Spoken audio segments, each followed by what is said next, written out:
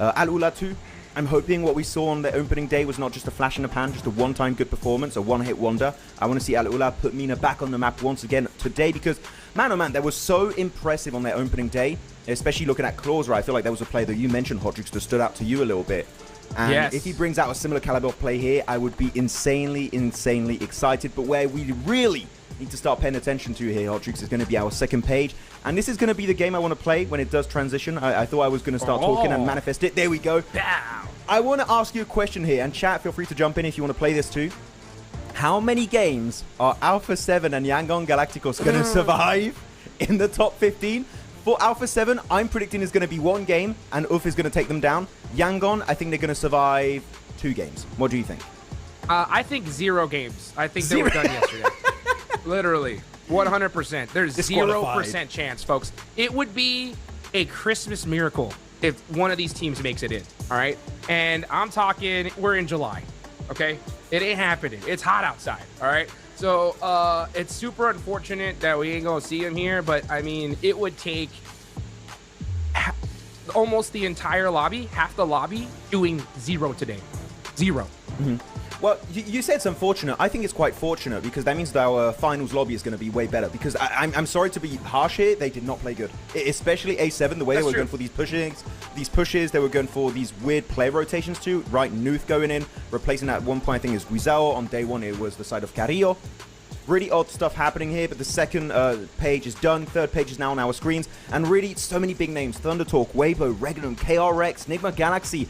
And all these teams we would expect, even Ulf, right, they're not yet in top 15. We need to see Hodrix, them jump up in top 15.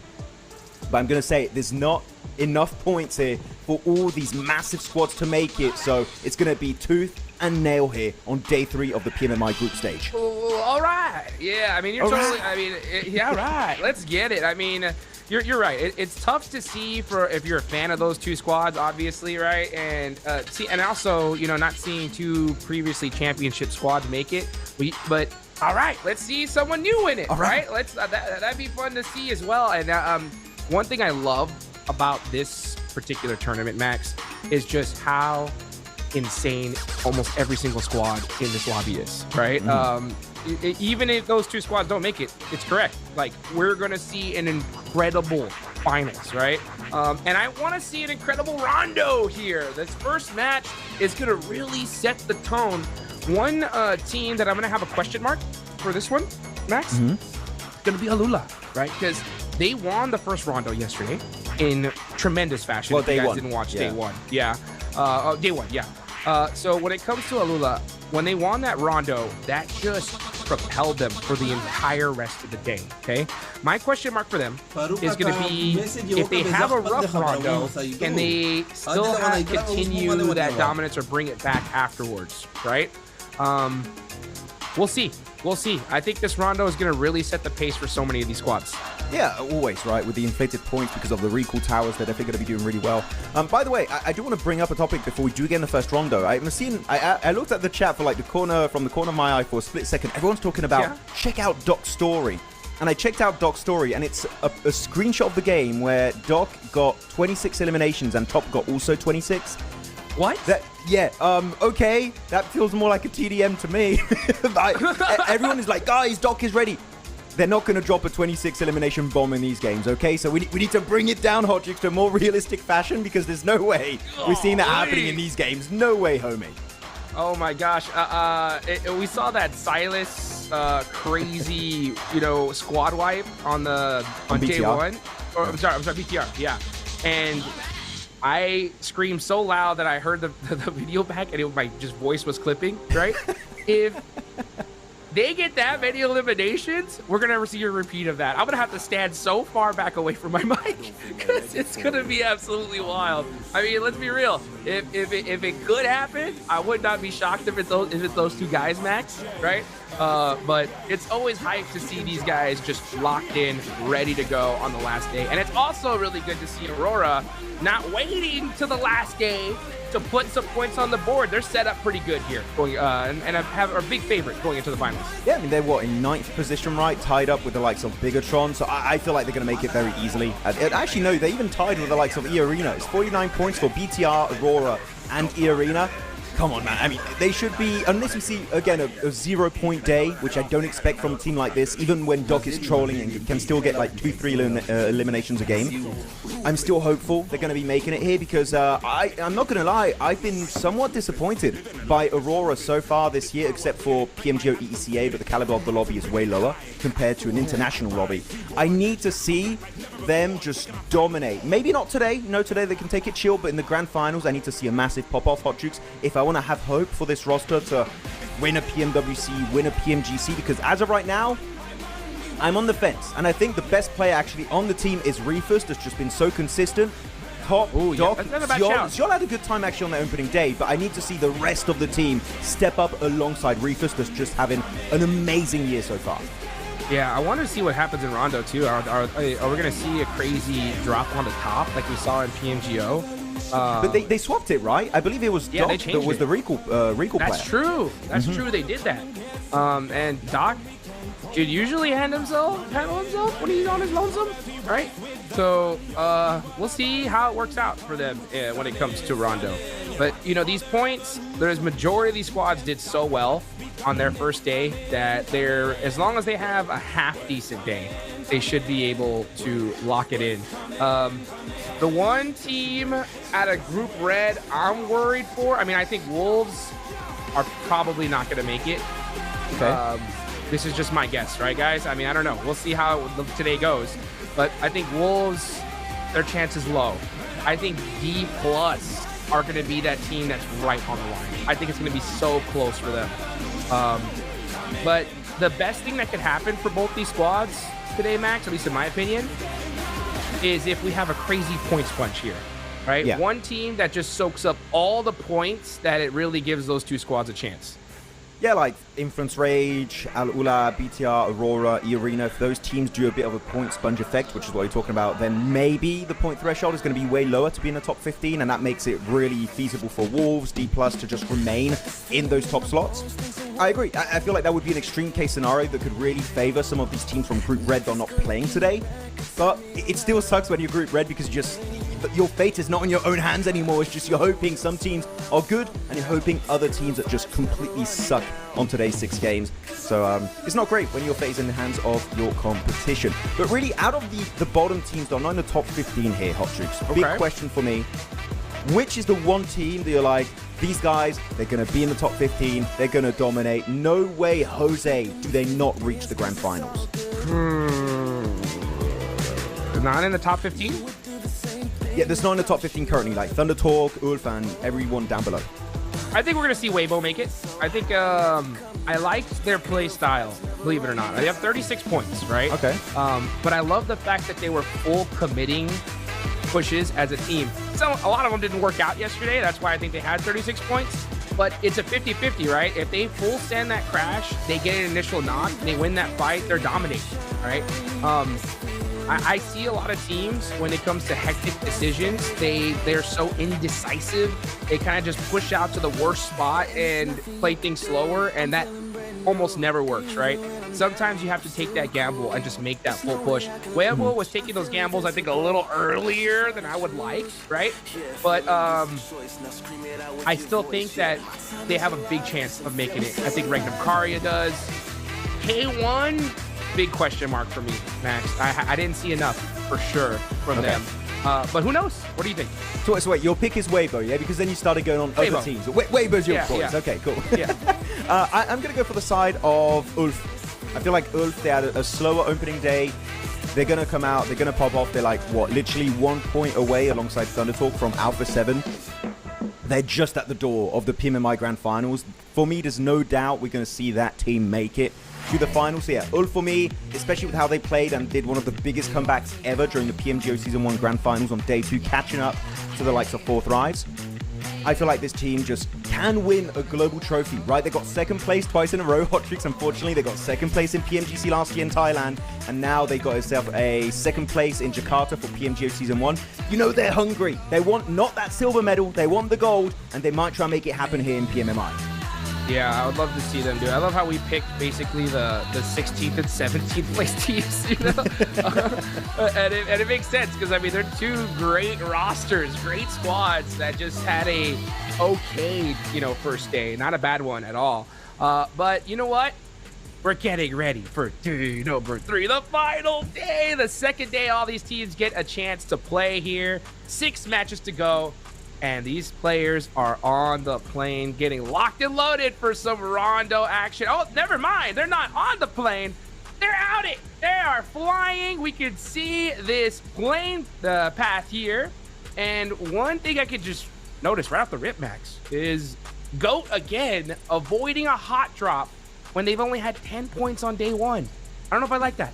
I would like them to get involved. Just go for your typical 3-1 split, right? Setting on the hot drop, going into test track, Neox, or even going to Yulin if you really want to get into the mad hot drop, because that's the main big one. But no, they're not going to get involved in that conversation. And I can always imagine Moxie just shedding a tear at the start of Rondo, because there's no hovercrafts on Rondo. And he just loves that vehicle. He just doesn't have it on this map. Maybe that's why he's just trying to recover mentally from the lack of hovercrafts. Here we go, though, with the plane path. Look, oh my goodness, so many teams going on to Yulin. This is a new record for this event. I don't know, it feels like it. You're going to have KSG, Nongshim Red Force. You're going to have the side of Aurora.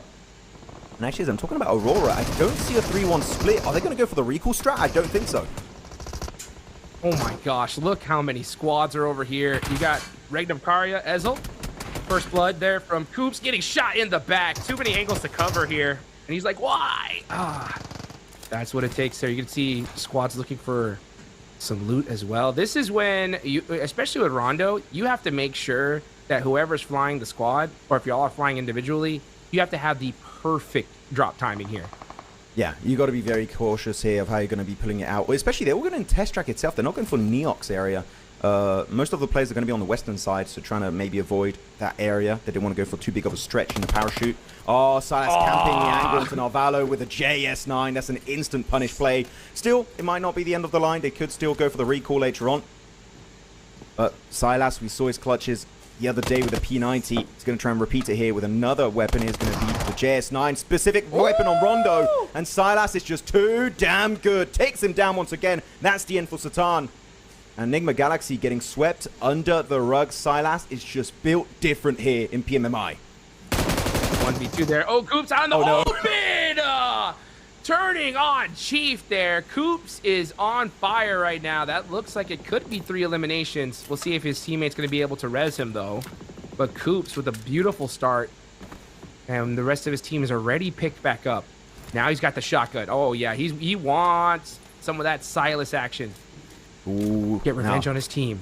Silas 1v3, or will Coops get his vengeance? He's gonna do it again. He's just gonna camp the corner, Silas. Oh, it worked out for him so many times. Oh no, he's peeking. Coops has got the info. Hello. Here's the shot, trying to go for the big spray. He gets some damage done, but he's gonna get punished. That's it. Coops will punish it down and will get himself his 3rd elimination of the game. So yeah, he tried it once. It worked early on Novalo, but Silas, 2 tricks will not work twice in a row. Laying White out in the open and with 3rd-person perspective, you know. Coops said, you know, what's that? Oh, what's that laying down, you know? Nice play there, though, from Coops. Playing it nice and slow, making it work out. Got the revenge for his team. Oh, AJ! Shotgun action. Thunder Talk here to play. KSG in last place. Need to win this fight. Let's see if this nade's going to do it. Looks good. Oh, just a little short. Oh, what happened? I think that was the auto loot right there. He went down to pick up an item, but he still ends up getting the knock. Don't worry, we still got Reefus over there in the distance. Doc did go for the recall, so he's going to try and get his teammates back up. Now Jing doing some great work here with the S12K, good movement tech, looking to find himself KSG. KSG down to 2 players here, so want to make sure he don't lose it, but he does take the L. Jing once again up to 3 eliminations for the entirety of their squad. AJ was indeed taken out, but it doesn't matter. It's still a win, especially when the recall towers are still available on phase 1 on Rondo. And this fight got a little bit hectic, got a little bit messy, even you could say, but it's going to be the backstab play unfolding, and that's going to be a nice elimination secured by Tizzy from Nongshim Red Force. See what Top can do. That is good! Gets one. Oh, and a Molotov to follow up. Beautifully done. Top's on fire. That's it. It's the top way. Maybe he might just get 26 eliminations, just like in Doc's story. The nade, though, inbound, getting some good tickle damage onto Top, putting him down to 2/3 HP. As Sunan, we saw what this guy could do at any kind of range, but Top is quick, he's mobile, he's hard to lock down. As Sunan trying to make it over to his teammates of K1. The top, he knows exactly what's happening. He's read right through that play.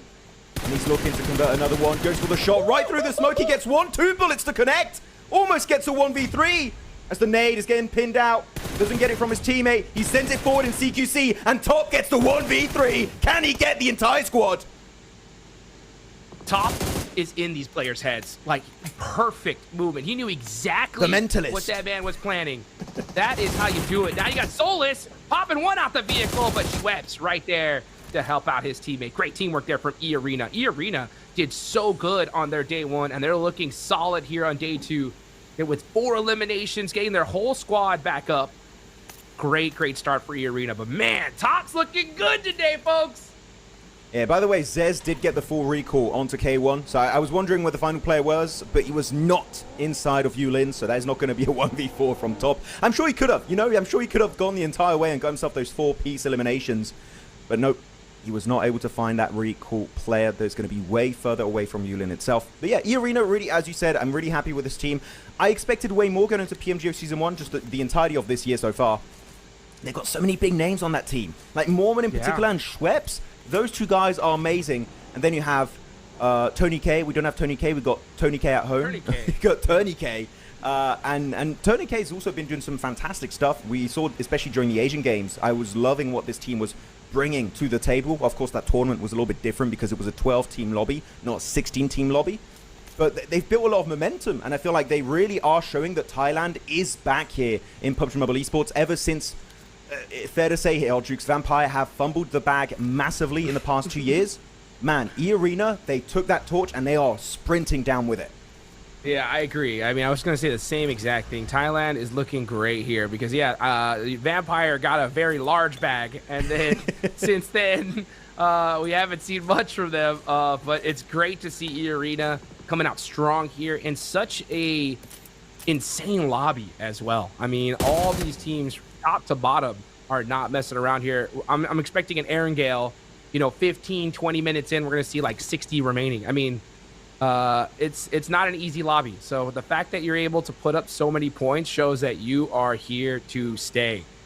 But now things are going to start to slow down a little bit as the hot drops have calmed down. How many eliminations did we see already? Probably a whole bunch. Oh, we can't see on the right side of the screen. It's only points. But it's probably like, we're getting close to 20, I would guess. 20, 25, maybe 30 even. Look, another elimination found onto Satan. That was the second time he got eliminated. Earlier was to the hands of Silas. Now it's going to be Loxy. So Satan, he's out for the entirety of this game. Nigma Galaxy, not going to be a full squad anymore this match. So they've got to be very cautious. But good position from Regnum, right? Using the bridge. These bridges are very weird because they arch so high. So they're actually a decent hiding spot. That's only on Rondo, of course. And as we see this, the elimination feed did light up a little bit. Furia did also take a bit of an L. So let's see if they can go for a quick recall on their 4th member. Random Karia, dude, looking to pull out some kind of sneaky strategies here so far. I mean, you see them positioning their vehicles, hiding them. They're kind of trying to play this like silent assassins, and it's working, right? Just hold the position, don't make any noise, don't let anybody know you're there, and catch these players out when they're trying to scout. So, we saw Silas start to do that early on. And now the rest of his team seems to be following suit. KSG. Yeah, KSG have a long way to go here. Had a very, very rough day 1. Yeah, but 4 limbs. I mean, that's almost half their performance from day 1. So, a great start. More than half, actually. Because they got 6 points total in 6 games yesterday. So, no, they're already outdoing their initial performance. It would need so much more, though, for them to qualify, right? You would need to hit pretty consistently 10 points per game, if not more. I'd love to see like a 12 if you want to comfortably make it in top 15. With the caliber of gameplay we saw on their opening day, I'm really not expecting it. This is the team that would need to completely upset all expectations today if they do want to reach the PMMI finals. I just don't see it happening, though. What I do see happening is Rauf exploding his vehicle in his own face. Not sure how that went down, but fair to say, that's not what you want to do. That's not how you play the game. No, I mean, that was sometimes towards the end game you want to blow up that vehicle, but knocking yourself while doing it is usually not a good idea, especially early game. But who knows, right? We've seen crazier strategies yesterday, Max. We did see some... yesterday was such a weird day, Jukes. Yesterday the circles were like, you know what? Screw you guys. I hate everyone. Bonk. On the bridge. Okay, thank you. He's like, all right. All right. That's what all the players were saying once they saw this. So like, I guess we're just gonna have to figure it out. Oh, Razy with the. What's going on? What is happening? I don't know, man. Alula looking to repeat their first day's rondo. Catching Schweppes out of the open, gets the thirst as well. But I believe that's Schweppes' first time eliminated. Should be able to get a res on him. I believe so, yeah. Yeah, meanwhile, yeah, every team is just right now just trying to find a good central position in this next circle and waiting for it to pop. It's still so early. I love Rondo. I love starting with Rondo because it's just so hectic off the rip. Yeah, it's like insane hot drops, then it calms down, fizzles out a little bit, and then it picks back up later on when you get to around circle 4 or 5. But oh, be careful here. Weibo going to get really close to the influence rate. Brazilian compound. Yeah, loses 1 tire. It's a buggy though. Can still maintain some control if it's the back tire. When it's the front tire, then it gets a little bit more dicey to maintain control of that beast. But no, Influence Rage will be good to go. Not a big fan of this compound, actually, because if teams are positioned all around you, it's really hard to go for a quick exit. It reminds me of the compound next to Alamo on Erangel. It's also hard to hide your cars properly. So Influence Rage, yeah. I hope that if they have to rotate, they can do it very quickly as to not get punished. As Weibo, though, going into another compound, but this time it's going to be Enigma Galaxy, which we know as a fact here, Hot Chooks, do not have a full squad. Here, it's Coops and Novalo. Novalo holding the angle. Oh, he got caught. They found him. Yeah, now he's going to back off. That sneaky play not working out. I love, like, when any team crashes a spot like this, the paranoia is, like, at an all-time high. Every single angle, you just got to kind of wait. You can't just run into a building blindly. So, I like the fact that, you know, Enigma Galaxy are just backing off here. Just, yeah, they know where you're at. The element of surprise is gone. Just share this compound. That's it. I mean, Narvalo, good response, right? Smoke road over the side, making sure you avoid that confrontation with the likes of Weibo is the way to do it when you don't have the numbers to back a play like this. So this time, yeah, even going for the vehicle here on the Roadster and just trying to get the hell out of dodge. For Narvalo, got to be careful. Oh, yeah, if he goes on the left there, that could have been a really good angle for Sook with the Org and JS9 Wombo combo. But things, as you said right now, slowed down quite a bit. Teams looking for the entry point. Teams are still not in a circle, by the way. It's going to be Ulf, it's going to be Aurora, and also the side of E-Arena up north, though E-Arena's got a pretty damn easy entry point up north in the circle. And Aurora have a 3-1 split. Doc is actually in the play zone, and he's got about maybe 300 meters around him where there's literally no teams nearby. So Aurora also should have a decent entry point. Ulf is the one that truly is going to be tested on circle 3. Yeah, they're going to be creeping right here on Nongshim Red Force. Tizzy is just holding that angle, waiting for him. Catch, meanwhile, looks like he's going to find a place to stay here near K1. Second thoughts. This is right on the edge of circle, though. Not really the best spot, but as long as you're in zone, you gotta take what you can get. I like the scouting, right? Just send one player up north, Catch, trying to get some intel, sees K1, ooh, bit of a tougher entry point. But they are in circle, so technically there's no rush, but they're trying to get some intel to prepare for their next rotation on circle 4, right? Which is why I just love the IGLing style of Ulf and Catch in particular, where they're just always looking ahead of the game. What are we going to do in the future? If this first step works out, what are we going to do right after that? So this step works out, they go on the edge, and now we'll see if they can actually get a good amount of real estate in this next upcoming circle. So did see a bit of a fight, though. Influence Rage taking a bit of an L there. Actually, no, sorry, dealing a bit of an L, as they do find BTR from a range. Yeah, it's a good idea there from Wolf, because sometimes you got to just take what you can get. A lot of teams get greedy, and they try to push a central position and get, you know, lose players on the way in. Instead, he's like, you know what, let's just hold this edge, get looted up, see where this next zone goes, and then we'll make some plays. This next zone does pop, as I got to have my map feed catch up here to see exactly where that went, but it does look like it goes up north on the mini-map, and Influence Rage are going to be immediately joining up with the rest of their squad, Lorenzen and Federal. Yes, so they are going to be holding this broken wall area. Actually, yeah, Pedrino going to say, let's get up a little bit closer here, as now they're going to be holding this bridge. Got to be careful, though. Teams do see that rotate, especially Regnum maybe trying to take a few quick shots, but Ulf going to be fighting straight up with Alula. It's going to be quick and claws to get so much damage done. Pretty much just decimating the entirety of Ulf. So Turkey here struggling. Even Nigma Galaxy Coop's going for a cheeky third party from a distance. And yeah, that's it. Ulf, you blink and you missed it. That team got fully squad wiped in a matter of, what was that, 10, 15 seconds, Hot Jukes? Instantly taken out. That was literally what I just said. I was like, sometimes teams get a little greedy and just go for a central position and get destroyed. That's exactly what happened. But hey, you know what? Ketchin, now's the time. Let's risk it. And teams were ready for them. So unfortunate. Loxy, ooh, getting beat up here. Great utility use from KRX. One good nade.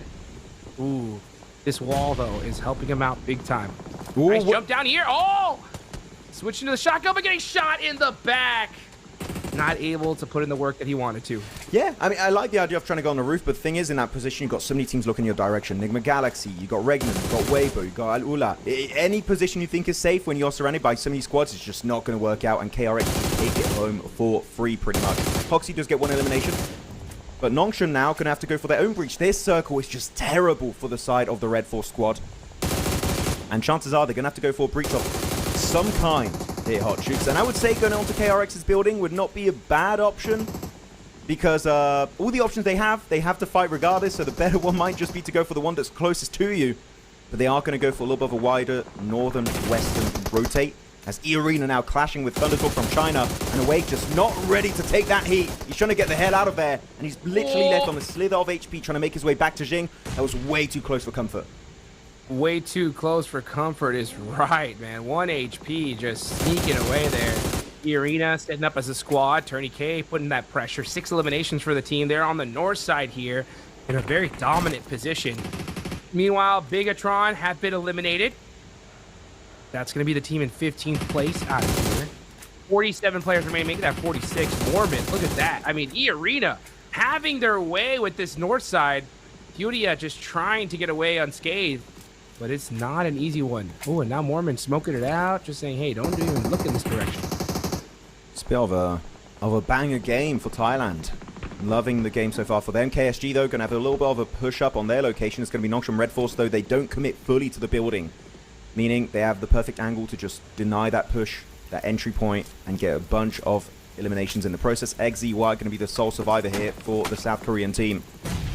And with the cars in a very dire shape, I would say, this is not looking too good. I feel like this is going to be kind of a non-game for Nongshim. A circle about to shift. Come on, go towards Nigma Galaxy and Weibo. That would be such a great circle. The terrain is so tough and weird to work around, and it does go over there. And keep in mind, over to the eastern side, we still have the presence of Aurora Gaming. Everyone is alive. Doc, Top, Reefus, and Zyol. These guys are looking to finally get a chicken dinner here in PMMI. I got some crazy news. But we'll talk about it right now to see if this fight goes on. Meanwhile, let's see if KSG doing some ring around the rosy here, just kind of teasing Alula. Oh, going for the run over! Switches vehicles, and KSG gets the better of Alula here. And they're going to take this little dip, and it is a nice one. Not in the next zone, though. The rest of the team of Alula are going to be moving away from this one. And the shots are ringing out all over the place. Look at E-Arena. Nice nade there onto Ayala. Igor trying to do something. Got the shotgun, but Schwetz shuts that down immediately. And that is E-Arena with 10 eliminations so far. Looking to stack up more. These guys are on fire. Mormon barely making it behind that tree in time. The rest of his team's going to be looking to support him immediately. Yeah, they were trying to do something, but they couldn't do anything against the incoming force of E-Arena. But now the other team has to go on the offensive, not on the defensive anymore. And they're going to go straight onto KSG. The target is painted right on their back. Though Joker going a little bit solo here. Better wait for your backup if you want to go fully into this engagement. Tianyu going to get instantly punished as he peeks out over that ridgeline. Back into the vehicle. Get the hell out of dodge if you can. Just to get even just a few placement points. He's got 8 eliminations. This is definitely a way better performance from what we saw on their opening day. But E-Arena doesn't take any prisoners. If they see you, they will take you down and instantly create so much more space and a decent entry point for themselves in that zone. Yeah, Mormon already had that vehicle pointed in the right direction of exactly where he needed to go. And now KSG are trying to find a way to get some shots on them as E-Arena and KSG are outside of the circle. KSG looking to hunt down some eliminations first, but they do need to find a way in, and you can see him looking. All right, where are we going to head? That broken wall right there? That might have to be the strategy. It's going to be a tough push for these two players, though. Hey, 8 eliminations, though? That's what it's all about. I mean, They have a lot more left to go. They've already passed their day 1 performance by miles. So let's see if they can continue here by K1. Getting some nice shots on the Mormon, gets the knock, but the rest of E-Arena, man, working so well together here. Yeah, I mean, their team synergy is so good. Sure, they do have one player that gets kind of put through the meat grinder, but eventually they do get the full team reset onto Mormon, hopefully. Oh, no, that blue zone is going to tick really hard now. You're about to get into phase number 6. Sorry, brother. Now, give it up. It's not worth it. You will lose your entire team if you try and get that reset, so just give it up, especially when KSG still has 2 players looking your direction. Same for the likes of Alula. So you've got to try and put focus on the overall bigger picture of this game, not just trying to get your homie back up on his 2 feet, and he does get taken out because of the blue. Schweppes, Tony K, can they make it in? There's a few, like, rocks they can work behind, but again, there's so many teams looking in their overall direction. Hot Jukes, this is just not going to work out. Schweppes taken on out. Now it's Tony K against the world. KSG have been just staring at E-Arena this entire time, looking to sneak some of these eliminations, especially considering that you're a 2-man. That's the right play, right? You need all the points you can get, especially where they're on the leaderboards. If you can catch a player out in the open, that's the way to do it. Next zone goes up to the north side. Weibo looking dead center. Enigma Galaxy, this compound, they have been locked in it, and it works out for both of them. I do have some news, though, Max.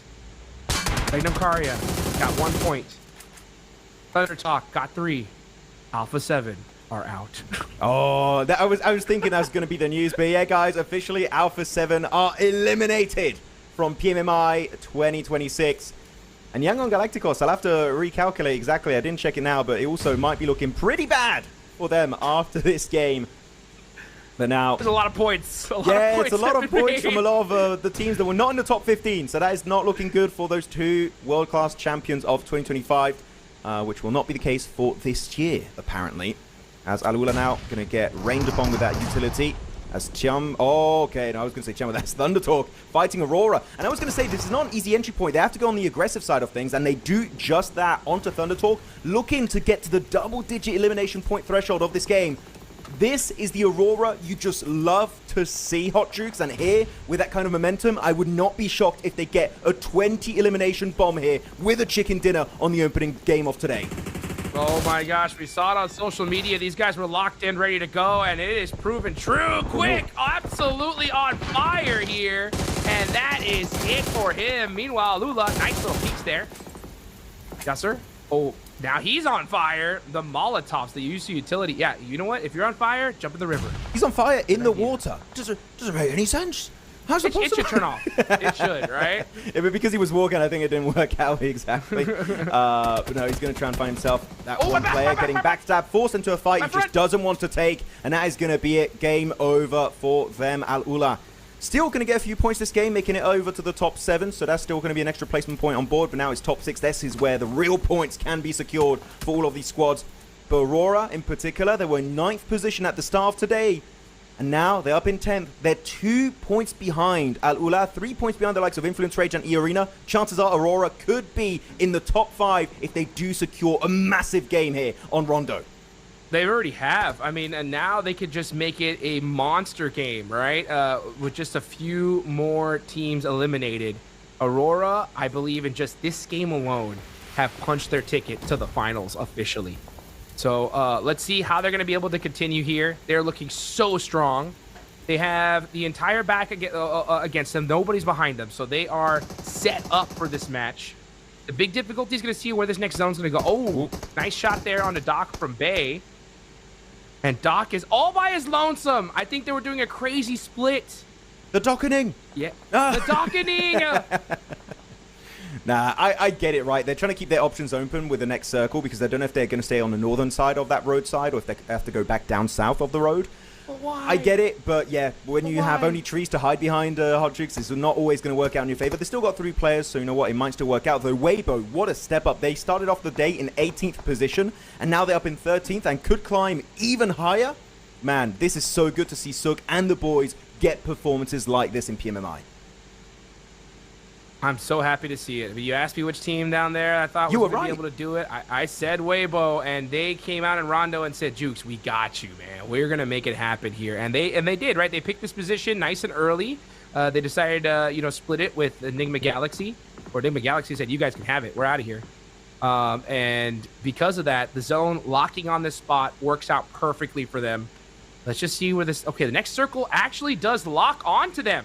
So now Weibo posed to win this game perfectly. Goat, meanwhile, we haven't really talked about them. Full squad up, only 2 eliminations. Gonna need to do more here if they want to have a chance at the finals. I like this play. More.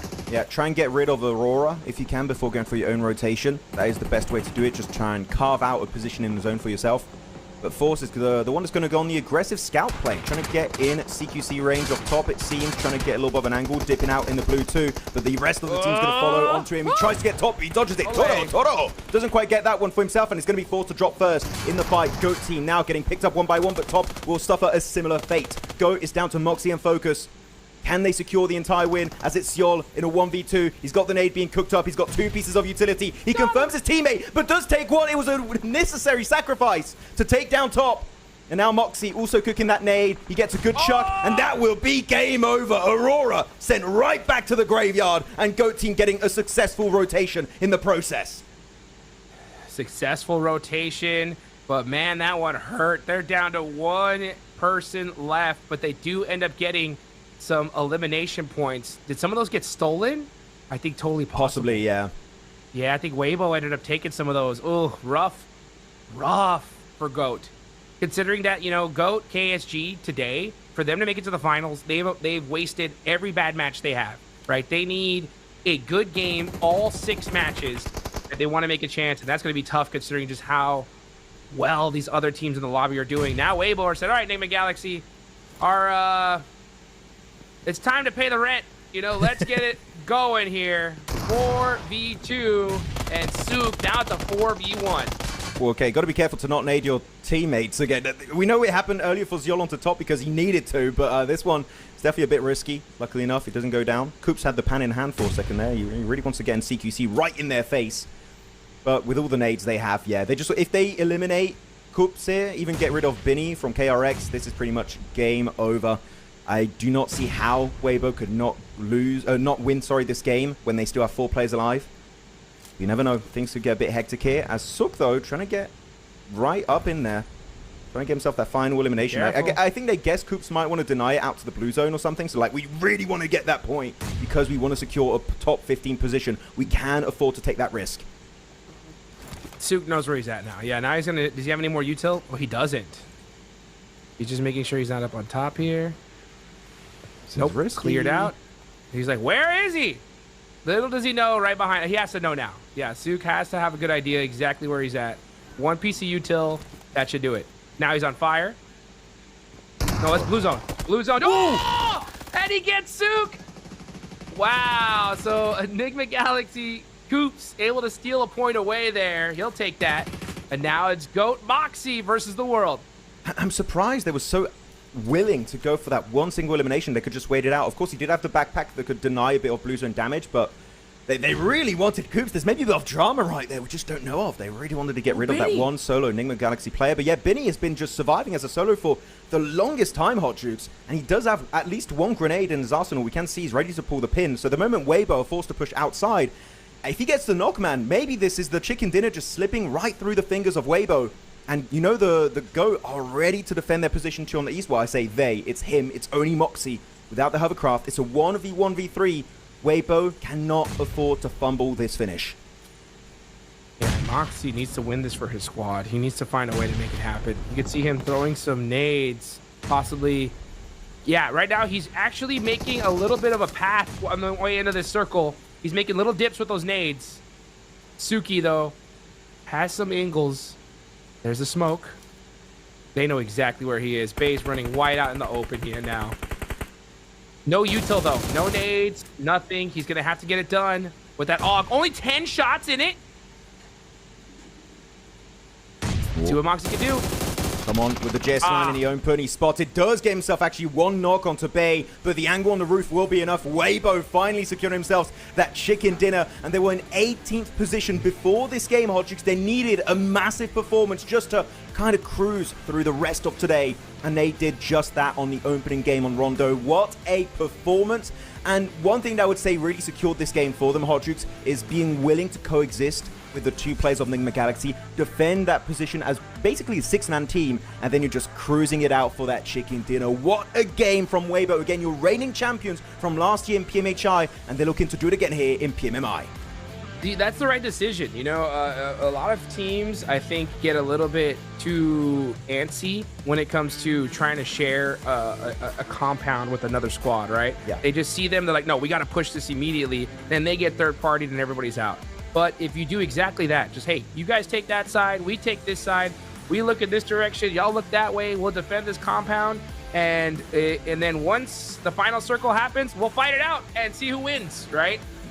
That's the right strategy, and Weibo executed that to perfection here. As we look at Bay being the MVP for this match, 5 eliminations, 41% team contribution. This guy popped off. Almost 1,000 damage too. Damn, really impressive start from Weibo. And I really like what Bay was doing. This game, he was not really fully aggro. Like, sure, he got 5 eliminations, so he was definitely being aggressive, but he was finding some very interesting original angles that I just like, oh wow, he's actually can see them from that position, and he just subverts a lot of expectations by doing so. So I'm really happy with the way Bay was playing out these games as we go through the highlights of this game. And Silas really just, it worked out once onto Novalo, and Coops was like, I know your tricks, magician, and he did take him down eventually. So GG's well played there. Oh man, this Darko from top looking so good, man. Showing off the skills. And a great game from Aurora as well, elimination-wise, right? They weren't able to hold off against GOAT there towards the end. But regardless, I think Aurora are here to play. So many of these teams are locked in here in the final day, Max. Yeah, so many teams really just so desperate to make it up in top 15. Ula had a really good try here, really good position under the bridge, but unfortunately, there were too many angles looking in their direction, so he was forced to take that final fight onto KSG, and it just did not pan out as expected. Still, really good attempts from Alula. They got a few points on the western side. It was really good to see, but the winners that we got this game, of course, is going to be the side of WBG Weibo Gaming with those 15 eliminations and the 10 placement points from that chicken dinner. I'm going to say this game, pretty much, Ryan, you said it early on the broadcast on the intro, Hot Jukes, how Rondo could be your ticket to the finals, where you know what, they secured it right here on the first game of the day, and now it's just going to be about how high can they go on those leaderboards. That's right. And the other question is, how low are the teams in Group Red going to move down after this one, right? So Wolves were in 6th place with 60 points, Max. How many positions, just off the top of your head, do you think they went down? Wait, which team? Wait, I didn't catch the team name. Wolves. So Wolves were in 6th place with 60 points. How many spots do you think they moved down? Just a wild guess. I think they dropped 2 ranks, is going to be my guess. 2 ranks? Yes, because there was quite a big gap of like almost 10 plus points from the likes of Ula, BTR, Aurora, E-Arena. So I feel like only 2 ranks is what's going to be happening for them. What about you? What do you think? Okay. I think it's way more. I think it's like 5, 6. Just off the top of my head. That's a lot, man. I don't know about that. Weibo just had 25 points, bro. Okay. 25 points. Like, we'll see. We'll see. We'll see how it goes, though. Can they hold on? That'll be the question. And who's going to make it, right? Now we see GOAT. I just want to talk about them a little bit because, you know, not a bad start. They were able to make it towards the end. 9 points. They need more, though. They need every single game after this 10-point games if they want to have a shot.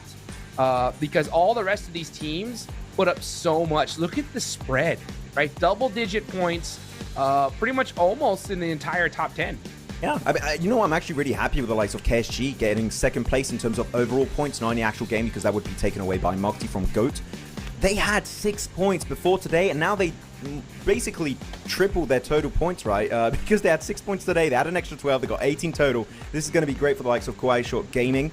Of course, can they maintain that momentum for the rest of today and actually be able to make it barely in the top 15? That's a different question entirely, because they were just not consistent in their initial opening day of the group stage. Though second page, Ulf only getting 1 point. That's a bit upsetting. The circle sure was not very kind to the likes of Ulf, but I feel like they are a caliber of team that we should expect them to still find a way to make it in.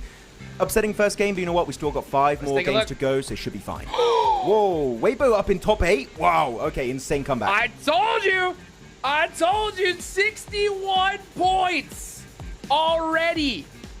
What a jump from Weibo. You got E-Arena now with 61, Aurora there with 62, and D+ gonna have to try to hold on with 69. There's still 5 more games left to go.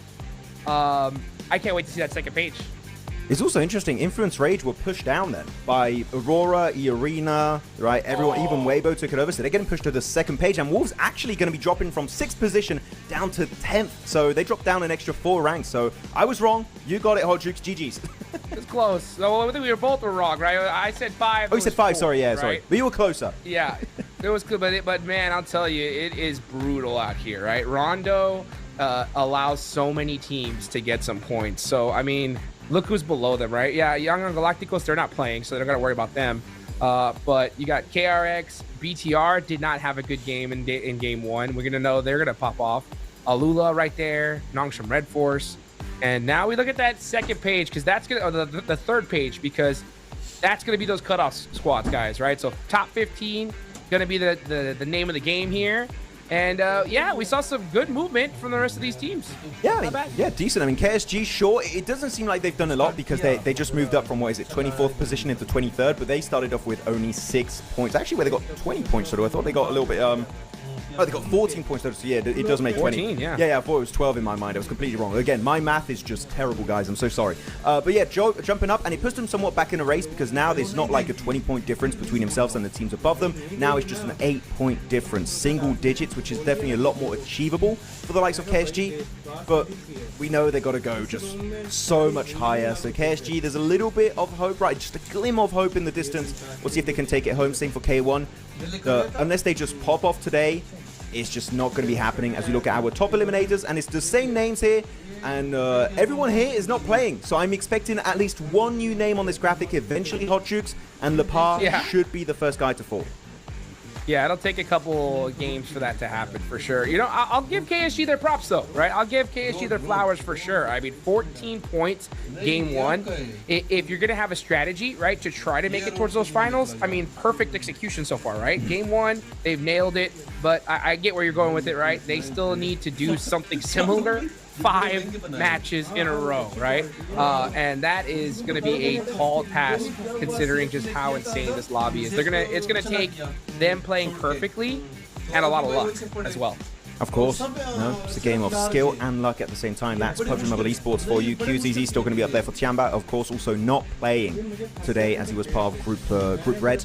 Nolbull, also same for D+. I mean, again, all these guys not playing, so that is going to be something to see if anyone's going to be able to play catch-up. HamCG would be the first to fall when it comes to the top damage dealers. But they've got so much damage in their 12 games, Hodrix. I would not be surprised if the top 4 on those 2 graphics, right, top damage and also top eliminations, just doesn't budge, because these guys had just such an insane 2 days of playing this group stage, and if that happens, what an absolute flex, showing that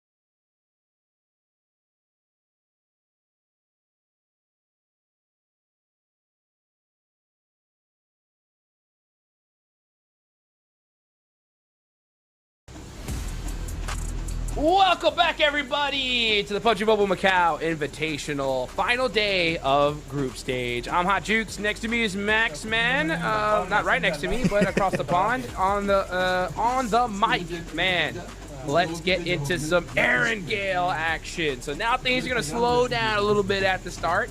Yeah, yesterday we did see some hot drops, though, Max. I wonder if we're going to see the same thing here today. Yeah, we saw some in Farm, right? Also Novo Rep Noye, but that was Yangon Galacticos in one of them, and the other one was Wolves in Farm. So meaning the hot drops in those two locations in particular should not be happening.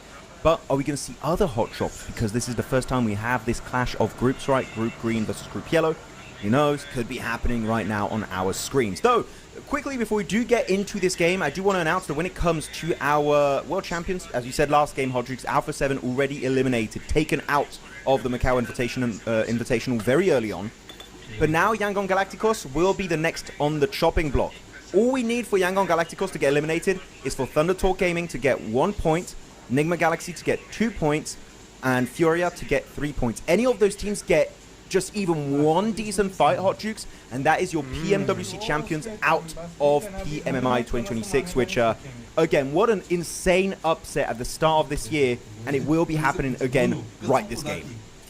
Wild. It's just, you knew it going into today that the odds of it happening were so low, and especially with Rondo, and now it's looking even more dooming for this squad. Doom and gloom.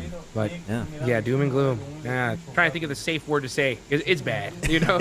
It's not PG friendly. It's not PG friendly, but it's like, what the heck is going on, you know? But it is what it is, you know. It gives all these other teams an opportunity, right, to become champions and try to hold the title as well, right? Getting there is so difficult. Holding on to it is even more as of late. One thing that I did notice as well, before we got into this match, Max, we did have a substitution from Alula. So Yasser is out. Katab is in. So Alula saying, you know what? We didn't have the perfect Rondo we had yesterday. Let's change things up. Interesting. Interesting, yeah. I mean, if they maintain that change, if they don't do an Alpha 7 where they change a player literally for one game, then I'm fine with it. If this is like more of a long-term change. Because as long as they don't get rid of Claw and Quick, I'm cool with it. Right? Because those were the two main guys. They were the main reason why they had such a good opening day on day one of the group stage. And I'm glad that they're going to be trying to maintain that lineup. At least that duo. I'm just happy about it. Aurora, though, this is still one of my best changes of this year when it comes to this roster. They're dropping Severny. I am loving it. It was a very northern plane. They don't have to go for the stretch over into military base, which is their typical drop location. And also, there's a bloody loot truck up there. You give it to Ziol. We saw what that man can do with the P90 on Miramar in their opening day.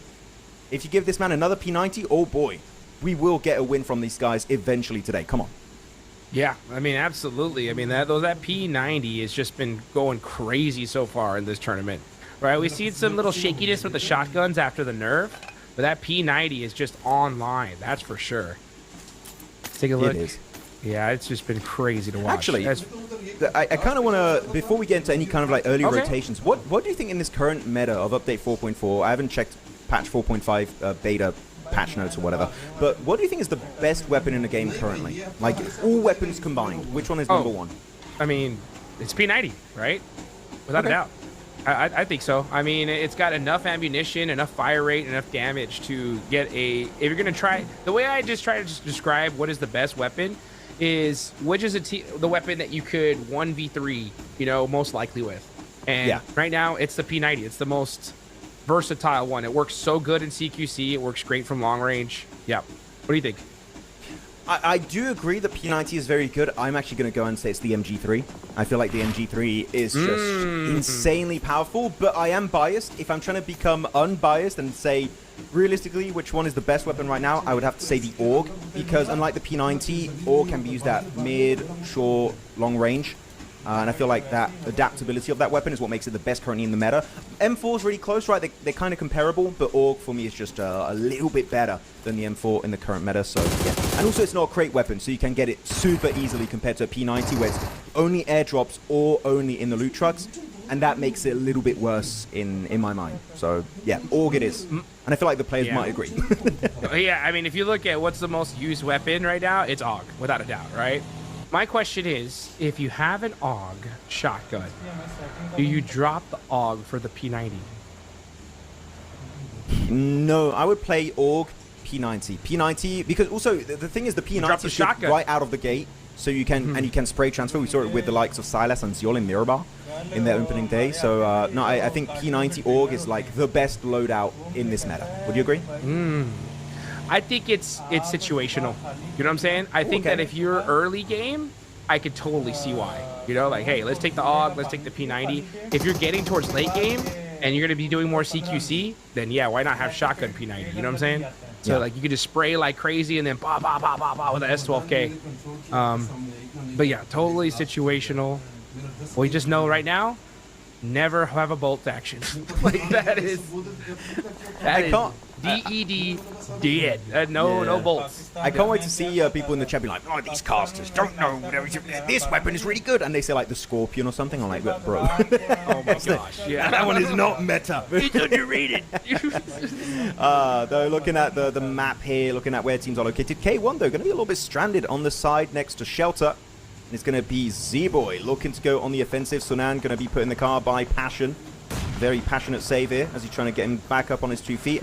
Good save if they can find a compound, which there is one literally straight up north of their location. They will be able to go for the full team reset, so really good play overall. Actually even going to go towards Shelter. So yeah, Sunan, it's not game over, my friend. You will be back here in working condition very soon. Man, I love seeing players use that feature, right? Pick up your teammate, get moving. I didn't mind the play from KSG. As I was like, oh, I like the fact that they're not over-committing to this fight, right? They got a knock, but they're like, let's see if we can get another finish. And I wanted to see them backtrack. Unfortunately, they just stayed up there a little bit too long, got hit from downtown, and now they're going to be losing a player. It's not the best way to go.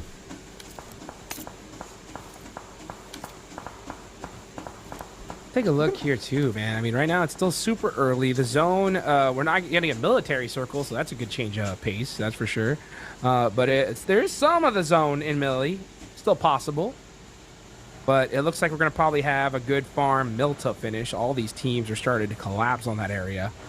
One of the teams that still needs to move on in is going to be Weibo. They're over near Primorsk Ferry Pier area. They're going to be pushing in from the blue zone, but they should have a decent path on the way in.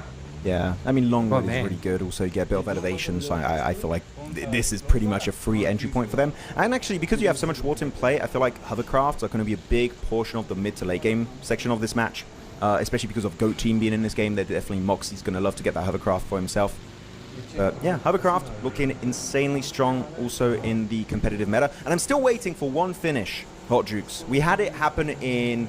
I think it was BGIS earlier this year in India, where there was a tournament and a solo player won because he was hiding inside of a loot truck, got himself an MG3 and took a 1v2 clutch at the end and got the chicken dinner. I want to see that on a global event. And this road you can see ahead of you, just below this ridgeline of Ketch, there is a loot truck that goes down and up that road all the time. If we could have a circle end up on that road, I would love to see a loot truck finish. So it might be happening here. This is literally the perfect setup for it to happen. Gotta get those loot trucks, man. I mean, I love how much that has just changed the meta. They are so good. Get level 3 armor, possibly get a crate weapon. You gotta take those. And meanwhile, Ulf, okay, just putting some pop shots, trying to knock out some armor here. I like how the fact they're not wasting too much ammunition. Meanwhile, you see Regnum Karya, yeah, dead center of the circle. So they're going to be holding this ridgeline for a hot minute here. This is one of those spots that you just take, and I like it because it's a good point to where if the zone does shift, you have a lot of different options to rotate away from it. Yeah. So Regnum Karya, yeah, very, very set up here. They're in 18th place, 40 points. But, you know, a good couple games, we should be able to see them locked in for the finals. I mean, I fully agree. I love this position. It's great because you can hide your cars really easily, and you only have to focus on, 180 degrees of land in front of you, maybe a little bit more to the east, because Fiora's also got a similar position, but no team from military will shoot back at you because it's, 350, 400 meters, so it's really hard to hit the shots, and it's really hard to... Because you wouldn't literally be... out on the beaches in the open, so it would be really hard for you to actually take the shot because they can instantly retaliate onto your position. So yeah, I love it. Furia doing something very similar on that cliffside, playing it super chill, super safe. Love to see those positions being used in the mid-game section of these matches. As actually Furia didn't see them play yesterday, right? They had a bit of a break day. Big chilling. And out of Brazil, Furia, Influence Rage. In the shadow of Alpha 7 for the longest time, I would say, right, Hot Jukes. And this year is the year of Influence Rage and Furia. These guys, it's time to make a name for themselves and show they are the best that Brazil has to offer right now. And so far, Influence Rage in particular are the one that did it. But they did lose 3 players. So maybe not this game in particular, but let's go big picture. Maybe for the entire event, it will work out. Yeah. Big picture is what we got to be staring at. That's for sure. Because those finals are coming right around the corner. Look at that Furia Silence. He's going to be going and trying to pick up this crate. What is he going to get? What is he going to get? Show us. Show us. Show us something good. It's been looted already. Aww. Yeah. Dang it. Nothing.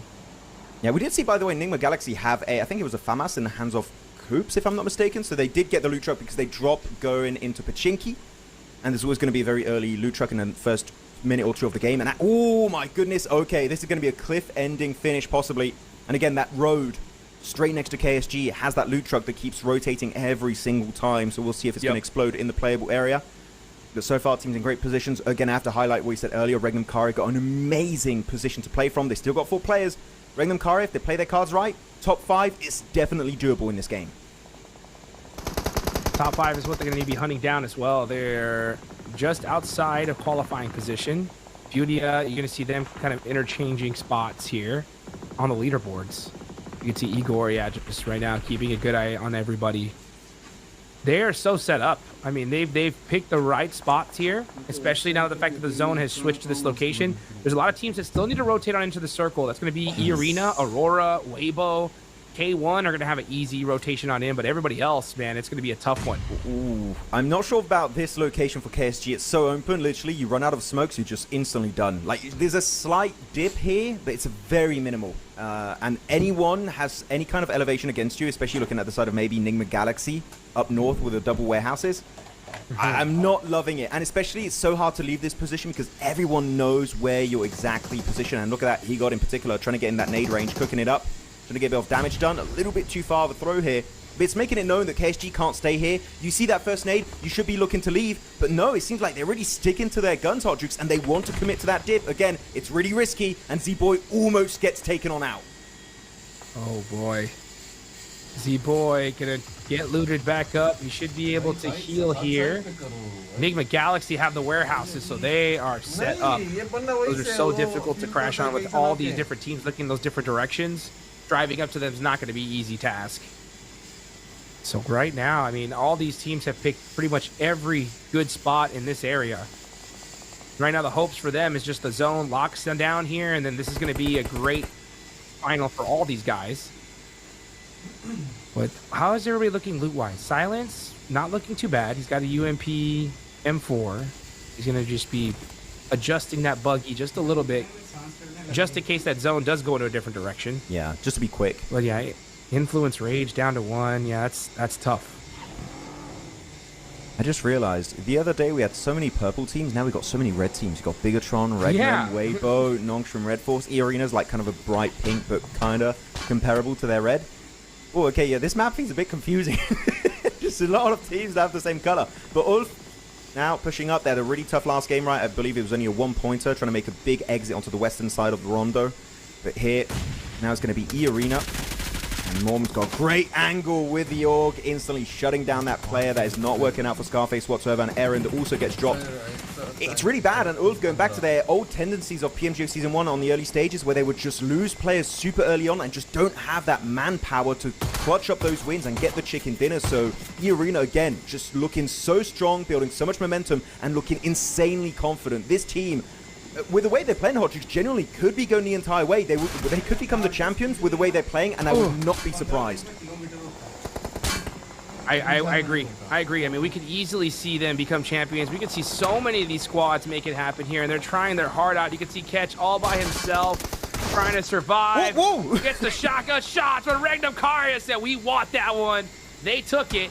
Going to be throwing out some smokes here as Enigma Galaxy are putting some shots down their way. Oh, and both their vehicles are beat up. They're going to have to hope their team comes and gets them. How is KSG still alive? how is this possible? They should be taken out way earlier. There you go, Zebo. Oh, he makes it out, tries to leave. This is exactly my issue. If you try and exit that dip, you're just going to get completely demolished. And in that case, Z-Boy, things did not pan out as expected.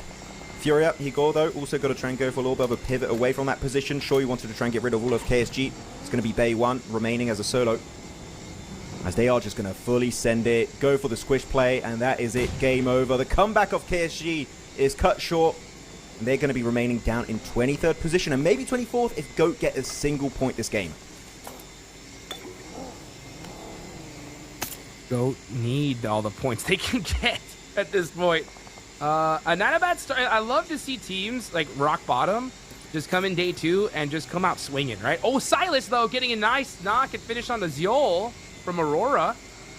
So Aurora's central position now compromised big time, as it's just down to one single player.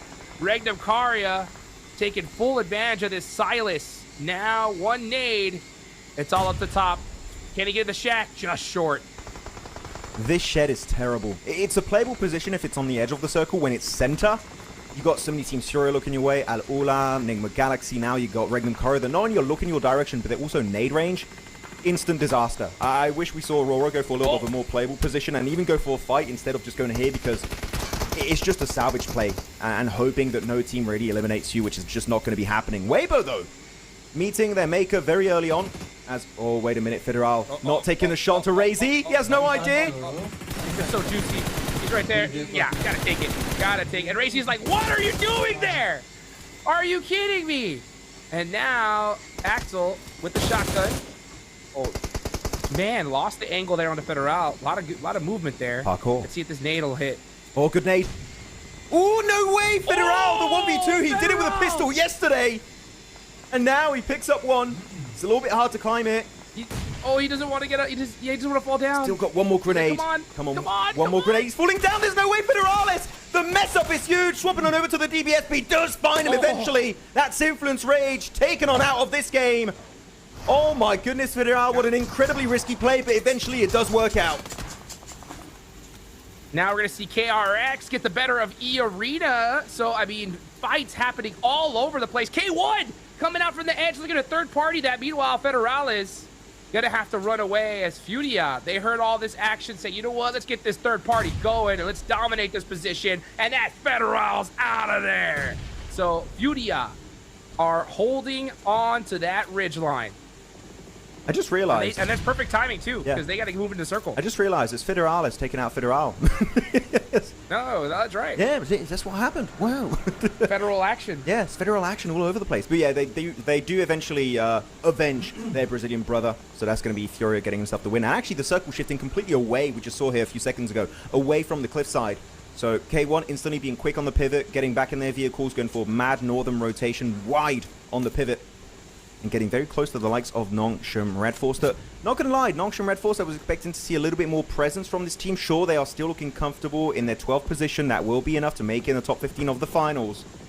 But I can't stop but just want more from this lineup when you have So Easy, Hyunbin, Tizzy, and XEY. There's still a lot more these guys can bring to the table. Like Regnum Karya, that so far have been defending that position this entire game and got a bunch of eliminations in the process. Now Hoxie goes down. That's Alula, yeah, looking to bounce back strong. Did a little bit of a roster swap here, but now they're in trouble as Furia is on the move and are wiping the floor with them. It's just quick Thunder Talk looking to third party this. But Furia doing a great job of finishing things out so quickly here.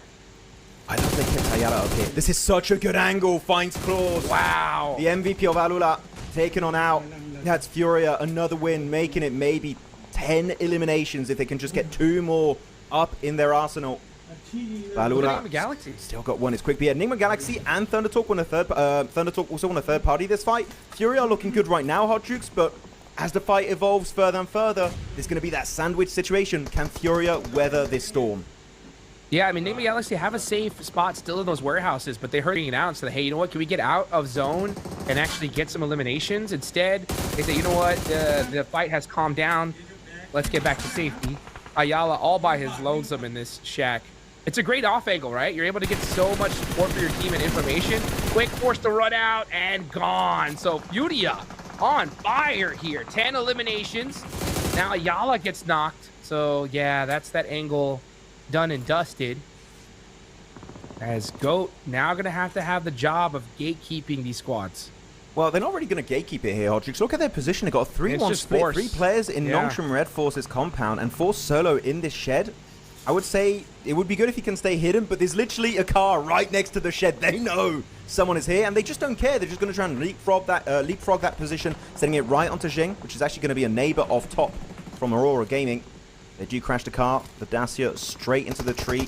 Trying to tank it up, but yeah, Force, I think, about to meet his maker here with the nade and Molotov. It does spread a little bit. He's still surviving it. Might be able to take down a member of Fury with himself, but yeah, it's not looking too good. Did he get to the back of it? No, yeah, there he goes. Okay, so there's Force gone. Beauty are going to add another elimination to their total. And now Silence just getting healed up, ready to go. Beauty are making it happen with just pure aggression here. Yeah, so you know what? Let me get that confirmation. No stealing eliminations here. Well, man, I mean, the leaderboards are shaken up as we go into stage 6. Enigma Galaxy, Regnum Karia battling it out right now, throwing some utility. Regnum Karia trying to get the nades going. Not an easy one to hit with this hillside. They're so split, though, Enigma Galaxy. They got Narvalo wide on the off angle. Actually, does have a bit of a line of sight onto Regnum Karia, but they got their own smoke, so it's really keeping them hidden. But Narvalo finally going for the spray. It will pay out. What a good angle here. Go. And waiting right for the good opportunity to go for that engage. 2 players down. And now they've got to commit. As you say, go.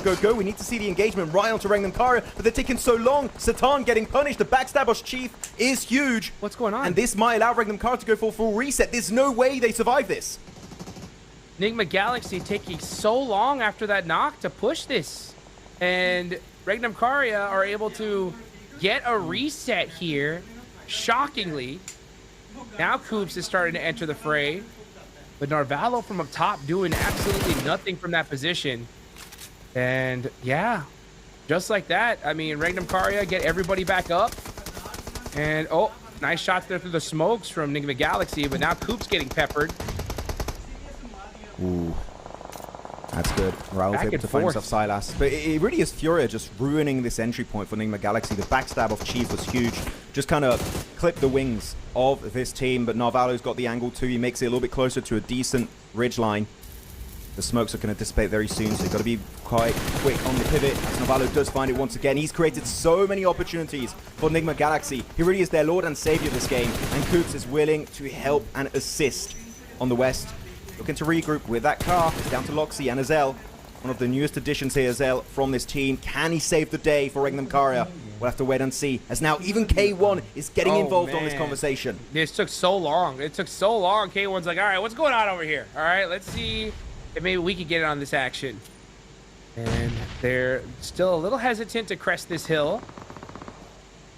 But they're throwing out those smokes, trying to get some sight lines of sight. And there goes Rao.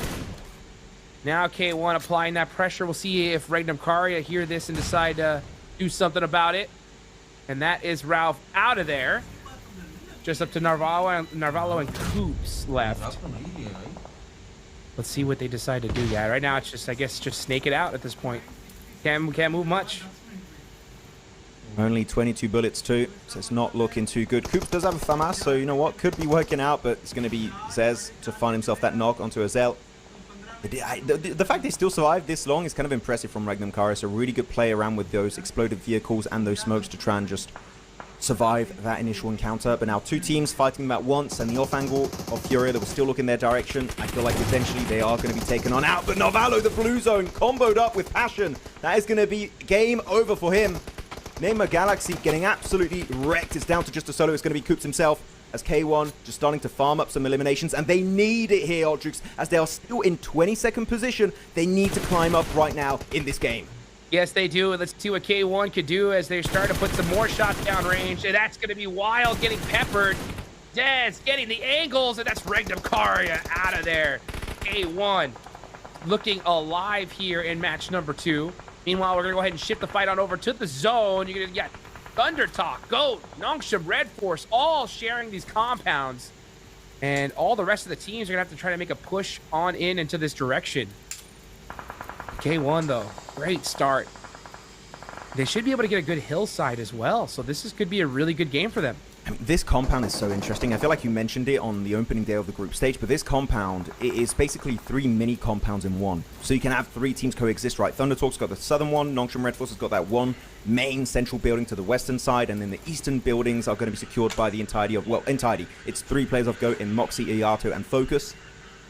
So if any teams goes for a crash, you've got to pick one particular building. If you're K1, you can't spread up between 2 buildings. Otherwise, you're taking a 2v4 and another 2v4 at the same time. You pick one building, which normally you would go onto Nongshim Red Force's building, right? Because it's a bit harder to third party for the likes of ThunderTalk and Goat. Right now, it's literally a super team, Hot Jukes. All 3 teams of Goat, ThunderTalk, and Nongshim Red Force are working together, waiting to eliminate K1 and Furia. And off the back of that, they will fight each other to go ahead and claim that win. Who's going to get the win is the question right now. You can see Silence getting knocked. K1. Yeah, just pressuring Furia as they're just trying to edge their way into this circle. But I was talking about, right, this hill is going to be paying dividends for the side of K1. They're going to have the sight lines on everybody. And this is what you have to do, right? When you have a position like this, you have to fully capitalize. You might not get it for the rest of the entire day. So if you're K1, you need to get every single elimination you possibly can. Top is still alive all by his lonesome. And that Dossier's tires are gone. Trying to close that gap a little bit. They are in the play zone, right? Looking at the circle shift on phase 8. They're looking good. The circle's going to be shifting. It's going to be mainly on the compound section of ThunderTalk. So they don't have to move. But Goat, what's going to be their move? Are they going to go for wide eastern rotate, right? Trying to make it onto ThunderTalk directly. Maybe push Furia out in the open. Goat is the team that is currently in the hot seat. And they just have 30 seconds to work with before the circle forces them to make a play. Or they will get taken out by that blue zone tick damage. The top is still alive, man. He's still there. He was able to snake his way in. And if he's forgotten about, who knows? Maybe a top 3 is possible for Aurora. Let's see if it is, as K1 are putting some shots, even more shots here. They got to start being careful with their amount of utility, though. They need to get those eliminations, apply that pressure, but conserving ammo is going to be a thing at this point. Furia throwing some smokes, trying to make it to that road, that rock there. Trying to take out Top. And Top with the shots! Getting 2 of Furia. That is how you do it there. Oh my goodness, the angle's so good, but too much pressure from K1, and it's K1 to eliminate all of these squads. 8 points so far. They are looking solid going into the end of the game here. I was a believer there for a few seconds. I was like, no way, Top is making it happen, but it was a bit too much being chucked his direction. He does get taken out in top 6. Top 5 will be going away of Furia. Now it's 4 teams remaining. Nongshim Red Force, K1, Goat, and ThunderTalk. And Goat going for actually a northern rotate, which I was expecting maybe them to go to the east on ThunderTalk directly, but no. They want to send it straight onto the South Korean team. It's going to be Focus making the entrance here with the shotgun, the S12K ringing out throughout the building, finding one. It's going to be Hyunbin, but it's just too much for him to bear. Nongshim Red Force take the win and survive as a 3-man team. There we go, and now we're going to see K1 continue to apply that pressure onto ThunderTalk and Nongshim Red Force. This is their game to win. Let's see how this is going to play out. And we're now in stage 9, folks, the last zone, as it will be creeping on in. If you're K1, all you got to do at this point is just apply that pressure, let the blue zone do the work for you, because Nongshim Red Force and ThunderTalk are going to fight each other, and that's exactly what's happening. Exactly, you just have to wait it out. If you can get a few lines of sights to get extra point elimination-wise, then just send it. Take it. One actually gets stolen away by AJ. That's huge. He's able to get it done. Actually sitting, if he can get on top of that roof, would be huge. But yeah, look at Passion's angle. He knows they could try and get on top of that roof from the balcony, and he's trying to deny that. Passion literally might be locking down this chicken dinner for K1, and we know they really, really need it. Though there's still a hovercraft in this game, Hot Jukes. That could be throwing a span in the works here. Tizzy's hovercraft has destroyed all plans here. Oh, Zez finally shutting that down, but So Easy is gone. And now it's all up to AJ and City against K1. 2 teams at the bottom of the leaderboards. Both these teams need this dub. K1 has the advantage positionally. But you can't count out ThunderTalk Gaming just yet.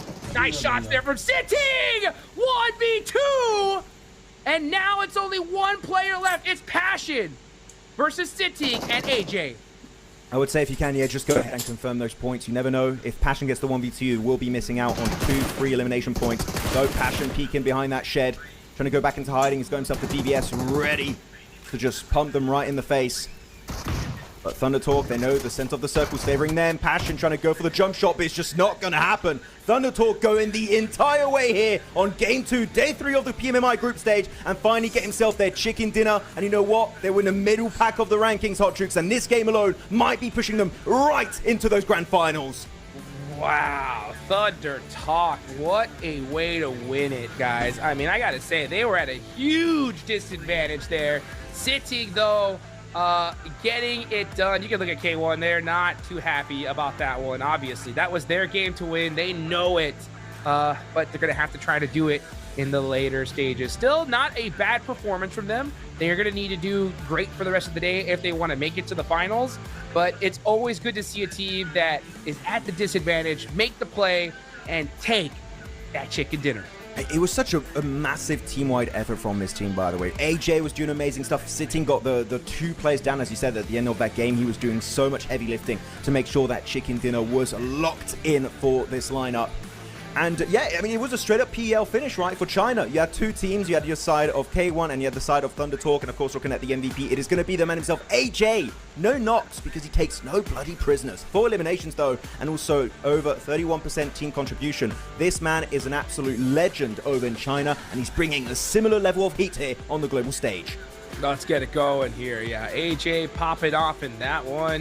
They secured that building, and it was a hectic one. There were so many squads in that direction, but they were able to hang on, and that's what it's all about, right? You just utilize your position to the best of your ability, and if you can get that opportunity to make a big play, you take it, and you're able to get the win here. As Federales were battling it out. What a great start to the day here when it comes to Erangel. I mean, we just saw the level of gameplay here. These teams, they're doing everything they possibly can, Max, to put those points on the leaderboards and lock in that spot to the finals. Looking back at these replays in particular, I'm looking, by the way, insane clip on top. How the hell his reflexes are crazy sometimes. But looking at Enigma Galaxy, I wish they just went full aggro mode onto Regnum Karia, right? They just allow them to get almost a full team reset. It was a bit of a head scratcher for me. I was thinking, okay, this is an easy win for Enigma Galaxy, and then they just stopped. Maybe they were slightly scared of the incoming push from K1, and that really kind of put a span in the works for their plans, and it kind of ruined the entire approach for them. But I want to see more aggression, more willingness to fight as a team, because the angles were so good, especially from Narvalo Hot Tricks. That was such a good entry point onto the fight, and then it just goes completely flat. Nothing happens. Enigma Galaxy, we know this lineup can do so many great things. I want to see just more confidence going into these games. Yeah, me too. I mean, you can't hesitate at this stage because all these teams, they're not, right? They are making just phenomenal execution. That's even from our squads down in the bottom of the leaderboards. Hey, but number 1 in this match is going to be Furia. So they did win the game, but they end up winning the war here with 14 eliminations. That's a whole lot. 17 points on the board. A great game for Furia. Especially important because keep in mind the top 3 teams right now were not in the top 15. Furia was in 18th position. K1 was in 22nd position when you're looking at their spot, and also the side of, which is the other one, Furia, we talked about them. K1, wait, where was Thunder Talk?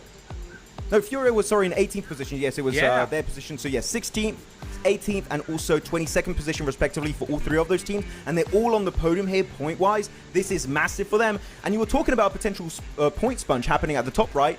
There is a point sponge, but it's at the bottom right now. So, a lot of teams trying to make that mad dash into top 15. So, I'm telling you, it's going to get down to that final game to decide who goes to the finals and who will be going home. Man, this is kind of worst case scenario for those teams in Group Red too, right? Because you have those teams at the bottom just putting up so many points on the board. Weibo, slow game here. Wolf as well. Influence Rage. BTR, 2 rough games at the start. They're going to need a bounce back here very, very soon. Yeah, you're going to have to try and bring something to the table. Ulf, I need to see something because right now it's just not been it for these guys. Aurora only put up 3. I think it was more. No, because they went out super early this game. It was down to just Top, and Top literally saved the day for them. And actually, it's mostly because of placement points, right? I believe Top got that 1 elimination and he got 2 placement points. If Top was not there, they would have 0.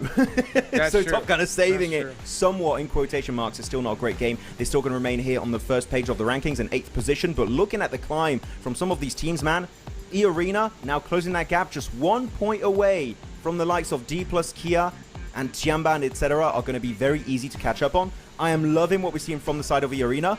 But if we're going to go on a bit of a negative here for me, Hot Jukes, Influence Rage, after the opening day, I was so excited. And we're not seeing much today. They were down to just Federal, and now they're slipping down on the rankings. It's not looking too good for their side. They could really slip out of top 15 if they don't bring it back here on the next few games. Yeah, for sure. I can't wait to see that second page because that's where it's going to be really, really important. And as we take a look at it now, let's see the difference makers. Okay, Wolves drop down to 12th place. Bigatron are in 15th. They're at that cutoff now. Influence Rage, 62 points, right? So they got a little 12-point lead, but you're right. I mean, we've seen these teams in that mid pack and bottom pop off so well. It's dangerous, right? 62 points is not going to be enough to make it the top 15. So if you're Influence Rage, it's time to wake up. Yeah, I need to see something here. Down to just a solo, it's not going to cut it. We know Federal is really good. He's built different. But this lobby is also incredibly stacked, so you need to get more than just a solo if you want to have a living chance to do something. Same for Alula, right? They have been completely falling from grace recently. And seems like the player change didn't really work out. They got completely surrounded by Furia, and things did not pan out as expected. But yeah, any of these teams really could all be in the top 15 or slip out of contention for the top 15. I would not be surprised, but Wolves, do you still believe Wolves are going to be falling out of top 15? I believe they are dropping way too quickly, and it's game over pretty much. Yeah, I mean, I had a bad feeling even yesterday, and it's proven to be true here because, I mean, these teams, they're just popping off at this point. Yeah, Young Galacticos, out of here. 20th place. They are donezo. We just all saw that coming, and it happened here in match number 2. So perfect prediction, Max, right? 2 games for YG, 1 for Alpha 7, and that is how it went down. But as you take a look at elimination leaders, yeah, both of these are going to stay the same. Oh, wait, Schweppes. That's new. It now. Yeah, that's new. There we go. New player on the top 4 eliminators of the PMMI group stage is still Hamsiji, Tian, and Ling S. But now we got a new member, part of the gang. It's going to be Schweppes himself. The man has just been an absolute menace on the battlegrounds, and he's been doing it for like, what, the past 4 years now, winning PMWI back-to-back with the likes of Vampire, and now on this new lineup for Thailand, he is representing nicely his country on the international stage. Really, it's not just Schweppes, unlike maybe the likes of HamCG that I feel like got most of the points for the side of S2G. It's not just Schweppes. I'm telling you for sure, Hodgix, the rest of the team is not too far behind this guy. It's a team-wide effort, and I'm loving the way E-Arena have been playing so far this event. Yeah, me as well. I mean, E-Arena have been so consistent, doing a great job. Now, this one has not moved a bit, and it makes sense. A lot of damage has been put on the board from these squads, considering that they've played a lot of matches. But, you know, we're getting into match number 3 coming up around the corner here. So I'm interested to see which teams are going to pull it out. We saw some teams at the bottom do really well in this last one. All it takes is some teams in the mid-pack to pop off, Max. And, man, we're going to see those leaderboards shake up big time. Oh, yeah, it's going to be all over the place. The last game, teams are going to get very desperate to make it into the finals directly, because after that, we're going to have one break day, but it is close. It will literally be down to a single point difference, Hodgix, or even a tiebreaker. I would not be surprised, because this lobby is just so damn stacked. Yes, it is. We got some more PUBG Mobile Macau Invitational action coming up really shortly, guys. We'll take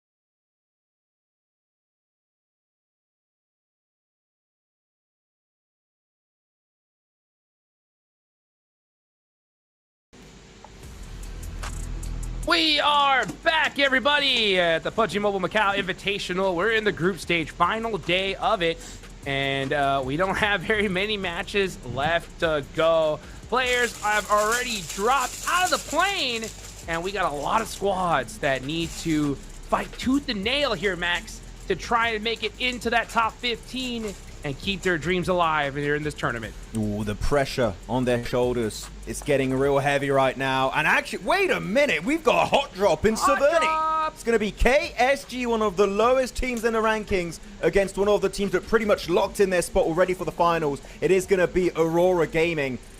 What a weird hot drop to go for. And KSG, I mean, we said, right, if you're so low on the rankings, Ultrix, you need to go hard or go home. And it seems like right now for KSG, they want to go insanely hard on the side of Aurora. I like it. That's how you do it, man. Let's turn the difficulty up to 10, right? Out of all the teams, let's face Aurora off the rip. Let's see what they do, though. Are they going to go for the fight? Are they going to just loot and scoot, as we say? Or are they going to loot and shoot? I think they want to loot and shoot, but actually, it would be a really bad situation for KSG to engage, because look at the 2-2 split from Aurora. They got two players, Doc and Rufus, to the western side. Two of the players, oh, actually, they're going to try and go for the loot truck. But the two off angles, it makes it really hard to be aggressive for KSG. And they actually, by doing so, are going to catch the loot truck. But this will be a little bit risky, because you have to go on the road for the loot truck. And looking at Doc and Rufus, they're crossing in the open. What is this fight, man? What's going on? I'm so confused. They couldn't get the loot truck. They wanted to secure it in that back corner, and they would have been having it, but no, never mind. Now you got Doc looking for some off angles. Ooh, Rufus in a 1v1. It's pump shotgun versus pump shotgun. Ooh, fake pin pull. Crack shot bites at it a little bit, but still not falling for it. Nope, he knows what the game plan is. Oh, Rufus gets the better of him. And the instant confirmation, rest of the team is not there to support him. And now, oh man, KSG just feeding the beast that is Aurora. This is what I was scared of for KSG, is they have two different angles to push you from. And KSG dropped quite split between all the different buildings, so they're just giving multiple 1v1s or 1v2s to the side of Aurora. C4 in the hands of Zyol, going to go for a quick chuck here, swapping on over instantly to the UZ. Where the team does get some decent damage onto Tianyu. But I think that this is game over. Dropping on down from the heavens here, looking to find that fight onto Zyol through the door. And he wasn't even looking, and Zyol still gets the win with the pump. My man's just built different, as Z-Boy now left in a 1v4 scenario. And you know what? If they get it, I think they're just going to chase down that loot truck, because they got the win. Like, we want that loot too. As Z-Boy, 1v4, he's blinded up here with a flashbang. With the Uzi, can he get the 1v2 on the staircase? He does get one knock instantly, going back into hiding, but he's got no meds to work with. Oh, he's so hurt. Oh, the flash! Oh, he got the thirst! Oh, he got top of all players! That's disgusting. You know, he's so bad. He's like, you gotta be kidding me. Wow, KSG stealing one player out of all that. You know, what do you think about that play, Max? I want to hear your breakdown. He's like, about KSG. I'm taking you down with me. Got him. in the land down under. No, I think it was a terrible play from KSG. Why would you want to try and take away this location from Aurora that have made it known now, right, that they love dropping Severny? And this is a team that you never know. They could have some great fights or some terrible fights, but you don't want to take that risk. And now they got just 1 point onto top. They locked in 21 points in 24th position. I would say with this bad performance, top 15, impossible. To do that in 3 games, you would have to see one of the most insane step-ups from an individual team that so far have done nothing of really great value outside of the first rondo of today. Yeah. I feel like this is nailing the coffin for KSG. What do you think? It is. You know, I think it was a bad play. I do like the fact that if you're KSG and you're in 21 points, hold on, I'll get back into that in a second as we take a look at this. Okay, just going to be a quick little knock there onto Federal. Meanwhile, actually, never mind. Wild going to be creeping around this corner. And no, I think... Okay, all right. Now these guys are committing. They're deciding, what are we going to do? Are we going to push this? Are we going to not silence it? We are go, go, go. Full sending it on to the Wizard Tower. Pedrino's all by himself. Yep, it's going to be a battle. Influence Rage versus Ragnarkaria. Silas up close and personal. We're jumping out in the open. Wow. Silas making it happen here with the mini. And now, oh, the little boy got the confirmation onto Loxy, so they are going to lose one player. But let's see what the rest of Regnum Karya could do. Little boy is just stuck in the open. Yeah, no way he makes it out. Yep. So Influence Rage again falling apart here, Max. Oh, these early fights we keep seeing, man. There you go. Wow. That's the end of the line. Influence Rage not going to get anything of value done this game. Only one elimination secured onto Loxy, very similar to the likes of KSG in their hot drop in Severny. Yeah. I know it's a good position. I would not say it's good enough to the point where we have to fight for it in phase 1, because the circle could just go for a hard shift, and this location, this high ground to the east of Potato Hill, is just not in zone anymore. And I was even scared for a second because Nigma Galaxy sent 2 players to scout outside of Pachinki. There was Novalo and another player, and I thought they were going to third party from a distance, because it's a weird fight and you can very easily get that engagement from a distance if you want to, and snatch away a few points. I don't know what was going on. And actually, just to go on a different topic here, Sunan does have a nice Lynx AMR, so he did get himself, I guess, a loot truck. BTR did steal away the loot truck from Aurora and KSG, as it was like literally left on, what, maybe 10 bullets worth of HP. Wow. And BTR got all of that loot truck, so Aurora, they're actually kind of on the minimap, sending it to BTR towards the northern western side of the map. Are we going to see Aurora versus Bigatron up north? It could be happening. Definitely could. So, yeah, I mean, to be able to get a loot truck like that, and it was crazy because they almost had it, but just not enough ammunition to lock it down on the side of KSG. Oh, just to wrap up what my thoughts on KSG was, because that fight happened. Oh, yeah. I do like the fact that, you know, considering you have 21 points, you should get active early, right? Because you need a ton of points. It's just the decision to drop Severny, especially looking at the playing path, knowing that military is not directly on there. You know Aurora is going to drop there. So, I mean, to pick a fight early, a good strategy when it comes to points-wise, but against Aurora is wild. My main issue is, if you want to go for a hot drop, fair enough. You know what? If that's really your game plan and you want to commit to it, fair play, I respect it. But the way they did it, Hot Jukes, I feel like was just so poorly done, because they don't even set up any player to defend the road. Did you see when Reefus and Doc just literally walked across, no smokes? That should not be permitted by KSG. And then they just get fully corralled, sort of surrounded, and they can't escape, and they get picked off one by one, and eventually the final player falls, and it's just a non-game straight up for KSG.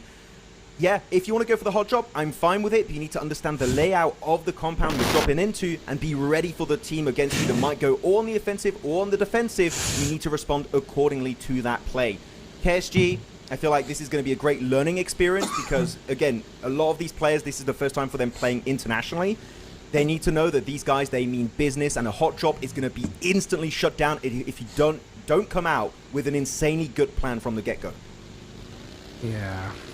I feel like I'm being very harsh here, but like no, you have to. You need to be prepared when you're going to go for hot drop. Teams will shut that down right away if you do one single mistake.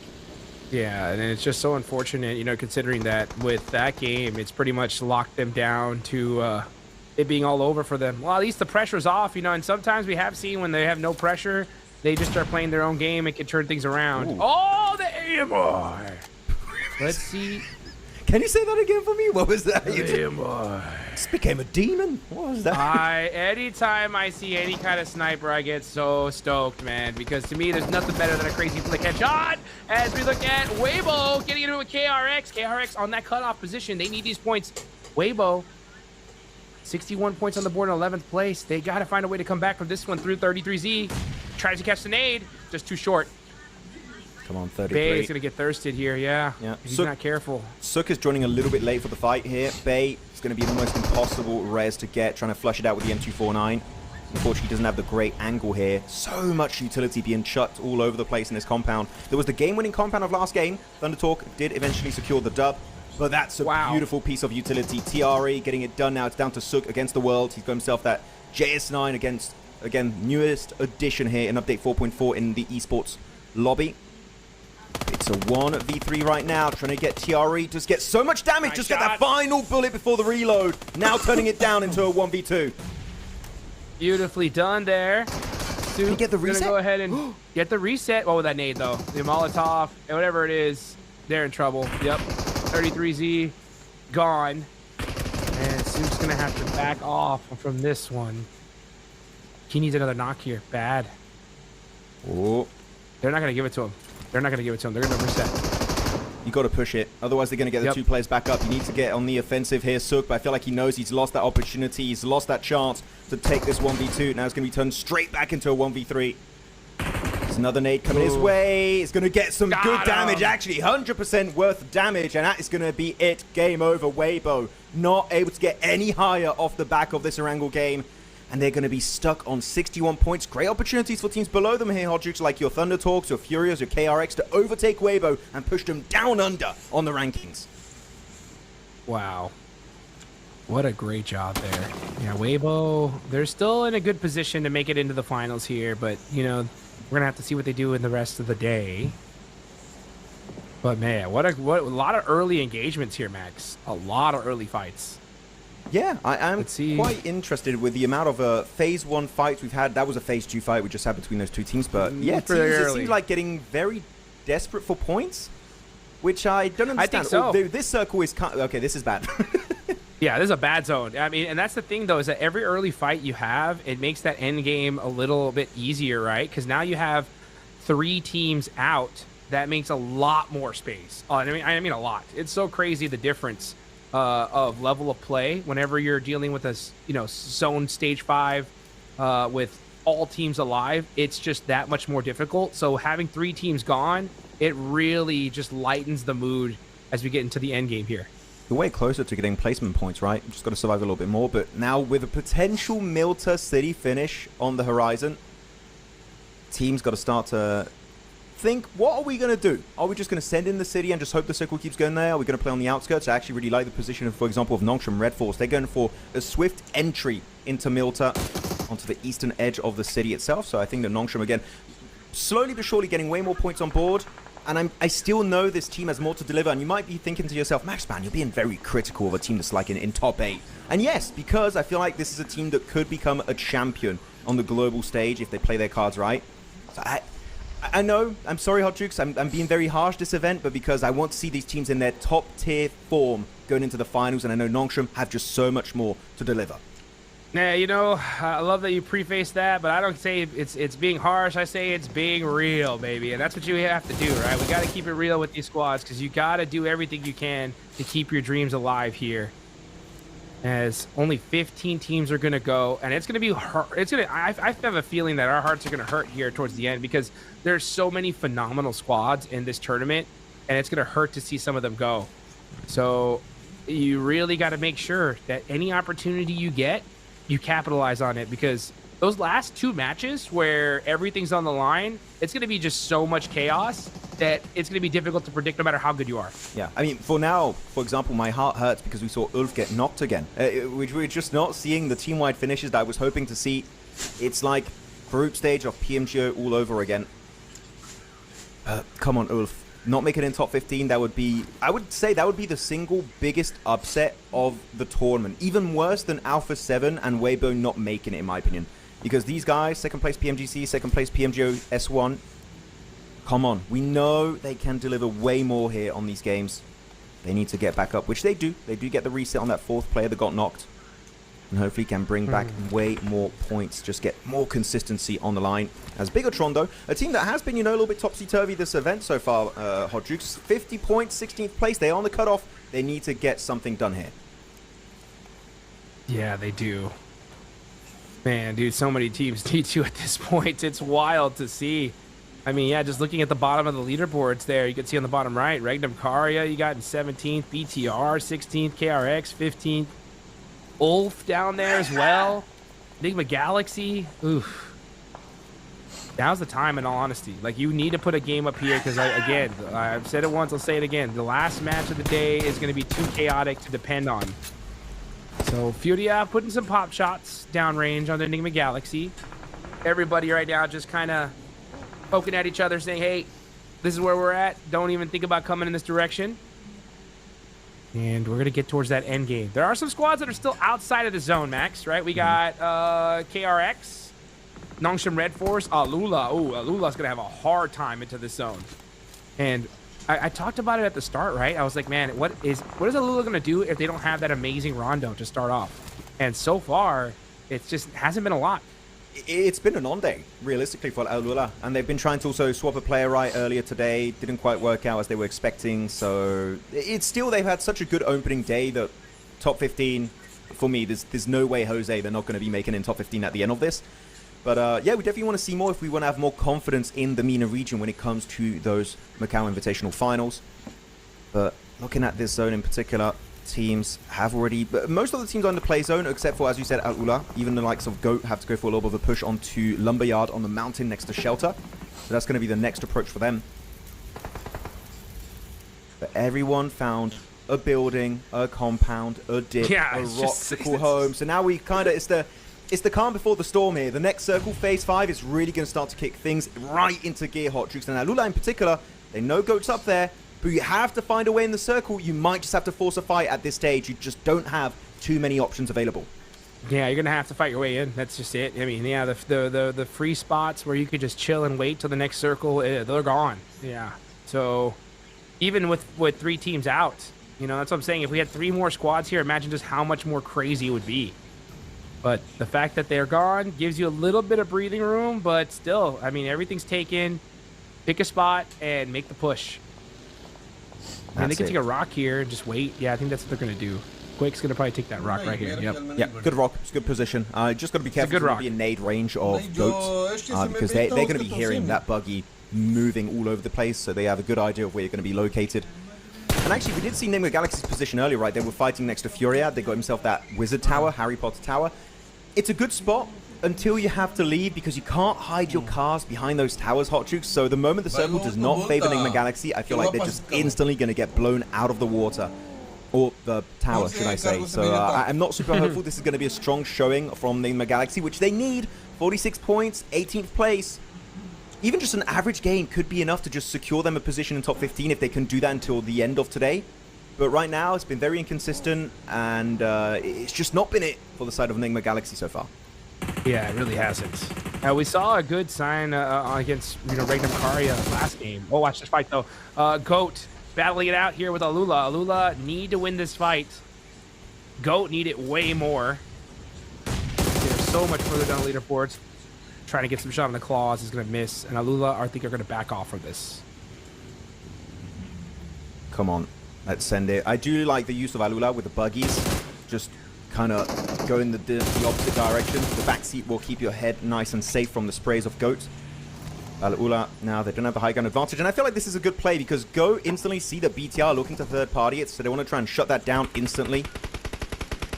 And they're going to occupy this rock. Ayato going to be the one trying to get a bit more elevation here on the fight. But Focus will be the first to fall. Now he's going to be in nade range himself. And Go... I like the idea here, Hot Jukes, of trying to go on the defensive versus BTR, but here, Focus got way too aggressive and gave them an easy opening, and now the man advantage is headed the way of Bigatron. Yeah, and you can just see Bigatron getting those sight lines up top. This is outside of the circle now, so this fight needs to happen pretty quickly because stage 5 is going to punish you. Goat need to get out of here. Like, you just got to push a way in, but it's so difficult when you're fighting so many different squads. Yasser is back in the game now, so it looks like they had another... roster swap, and let's see what Alula can do right now. Just in the buggy, trying to figure out where they're gonna go. I just see so much indecision here, Max, right? Like, they're just not wanting to commit to the fight, but at the same time, they're going to have to push somewhere into the next circle. I actually kind of like it because they knew BTR was looking to get involved, so they said, we don't want to get really third party as we fight Goat team, so they just let it happen, and because of them waiting, actually, Goat get eliminated, and they didn't have to do anything for that. So actually, I don't think that was them being indecisive, it's just being passive at the right time, but now they are being very decisive. Look at that, right in their vehicles, looking to send themselves into the circle. This dip, though, I wouldn't call it a great dip because so many teams are just locked in on that location, and instantly they barely arrived. One player is taken out of the picture entirely. And the thing is also there's a few nades that might be coming their way from Thunder Talk. That position I just don't think was the right play, and Alula will suffer the consequences. Oh, look at that. Alula getting punished right now. Just not able to make things happen on their second day. It's a bad really dip. rough start. Yeah, they're going to have to bounce back, though. They are down and out. It's just quick. Nade's coming on down. Can he get a res off? Oh, mollies are so close. Yeah, it's only a matter of seconds at this point. Yeah, maybe you got to get it. That's it. That's it. Makes sense. I mean, unfortunately, I do wish they were more aggressive here and just tried to crash maybe on Thunder Talk or on the eastern side of Milta. Just take a fight, not just try and go in the open, because it's just not going to work out for you when literally 4 teams are looking your way. That was just not going to happen in 1,000 years. Now KRX, though, finally going to have to defend their position. These 2 buildings, very strong to the western side. There's a lot of value here to be found. And E-Arena is knocking on their door, trying to take everything for themselves. It's QXC, top performer from Korea. Got to be careful here as he takes a little bit of a beating to the hands of Mormon. Instant clapback with his own utility. But Mormon will also take up that damage and survive the encounter. But now they've got the man advantage. QXZ first of all, Hoxie, TRE, and Benny here. Hot shoots. Can they survive the 3v4? Hoxie FPP got the shotgun loaded. The bounce snake. What? Okay. What a crazy play there. Now E-Arena going to continue to dominate KRX with the shotgun action. Tourniquet. Thailand not messing around here. Schweppes with 3 though. Gets knocked. But the team is right there to support him. E-Arena, when it comes to these team fights, man, they are working so well together. We got another squad fight. It's Bigatron versus Thunder Talk, sitting, securing those eliminations with that DBS. And that is only 1 player up left. It's Ray-Z. Gonna have to do something with his nade. Just a little short. Maybe Al-Ula are happy they didn't breach on Thunder Talk, because what an instant defense from them. Utility, oh, that was almost going to get Ray-Z. Wow. Barely, just maybe an extra half second there on the click and he would have got it, but Ray-Z just going to get corralled by Thunder Talk. 7 eliminations and sitting indeed here, sitting down the competition. 7 elims, taking down 2 squads all in one swift go. And look at that, Nongshim Red Force want to go for the third party, but it's a bad one here, Hot Chicks, because they still got 4 players alive. And they're fully reset. Oh, but Hyunbin, getting third party as well. Nigma Galaxy, and now you got sitting. He has 6, but that is going to be a stop for him there. Should be able to get res, though. Man, Thunder Talk, not a bad defense. Oh! But Nigma Galaxy, it is a party of parties here. An absolute fiesta as everybody hunting down eliminations. It's Nigma Galaxy going to end up on top. But wow, everyone wanted this building. Well, you remember what I said earlier, that leaving that Harry Potter tower is going to be really tough when you don't have your vehicles and teams trying to hold you off? Well, it's definitely a lot easier if all the teams that are looking at you are fighting each other. You have Bigatron, you have Al-Ula, you've got also the fight going on to Thunder Talk, and then you got the third party at the very end there from Nongshim Red Force. All taking out each other, and then Nigma Galaxy got the easiest straight up line right into the compound, taking the 1v4 and get himself a strong position up northeast. So loving it so far from Nigma Galaxy. That was definitely a lot more decisive than their last game, right, Hot Jukes? And I feel like that was my main criticism on the last game, is a lot of hesitancy and unwillingness to commit to a play. I cannot say that this time around. That was just so quick on the pivot. Amazing timing when everyone was at their weakest. Nigma Galaxy maybe going for the big one. Yeah, there we go. I mean, they didn't get a bunch of eliminations from that, but they ended up on top and they're in a good position, right? So they have a lot of sight lines here. This is where they can make a mistake, though, right? Driving around a little bit too much, losing some players and vehicles. Just do exactly what you did before. Stay as a squad, push each team one at a time. Meanwhile, Regnum Karya are going to be holding. Oh, this spot's terrible. It's such a difficult, it's a last resort kind of position. So Regnum Karya are just trying to hang on as long as they possibly can. 1 piece of utility, though, and they're out of here. I mean, I feel like for Regnum Karya, it was kind of a first resort play because they've been here since Circle 3, if I'm not mistaken. Like, they've been here for a very, very long period of time. So Regnum, it seems like the idea is just to stay there and hope that the Circle favors them, which it did. Or maybe it's just them reading the Circle incredibly well. And now they got 3 players of the arena. But they stopped chucking utility. I feel like they've just expanded a lot of their util, a lot of their grenades, and now they kind of need to wait and hold on to it because Regnum were just not having any of it. Just easily tanked it. Can't say the same for Coops, though, as he's getting it completely peppered behind that tree, and that's going to be Nigma Galaxy down to a trio in the late game. This is what I'm talking about. Nigma Galaxy, all they had to do is just stay together in that building, and then most likely are going to have to push Furia here, right? Yeah. But instead, they try to go for an off angle, and Coops is lost now. It's going to be difficult for Nigma Galaxy to make something happen. I mean, E-Arena, natural progression of the game would dictate they would push on Wild and Silas because then you don't have any backstab threats, right? KRX were taken out of the picture way earlier this game. So if you just send it there, you can play the dip and easily look at your next step in the game, which might be a crash onto Furia or into Milta based on wherever the circle on phase 8 goes, which will be the last circle shift of this match. But yeah, they're getting ready. They're also using up a few of their stems and resources to heal up, to get ready for the push forward. And same for Nigma Galaxy. They're going to go right into the loving arms of Scarface on Ulf. So yeah, instead, they're going to try to go for this open area. It is super risky, but this is where they're going to hold it down for now. Ulf, meanwhile, having to fight out with Aurora Reefus. Up close and personal with the DBS. That looks like a good nade there. Ooh, just a little under. Oh, it's a stun. It's a stun. Everyone's blind. Reefus getting peppered with that nade. DBS action. Tries to hit that whip. Not going to do it. Reefus down to 1 HP. And that is him out. Good timing from Ulf. Like, the way they were peeking on the left and the right side, just making sure that Reefus doesn't have even a single chance. He almost got one player there for a split second, but no. Maybe he could have kept the flashbang for a little bit later, but this is the fight that makes sense. I was expecting straight onto Reglan Kara for E-Arena. They already had the man advantage, but one was taken out of the picture entirely. It's going to be Joker. But you know what? It's just spam and just get those eliminations. They find one. Now to the Soul Survivor. It's going to be Wild himself with the UMP, and it's just not meant to be. Schweppes takes the dub, and that's going to be E-Arena up to 7 eliminations, making it top 4. But they're going for that chicken dinner, as now the focus is straight onto Furia from Brazil. Yeah, Furia, I think, tried to third-party that situation. Igor drove on out, but no, he has that. E-Arena shut that down very, very quickly there. Nice shots there from Chief. That knock could be the opening door, especially since they have two. Yep, Furia are on the move now, looking to take out E-Arena. Poppy got the vehicles. Furia dominating this side of the map here, and now it's just Schweppes all by himself. Yeah, he made it in the top 4 eliminators of the tournament. And you know what? I think he wants to remain there. But the nade is looking good. Puts him down to half HP. The second one might just get him. He tanks it once again. And he's cooking his own piece of utility onto Igor. Just going farm wide. He's going to be a little bit too solo there. Wait for your team. And you know what? Silence is there to silence the competition. That's Furia up to 4. Good exit from the compound. And they still maintain Chief on the off angle. The 3-1 split is looking good. And it's looking to go for the win against Ulf. Wait, he's down. He is down. He is down. Brazil looking to win this game. He got Aaron, and now we're going to see Ketch be able to pick up Solus here. Actually, that might be the other way. No, yes, Ketch does pick him up.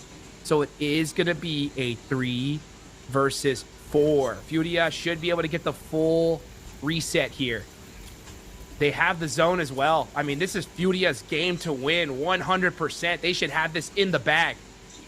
Come on, you're in 13th position, 61 points. If you get over 65, it's very unlikely you're not going to be in the top 15. So Furia, this could be their ticket to the finals if they secure it. But Ulf, we know what these guys can do. When all odds are stacked against them, they might just get the win. As Aaron on the front line. It's not Bigatron like that 1v4 in PMGO Season 1, but you know what? You might be trying to do something similar onto Furia, but he's got some teammates to back up that play. This is Furia's win 100%. There's no way they lose this. Let's see what they can do. Ulf on the move. Igor is isolated by himself. That's a little bit of a mistake here. They allowed to be able to push up with those smokes. And now let's see what Furia could do. No util left. Oh, never mind. Silence has the nade. That's huge. He's got the angles. Boom! Big knock there.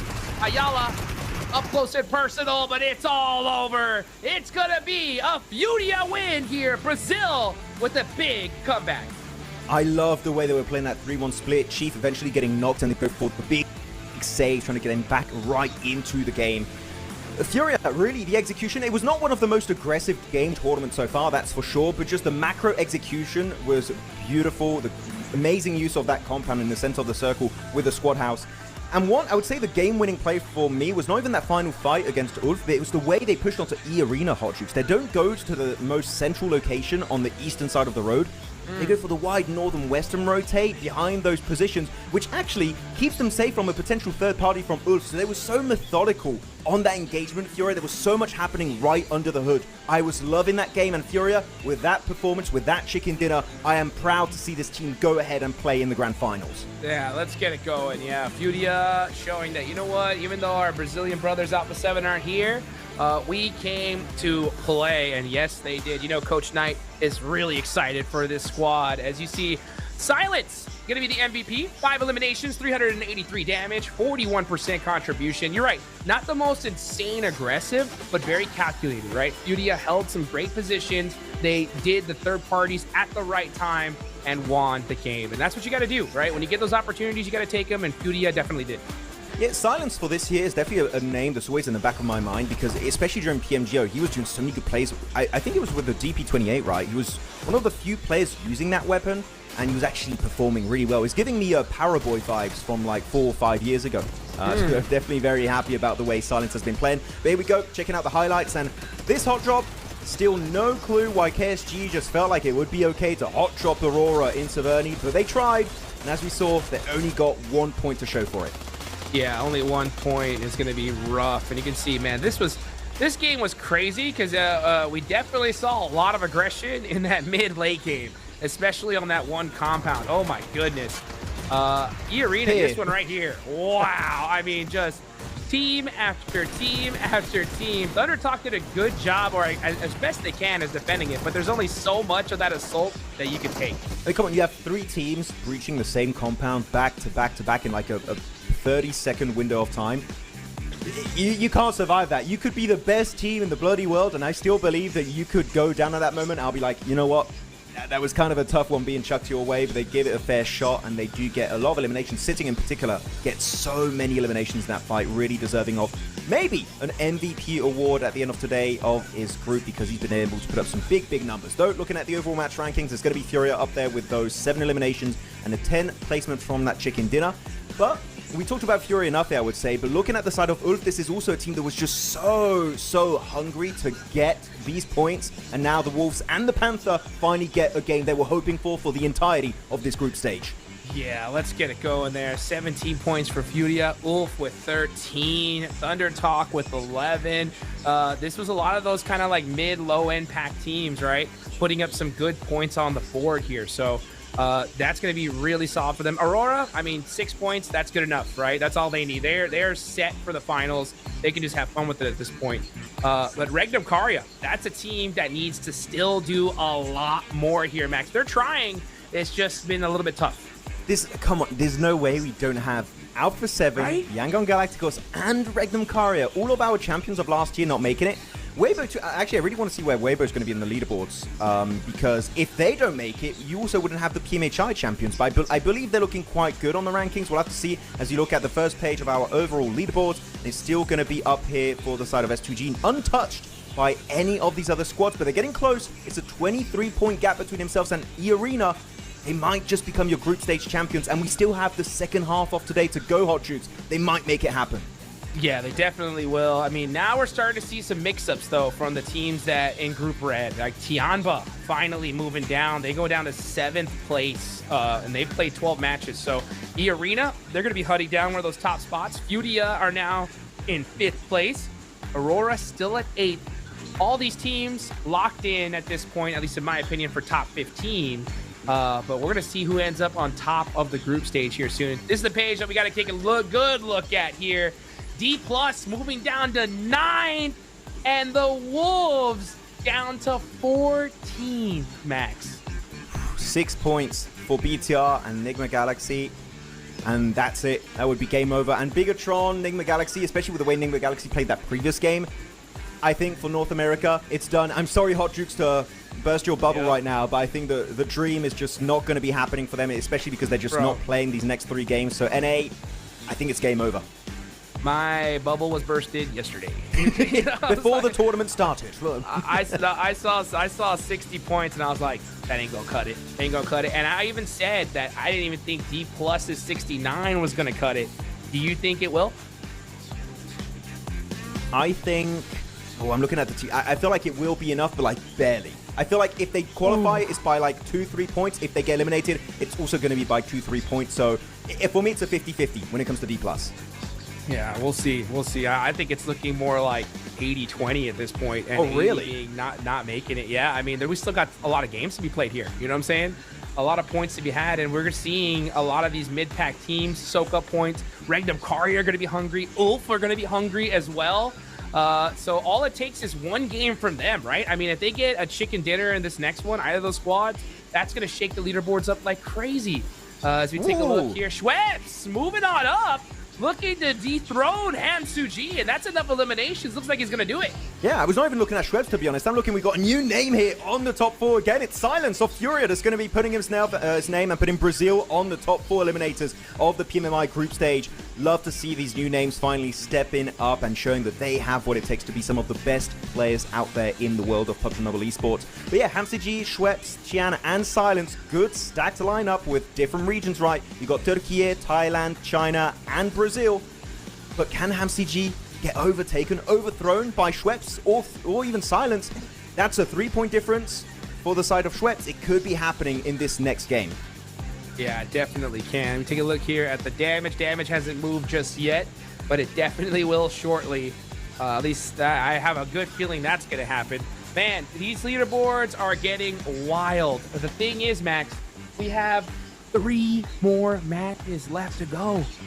That's a lot of PUBG Mobile action to make something happen here.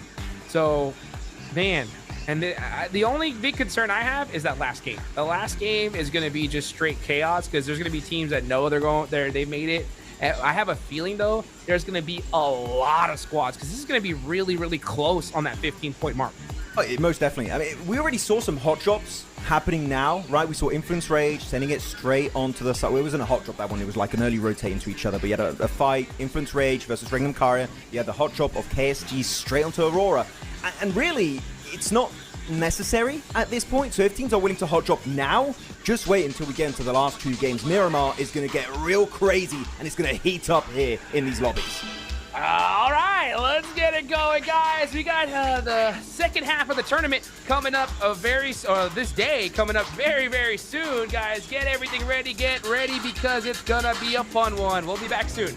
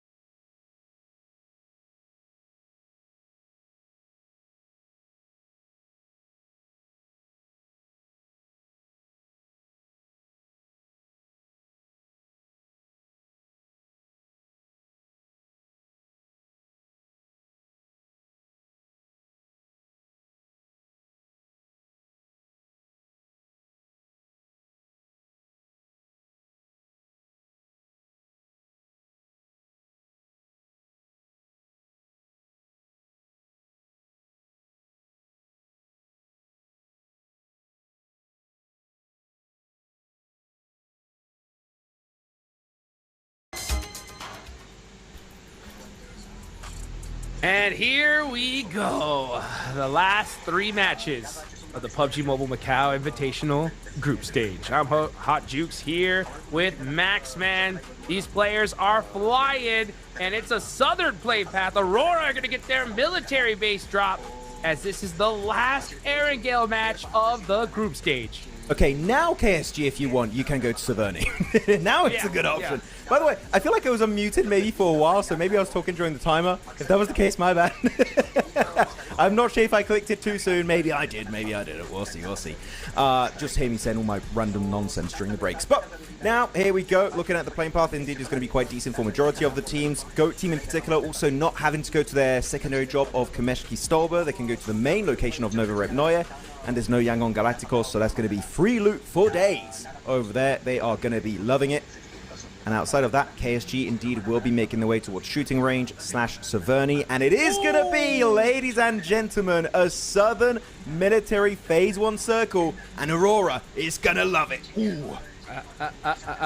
All right, let's go. All right. Here we go into military. We had to have one, right, on the final day. And of course, it's the last one. Man, what a crazy turn. Aurora are just smiling ear to ear at this point. Furia, with a great last game, are feeling great. Just to kind of tie up these storylines, Max. For GOAT and KSG, it is pretty much over. Mathematically, it is possible. It would take 20 points minimum this game. Minimum. If they don't get 20 points, they're done, right? So I just want to say that for one last time. Hopefully we could see them do something. I love seeing miracles, but right now, yeah, it's just that's it. This is it. Yeah.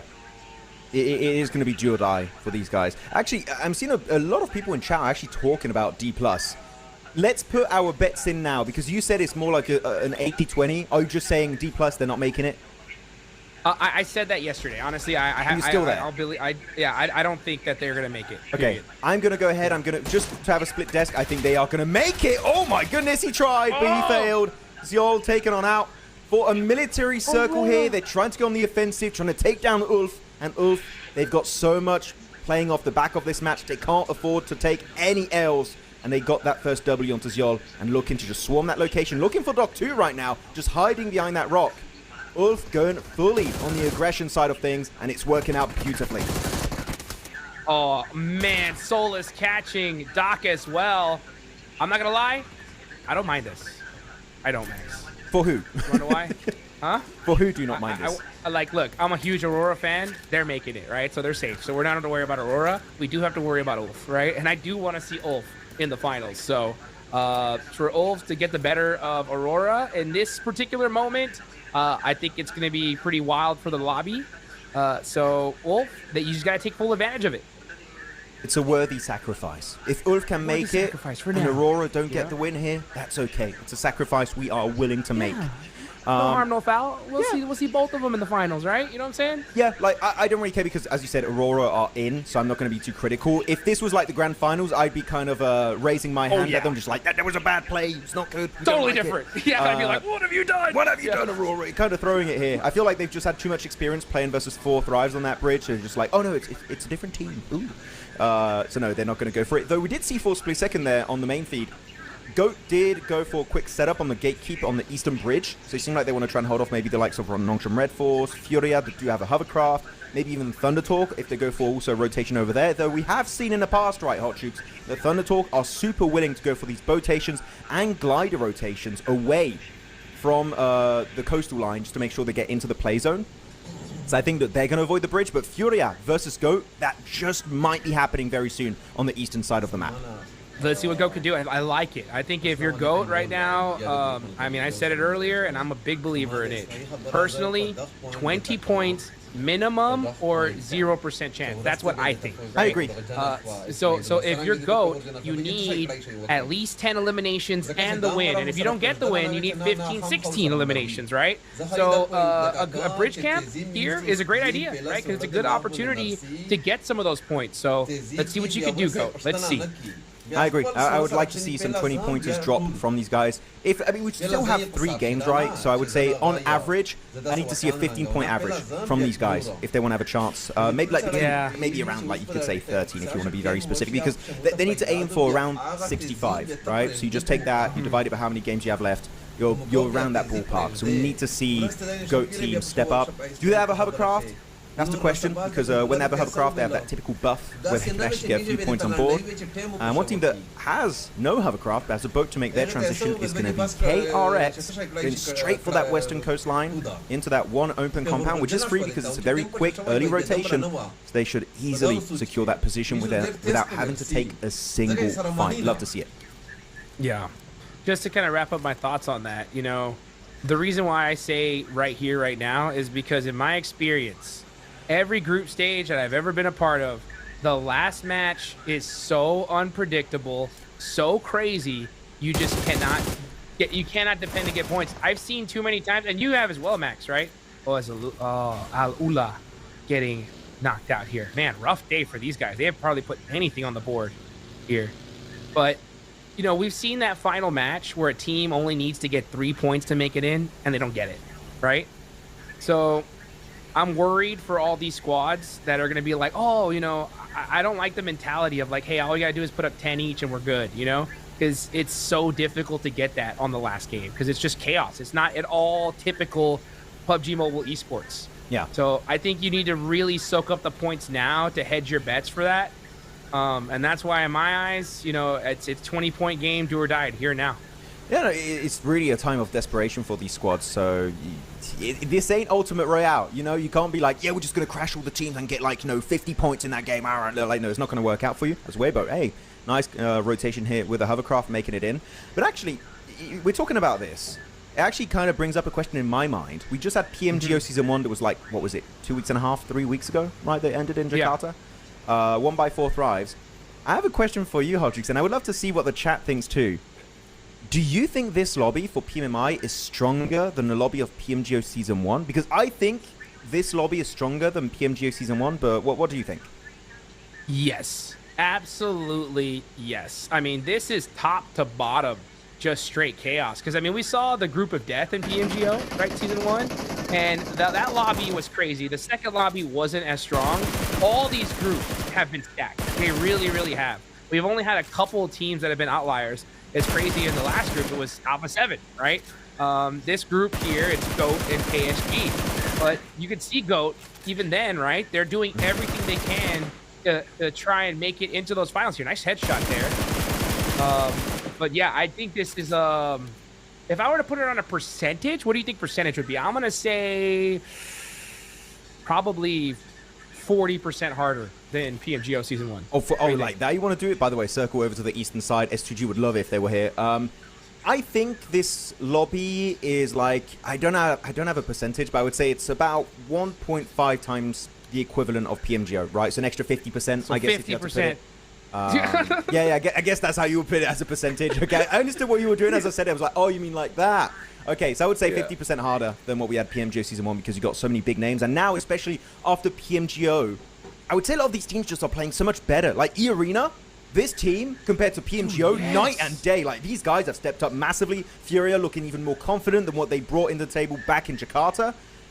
I'm genuinely loving how these teams have leveled up their game plans so significantly in, like, literally 2 months total since their group stages in their home region to now the global stage in PMGO and now here in PMMI. Bro, and this is just the start of this year. I cannot wait for what's going to be happening over in PMWC, PMGO Season 2, Esports Nations Cups, and then PMGC. There's actually so many global events this year. Man, it is crazy to imagine what is still up and available for the rest of 2026. Oh, I love it, man. I love just seeing the level, right, just be raised every single tournament here. And yeah, and I love what we saw from Furia. I remember at the end of PMGO Season 1, I saw the guys in the hotel room. We happened to be on the same floor. And I talked to them, and oh, wait, KSG, you need to run for your lives. You need everybody up. You need 20 points. Try to get to safety. Looks like that's what they're going to do. But yeah, I ended up talking to the boys, and I was like, hey, what do you have plans to do today? You guys going to go out, have some fun and stuff like that? They're like, nope. We don't party. We don't do nothing. We're just going to go shopping and just get to practicing ready for the next tournament. And I was like, man, these guys are locked in. And it shows. It shows, right? The proof's in the pudding. You put in the homework, you put in the work, it's going to pay off. And it is right now for Fudia. Yeah, I mean, really, it's good to see all the dedication from these players, just committing hours and hours on end every single day to try and just better their gameplay and become one of the best teams or best players out there in the world of PUBG Mobile Esports. Though, right now, we can't say that's the case for KSG, as they are getting taken down one by one, down to just a duo. Phase 1 is going to be in that compound. It's been a really great compound so far today on Erangel, but you know what? It's not going to be enough. The solo drive-by of Federalis is just a thing of absolute beauty, and that's going to be 3 easy points, but you've got to be careful. There's an off-angle look in your direction, and it's going to be Pedrino from Influence Rage taking him down. Unreal, though. Federalis getting in the back of the buggy, hitting those shots. That was gross. Now let's see if BTR is able to pick up their teammates here. KSG, Z-Boy just running away, but it's over at this point for KSG, unfortunately. Let's see. Right now, my eyes are going to be... Oh, no, Influence Rage is coming up, and they're going to get those confirmations. Good play. I mean, they have to, right? We need to see them step up a little bit more here if they want to be super comfortable, because that's 65 points. I would say even just a 5-pointer game, 10 points on the day even, and they will be 100% locked in when it comes to making it to the finals. So Influence Rage, just trying to find a few stragglers. I would do the exact same thing if I were in their shoes. Now look at the top left side of the minimap here. Oh, geez. E-Arena, 2-2 split, camping out Regnum Karya. I feel like we all know that this team, if the stars align, can get so many good performances, and they're just trying to nip it right in the bud. Just eliminate Regnum Karya, because E-Arena, top 4, they're so safe. When it comes to making it to the finals, if you could just camp out these guys and eliminate one of the world champions of last year of PMGO in Uzbekistan, I would do that exact same play. I love what E-Arena are doing. They're the true mind game players in PMMI so far. This is exactly what I was talking about, right? Is the fact that, you know, as we get later into the stage, we're going to start seeing some shenanigans, right? E-Arena, majority of the time, we've already been in the zone. But they qualify. They're set. Yeah. They can do whatever the heck they want. And if they want to decide to stay there, eliminate themselves, but take you out with them and make sure you don't make it to the next stage, they can. And that is why it's so important to get so many of these points early on. Because towards the end, you can't count it to be a regular game, and Regnum Karya are finding that out already the hard way. Yeah, it's really tough. You know what? This fight's still happening, K1 versus Furia. But I have a quick question before we get to the nitty-gritty portion of these fights. Quick answer I need from you. If you're E-Arena, which of the teams currently not yet in the top 15 would you camp out to eliminate fully from the entire event? Well, actually, you know what? Maybe pause it, as here, E-Arena looking to find blood and spill it on the battlegrounds versus the side of Regnum Karya. That's all with a nice little bounce nade there. The bank is open onto Schweppes, and that's the player you definitely want to take out. He finds Mormon with that cheeky angle. Regnum Karya need to get this finished. They have to survive, and they need to get it done quickly here. Got to win this 2v1 situation. And it looks like they are going to be able to find Joker. And wow, that ended up working out perfectly for Regnum Karya there. So they're top 15. Oh, what happened? They just got pushed up top 15 off the back of that fight. You know what? They tried to nip them in the bud, but maybe actually E-Arena gave the key to success to Regnum Karya. They tried to ruin it, but they gave them a chance for a comeback. It could happen either way, right? It's just so fortunate for them that they were able to get those crazy plays off the start. That 1v2 opened up the door for Regnum Karya to win. You got to be able to make those plays if you want to make it. And Regnum Karya did. Now, it's time to find a way into this next circle. I'm telling you, Max, look at the point difference on the bottom right side. 15th down to 19th place. 3-point difference. This last game is going to be straight chaos. Now that I'm looking at these rankings, and with what you just pointed out, I feel like it's done for D+. I feel like they're just going to keep slipping a rank or two every single game, eventually pushing them out of top 15. It's going to be dicey. They must be biting their nails back at home. Well, they're not back home. They're probably still at the hotel right now, but just looking at this game, they are feeling the pressure. That's for sure. Circle going to be great for Al-Ula, which, by the way, Mao, an Arabic caster, helped me pronounce it properly, so thank you very much, Mao. Yes. But yeah, Al-Ula, central position, playing on the eastern side of C block. They could be looking to redeem themselves a little bit, because since their opening day, right, and they've been changing a few players here and there, they've been somewhat silent. I would love to see a bit of a Mina resurgence here, maybe on this game. With that circle in particular, this is the perfect setup for Al-Ula. Yeah, see what Al-Ula can do. like the correction of the pronunciation, but I can't lie. Alulas just flows off the tongue so well. Alula. Alula, right? But I love to see, you know, the fact that, you know, we're seeing the teams at the bottom perform so well. Alula did so great on their first day, but man, they have done practically nothing here in their second, right? I mean, they have 62 points. They are literally just being carried by their first day's performance.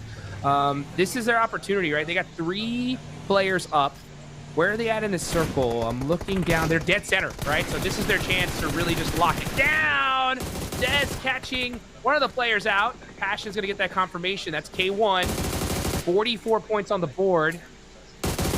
Down to 2 players. And Ayala is going to take down Federal. So Furia all by himself. But Furia is locked in on this one. K1 is not. It's up to Passion. All by himself. He's got to do something. More Passion. Yeah, come on, Passion doing it. He's getting it done right now. Might be able to actually get himself a reset on his teammate Zez, as Ayala just go for the salvage play. Even jump in a water, doing a little bit of parkour here on the bridge, trying to make it over the fence, and he does make it actually onto the roadside. But does he have a functional vehicle available? I believe, yeah, he does have one, as Zez does get taken out by the Blues and himself. It's going to be him down as a solo. Let's see if Passion can maybe redeem this game slightly with a few eliminations or placement points as a solo. That will be a great achievement, especially when they need it, right? 46 points. As you said, between 19th position and I believe you said 15th is just such a small point gap right now. But K1 is one of the teams that could get in that conversation. They would need about almost a 10-point a game, and they could be in that discussion. But right now, as a solo, it's definitely not going to be happening on a Wrangle. Yeah, it's not.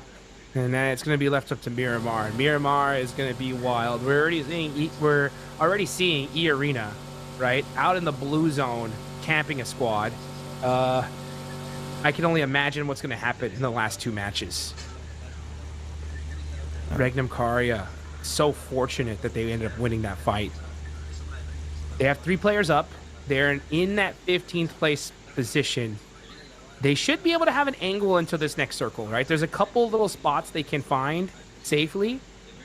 They're just going to have to do it very, very quietly and kind of hope they get a hard shift in their direction.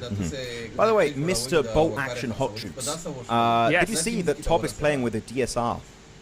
Oh, let's go, Top! Yeah, he's playing with a DSR. That's what I'm talking about. Unless it was like a temporary secondary weapon, but he definitely had a DSR in his arsenal. And I feel like he's just... I'm pretty sure he has 3 weapons. One on the ground, that's a CQC weapon, maybe an SMG or a shotgun. And right now, while no one is around him, he's just playing from that radio tower, just going to hit snipe after snipe. And if a team crashes, he might just swap to a new secondary. But he is definitely playing with a DSR. And in that position, if the circle favors Top, man, we could see some insane bolt action headshots happening very soon.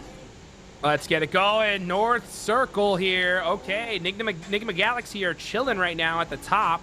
You got Alula going to be holding that C block position. And down south, Regnum Karia are creeping on in.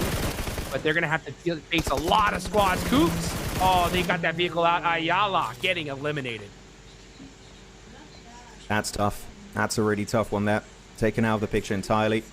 And Furia eliminated by NGX. 77 points, still top 5, so still great achievement from them. It would be interesting. We have the other Brazilian teams make it, but not A7. Really, the new generation. It's Boruto vibes right now in Brazil. The new gen is definitely stepping up. Well, it's not really new gen. It's still OG players, but it's just not the team you expect to be up there, which I always love a storyline like that. But Nongshim Red Force, you know what? Again, I've been very harsh on this team, but lovingly harsh. Because I love this squad, Human in particular, and I feel like they could be a first-place team. I am biased, yes, guys. If you guys are going to say in chat, yes, I am. I'm very biased for Human. I love this guy. But 73 points, top 5 is definitely in the cards here. 4 points away from the likes of Furia that got taken out. E-Arena also eliminated, so this could be an opportunity for them to finally be at the very tippy top of the leaderboards.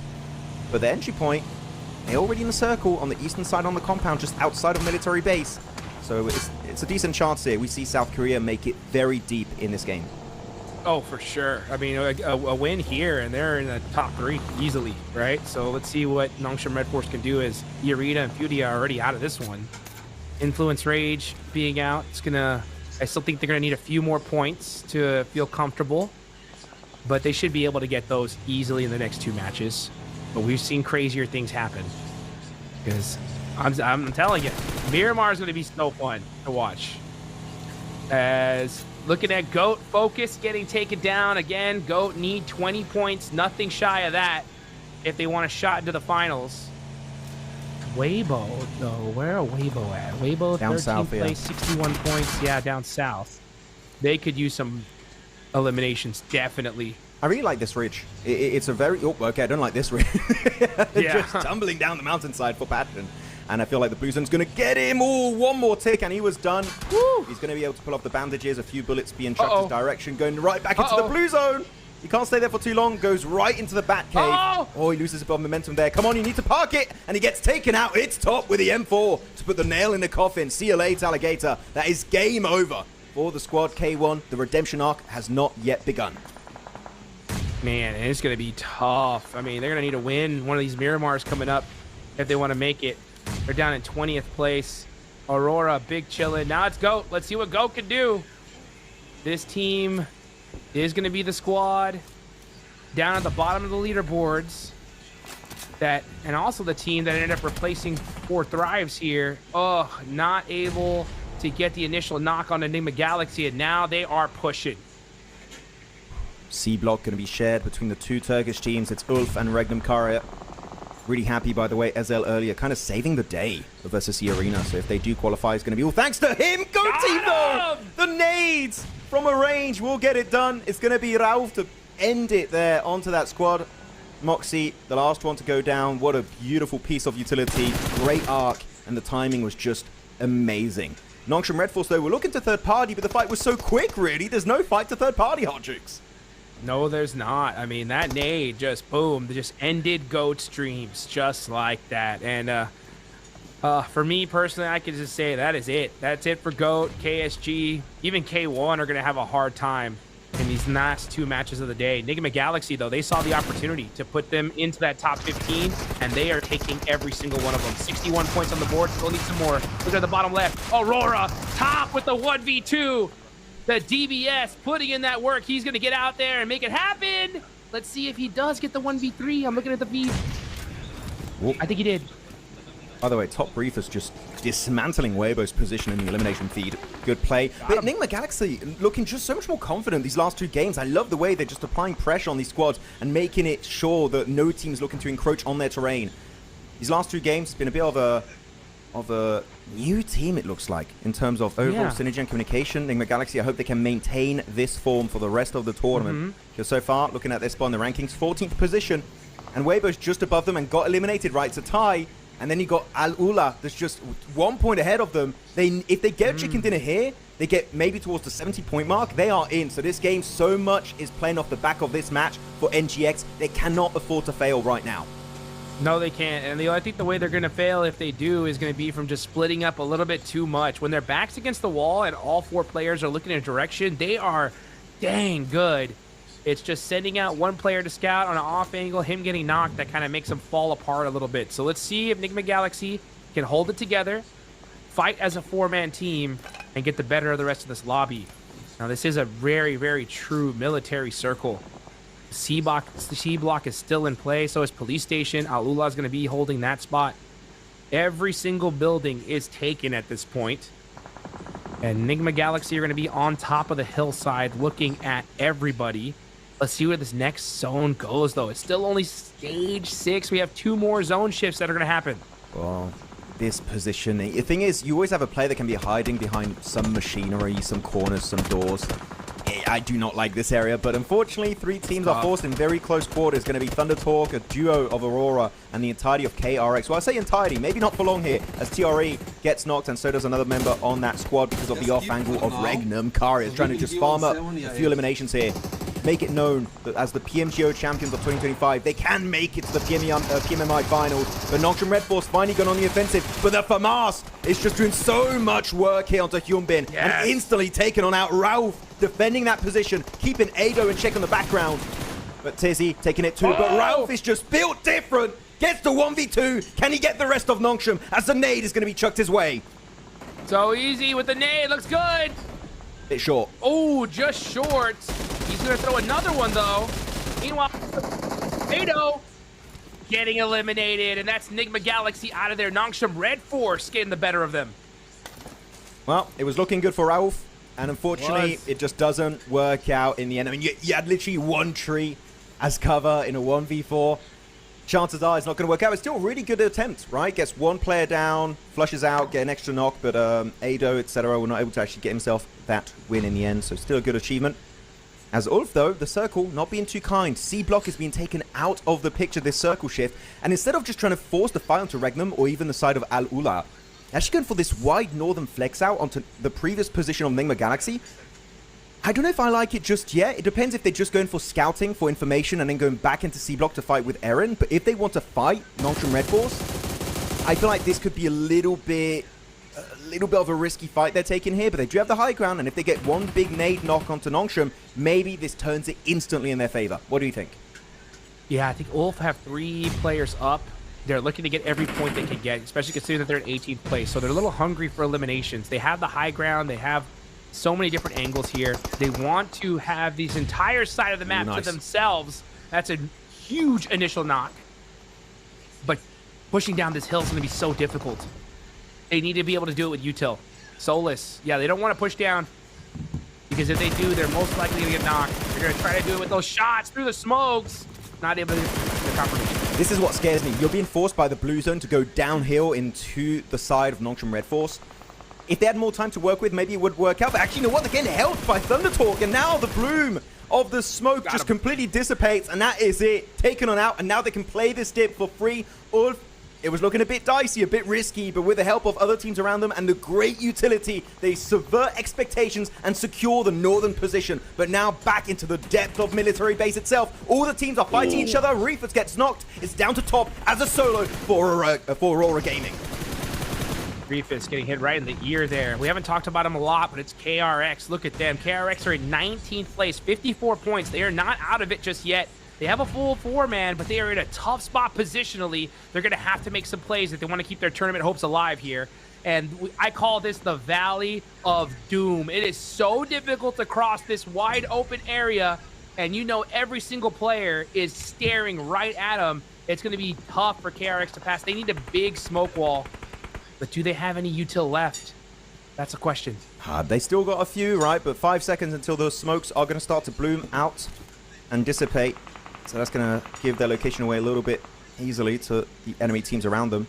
Eren got his own piece of util, 30 seconds to work with on that smoke. So he's going to be big chilling in that fight. But Regnum, they're trying to make the entrance here onto Al Ula. And so far, it's been a pretty decent defense because Eren is also keeping Regnum in check. Despite being Turkish brothers, they are kind of negating each other's entry point. As Silas dropped down by Eren, he gets so much damage, getting Loxy too. That's an extra 2 points on the cards. Eren doing so much heavy lifting. But he's still not in the play zone, so he has to move slightly more over to the east. This wall is so strong. It's so difficult to hit any nades towards them. So he's going to have a great angle here, especially to be able to steal some eliminations. Al Ula with the duo inside a police station. That's going to be their spot. Did KRX cross the road? It looks like they did find a spot. So KRX do make it there. Ezreal's just going to try to heal out at this point. Deny the point, yeah. Oh, the blue zone's sticking too hard. Yeah, might as well deny SL because we know it could be down to a tie break as to who makes it and who goes home. So I do like that idea because there was no way that rotation's going to work out in 1,000 years. But now Ulfir, they've been having a good time, right? They got second place last game. Able to get himself a strong finish at the end, but getting overwhelmed by Furia. But now there's no Furia standing between them and this chicken dinner. And they got so, yeah, especially as you said, it's really hard to nade position because you got these this extra bit of elevation with the wall in front, and it makes it really hard for the nades to connect. And just go for a big arc above it. Fence. Yeah. Yeah, it's so strong from this spot. You could shoot through it, but a nade, yeah, there's just no way. Oh, they're pushing though. Now, okay, here they go. In the wide open, too. Ula, yeah, just going to go ahead and deny some points. And it makes sense considering that you got so many teams right below you. Look at this, 17th, 18th, and 19th place. One of them is going to win this game. Every single one of them needs it. Federalis, a legend in his own right, all by himself. Eren, hello! Come on, he's right there! Oh, Ooh. got him.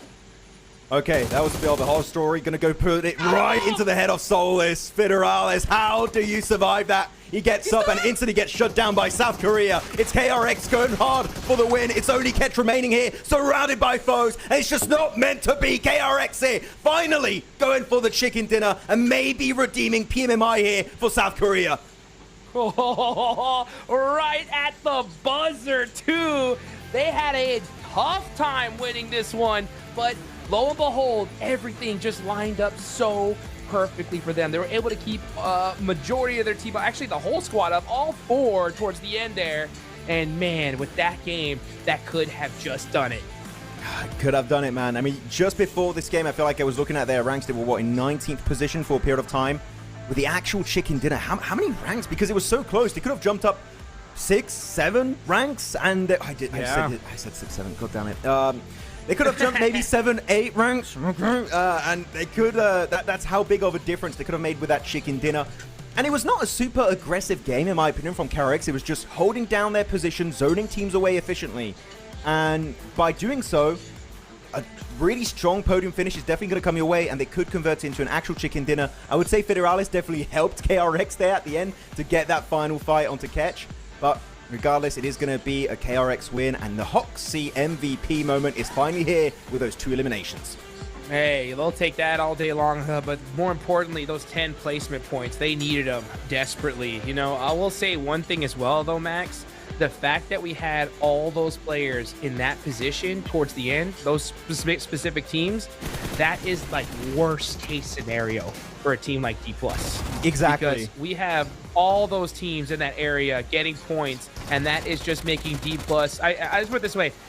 If you're a D+ fan, I'd be shocked if you had any fingernails left, because it's going to be a straight nail biter here towards the end. Look, if I were D+ fan right now, I would just turn off the stream and just kind of live in my own world and hope that they make it. I'm just like, please, I'm going to go on a walk. I'm going to relax. I don't know if they're going to make it. And then you just check out Liquipedia later. It's like, and they didn't make it. Because I feel like now, with this setup in particular, I was hopeful they were going to make it. But so many of the teams just below them got an insane amount of points, making it to top 5. I feel like the D+ Kia dream is over now. I feel like it's been shattered to a million pieces.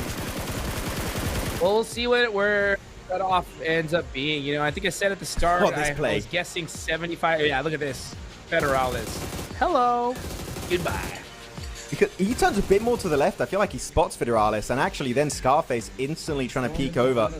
And he gets punished. Easy 1v2 for the man himself from the side of the Philippines.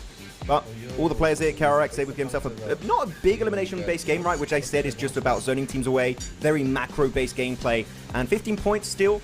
They needed it, right? And this is definitely going to put them in a way comfortable position to hopefully jump in the top 15 and stay there until the very bitter end of the group stage.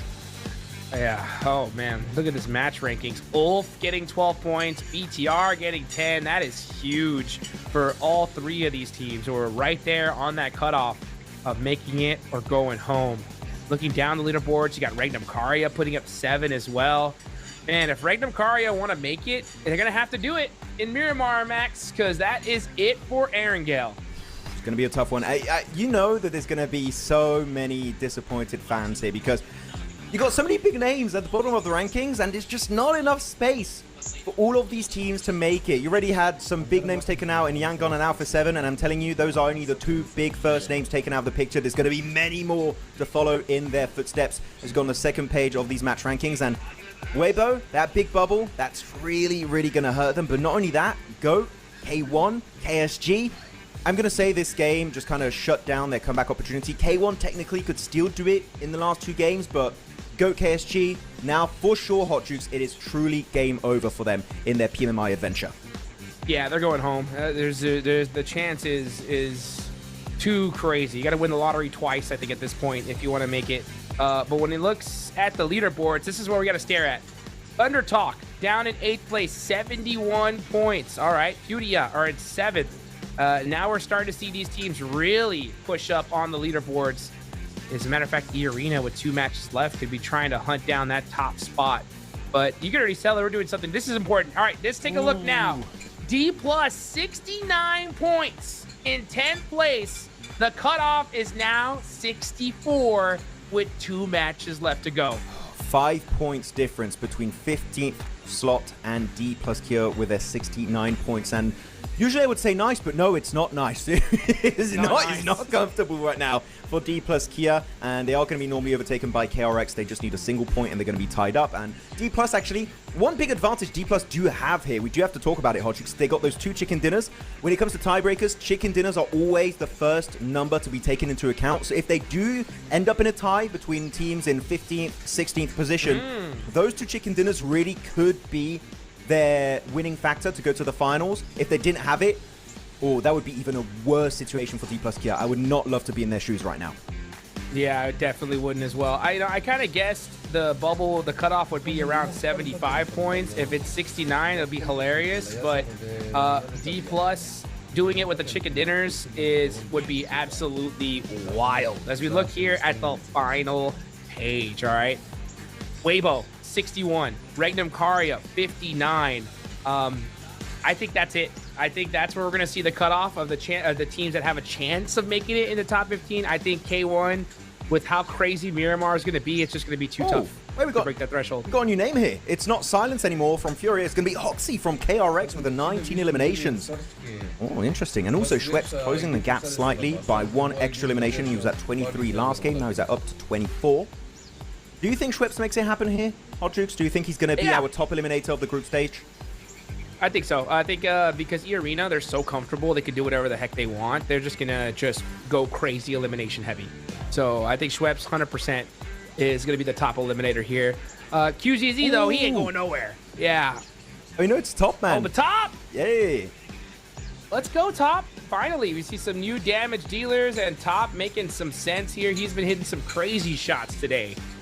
Love to see it. Yeah, absolutely lovely stuff. I didn't see any shots with the DSR. I wish I did from his POV, but no, he's just able to get... And that's the thing with Top. He's always able to get a lot of damage in these lobbies because of his loadout. He usually likes to play long range with especially DMRs. The Mini 14 is his best friend. He's played a few times with the M1 Garand, but when you play DMRs, it's always going to inflate your damage quite significantly, and that is the reason why he's got so much damage so far in this group stage. Loving it. Of course, though, catching up to QZZ is still a almost 2,000 damage difference, so Top is going to have to go extra hard on Miramar if he wants to be the top damage dealer of this group stage. Well, we're going to find out in the desert of Miramar. It's coming up really shortly, guys. I hope you guys are ready, because it's going to be one heck of a ride.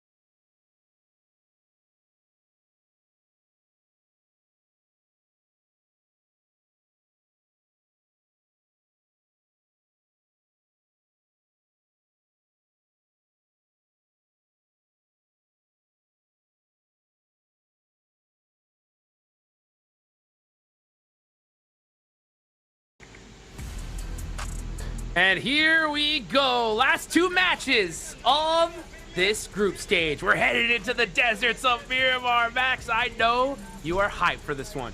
I cannot wait to see what's going to be happening. This is an amazing plane. It's going from Campo Militar all down to Minas del Sur Island down southwest. This is an amazing one. Everyone should be able to make it to their main drop location. If any hot drop happens right now, Hot Jukes, it is 100% targeted, especially Casual Gaming. Are they going to go onto another hot drop? Are they going to try and take down one of the big names here to try and do a little bit of a comeback? Or are we going to see that coming out from maybe the likes of a GOAT team, maybe even a K1 Esports?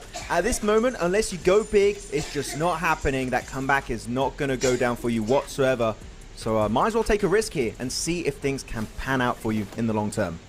Yes. Oh, man. I mean, right now it's just the time. You got to make plays. You got to play it so conservatively. We got a nice eastern circle here, southeastern one. And that's going to make things super interesting here. You cannot afford to make any mistakes because look at this leaderboard, man. I would say from 11th all the way down to 19th, we could see some crazy changes. That's a lot of squads that could go home. Yeah, a lot of them. For sure. And actually, I'm wondering, is D+ going to be kicked out of top 15 this game, or is it going to take the last game for it to happen? I feel like it's going to be in the last game. We might just lose out on D+. Because it would require a lot of teams. You need a KRX. By the way, some people still are confused. KRX is DRX. They just rebranded. Al Ula, Influence Rage, Bigatron, right? And Ulf and NGX, etc. to all get a few points in these next few games. These next 2 games, really. That's all that's left. And D+ will be kicked out. So I feel like not this game, but the last match, that is when D+ might just get kicked out. Which sucks to say, man. There's such an incredible roster. So many big names on the team. Got Fabian, Nolbu, Chips, and Porico that was playing a few times too. Nolbu in particular, man, I was really hoping we could see Nolbu in the finals, but it seems like that dream might just not happen in the end. That sucks. Yeah, it really does. It really does. So, like, the worst case scenario, right, for D+ is the top teams here just go out early, right? Like last game. Yeah, like last game. If they go out early again, and we see, 11th on down to 19th put up a half-decent game, right? Oh, it's like cooked, pretty much. Because it's just so close. I mean, 68 points. The cutoff is 64, dude. Yeah, it's not looking healthy at all for D+ at this point. They'd have to just really hope that if you're D+, man, you need to be cheering on Ear Arena, Aurora, and Nongshim Red Force, even Furia, right? Just tell them, hey guys, wipe the floor with this lobby. Give our boys a chance, because if those guys go out early, it ain't looking good. Yeah, you really need to have the stars align for you. Or go for GOAT, right? Yes. Come on, GOAT. Go, just send it. Yeah, it's looking quite tough. But yeah, you still got so many big names, right? You got especially Weibo, right? Okay, I know I sound like a broken record, but I'm going to repeat it one more time because it's just so insane that this might be happening. We have 4 global champions in 2025, right? In order, PMGO, Regnum Caria, followed up by then, I think after it was straight away PMHI, won by Weibo. Then you had PMWC, Yangon Galacticos, and then you had PMGC, won by Alpha 7. We know Yangon, A7, already out of the picture. Weibo and Regnum Caria are still not in the top 15, and above them are teams that are still playing, like your Nigma Galaxies, like your Ulfs, your BTRs, etc. They are constantly going to make this a moving goalpost kind of situation. I would be absolutely shocked, bewildered, if we see those 2 teams of Weibo and Regnum not make it to the finals. What an insane downfall that I think nobody could predict in 1,000 years, and yet it is happening right here, right now at PMMI. What is going on, Hot Jukes? I never expected that. Yeah, I mean, me neither at all. I mean, it's just so wild. This is why we talked about earlier, right? Like, this feels like 50% harder than PMGO Season 1. This whole lobby is just stacked from top to bottom.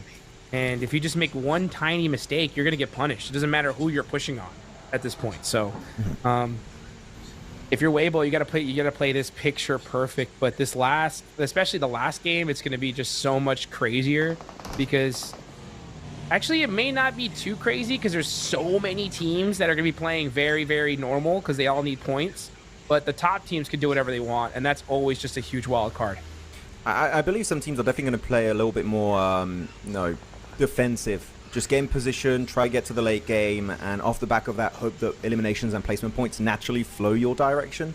Especially if you're looking at teams like Thunder Talk, for example. I feel like that's a team that is going to do exactly that, just try and cruise into the games, get into, if possible, top 5 scenarios, and that should be very easily making sure that there's no way in hell they're going to slip out of top 15.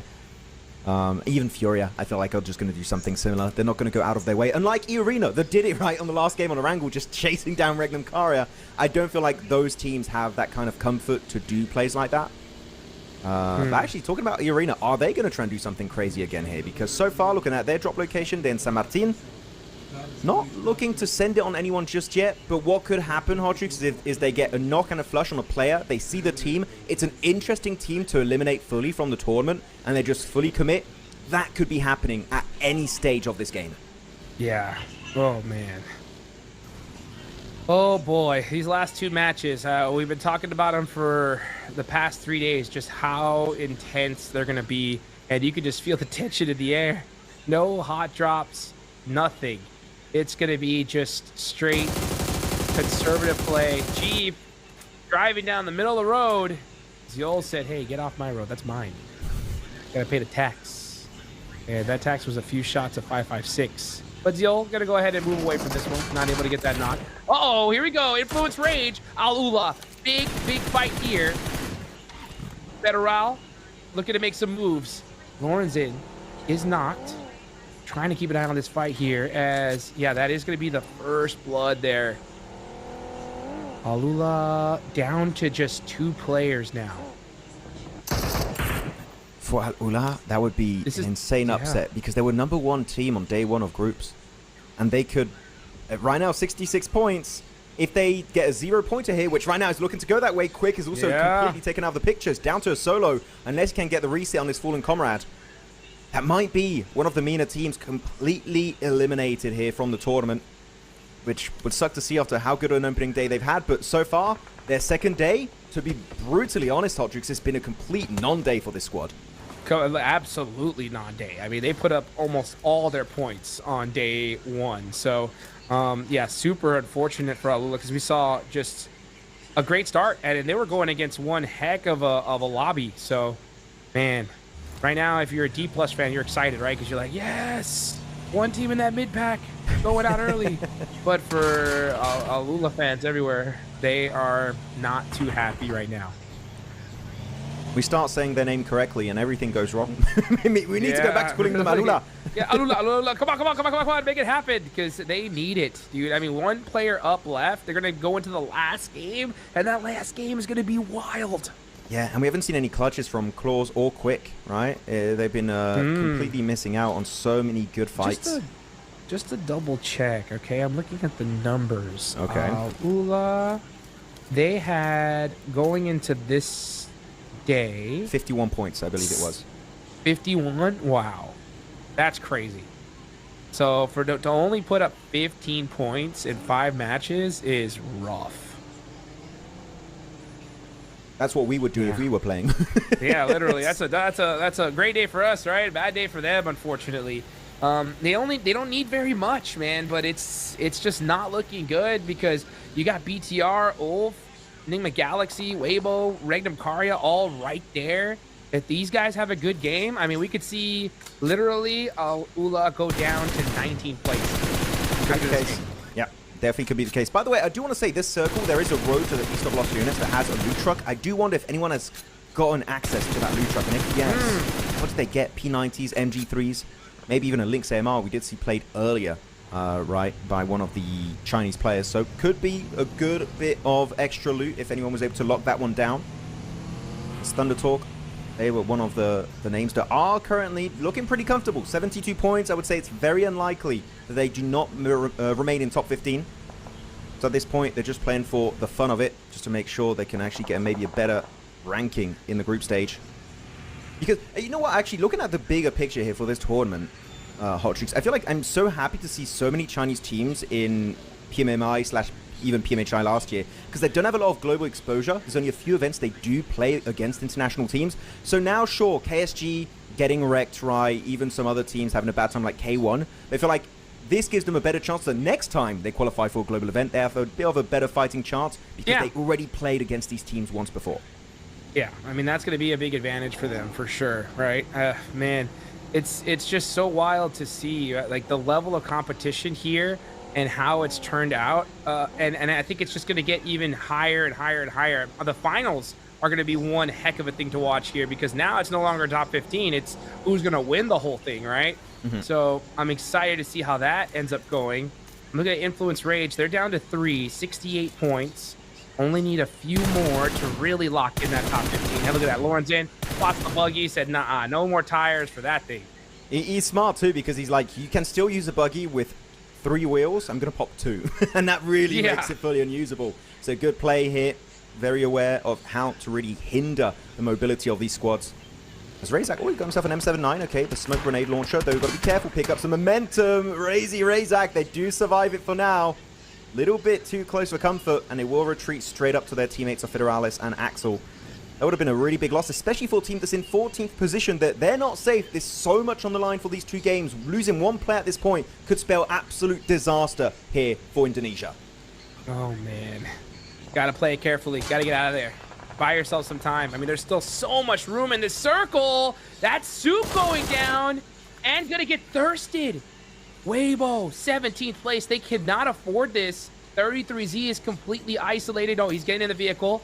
Going to try to head to safety. Is he going to be able to get there, though? That's a question. Let's see. He's driving away. XYZ sees him. Decides not to pop off those shots.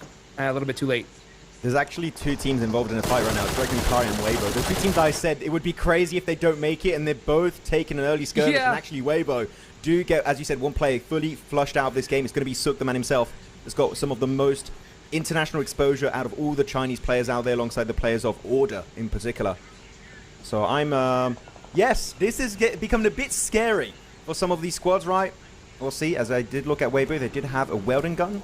No hovercraft, though. Would be good to find that. To combo that with the extra third weapon he has in his arsenal. Expecting them to encroach over the ridgeline. Instant pepper. Bully them away. Make it known this position is taken. You don't want to take it away. You don't want to take that fight. But Aurora is Aurora. They're in top 5, Hot Jukes. They might just say, screw it, we don't care, YOLO, and send it right onto Weibo or Thunder Talk. Yeah, like I said, you know, if you're a fan of like a team like D+, you want Aurora to go crazy here. You want them to soak up all the eliminations. This is going to be kind of inconsequential as it's against Thunder Talk, but Zol gets a nice knock there onto Awake. And these are 2 of the top squads fighting each other. So for those teams at the bottom, this is exactly what you want. It's good. You know what? This event in general has given me way more hope when it comes to Ziol. I feel like he's been he's still a really good player, right? He was a PMGC MVP a few years ago in Turkey for PMGC Grand Finals. But this event definitely made me like, okay, no, he still has it. My man is still on top, one of the best ever to kind of make his way on the PUBG Mobile esports scene.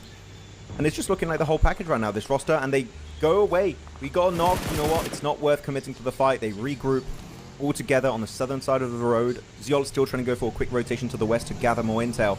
And they just want to hold off Thunder Talk and Goat Team, really. So they're just going to defend this position, zone teams out, and hopefully get a few eliminations in the process. So far, it's pretty typical stuff from this squad. Aurora holding it down, can do whatever they want in this lobby. E Arena can do the same thing.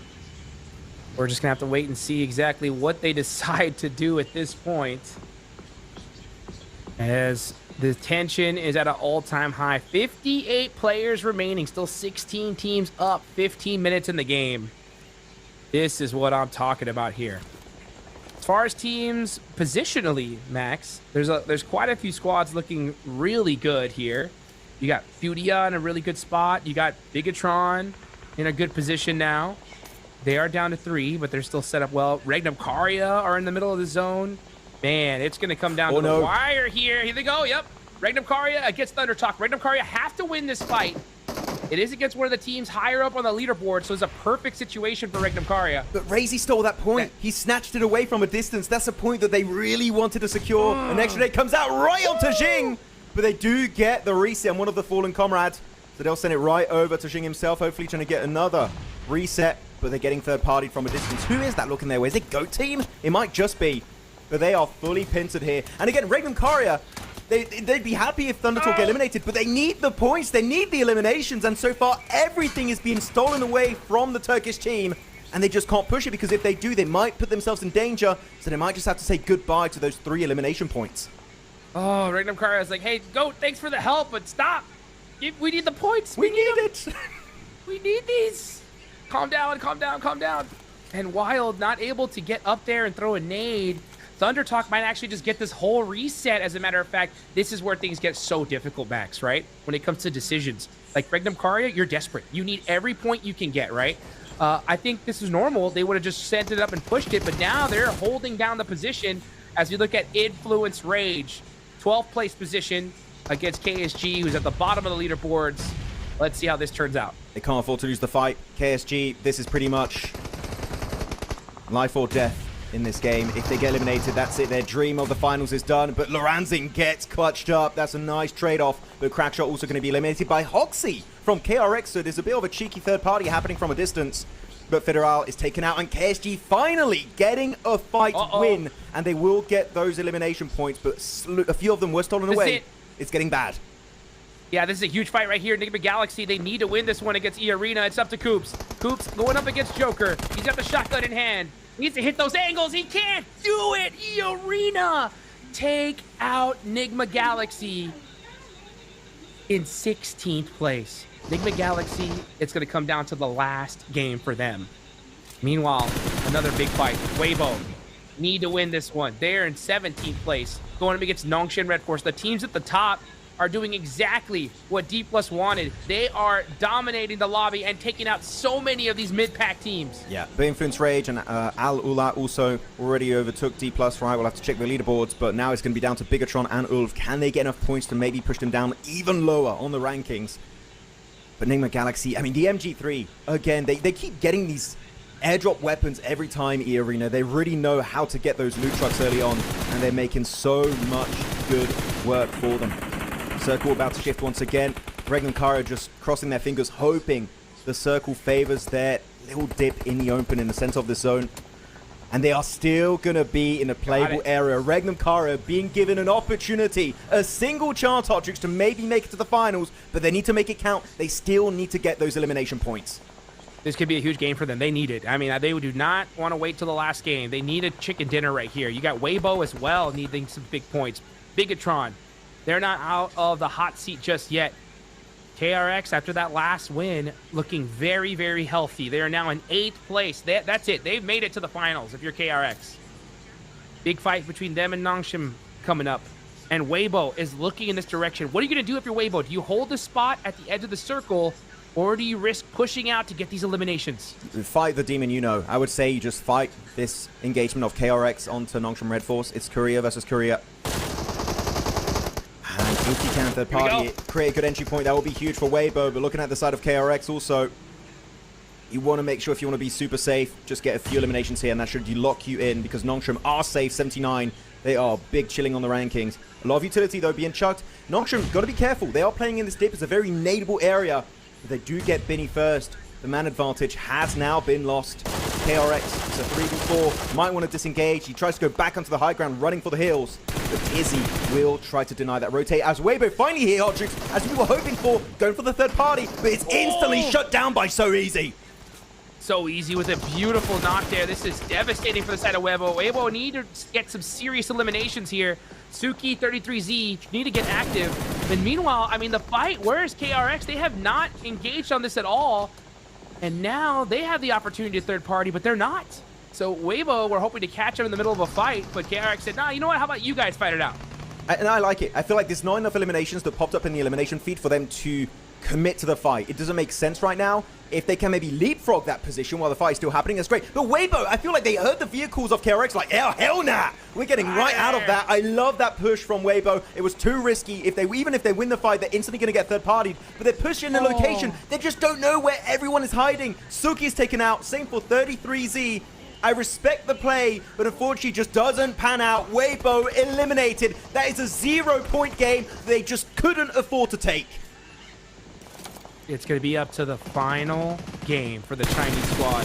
Let's see what they can do. But now it's up to Bigatron. Bigatron getting some shots downrange. The Indonesian team trying to take down Nongshan Red Force. They need every point they can get. They've got 2 so far. They're in 13th place.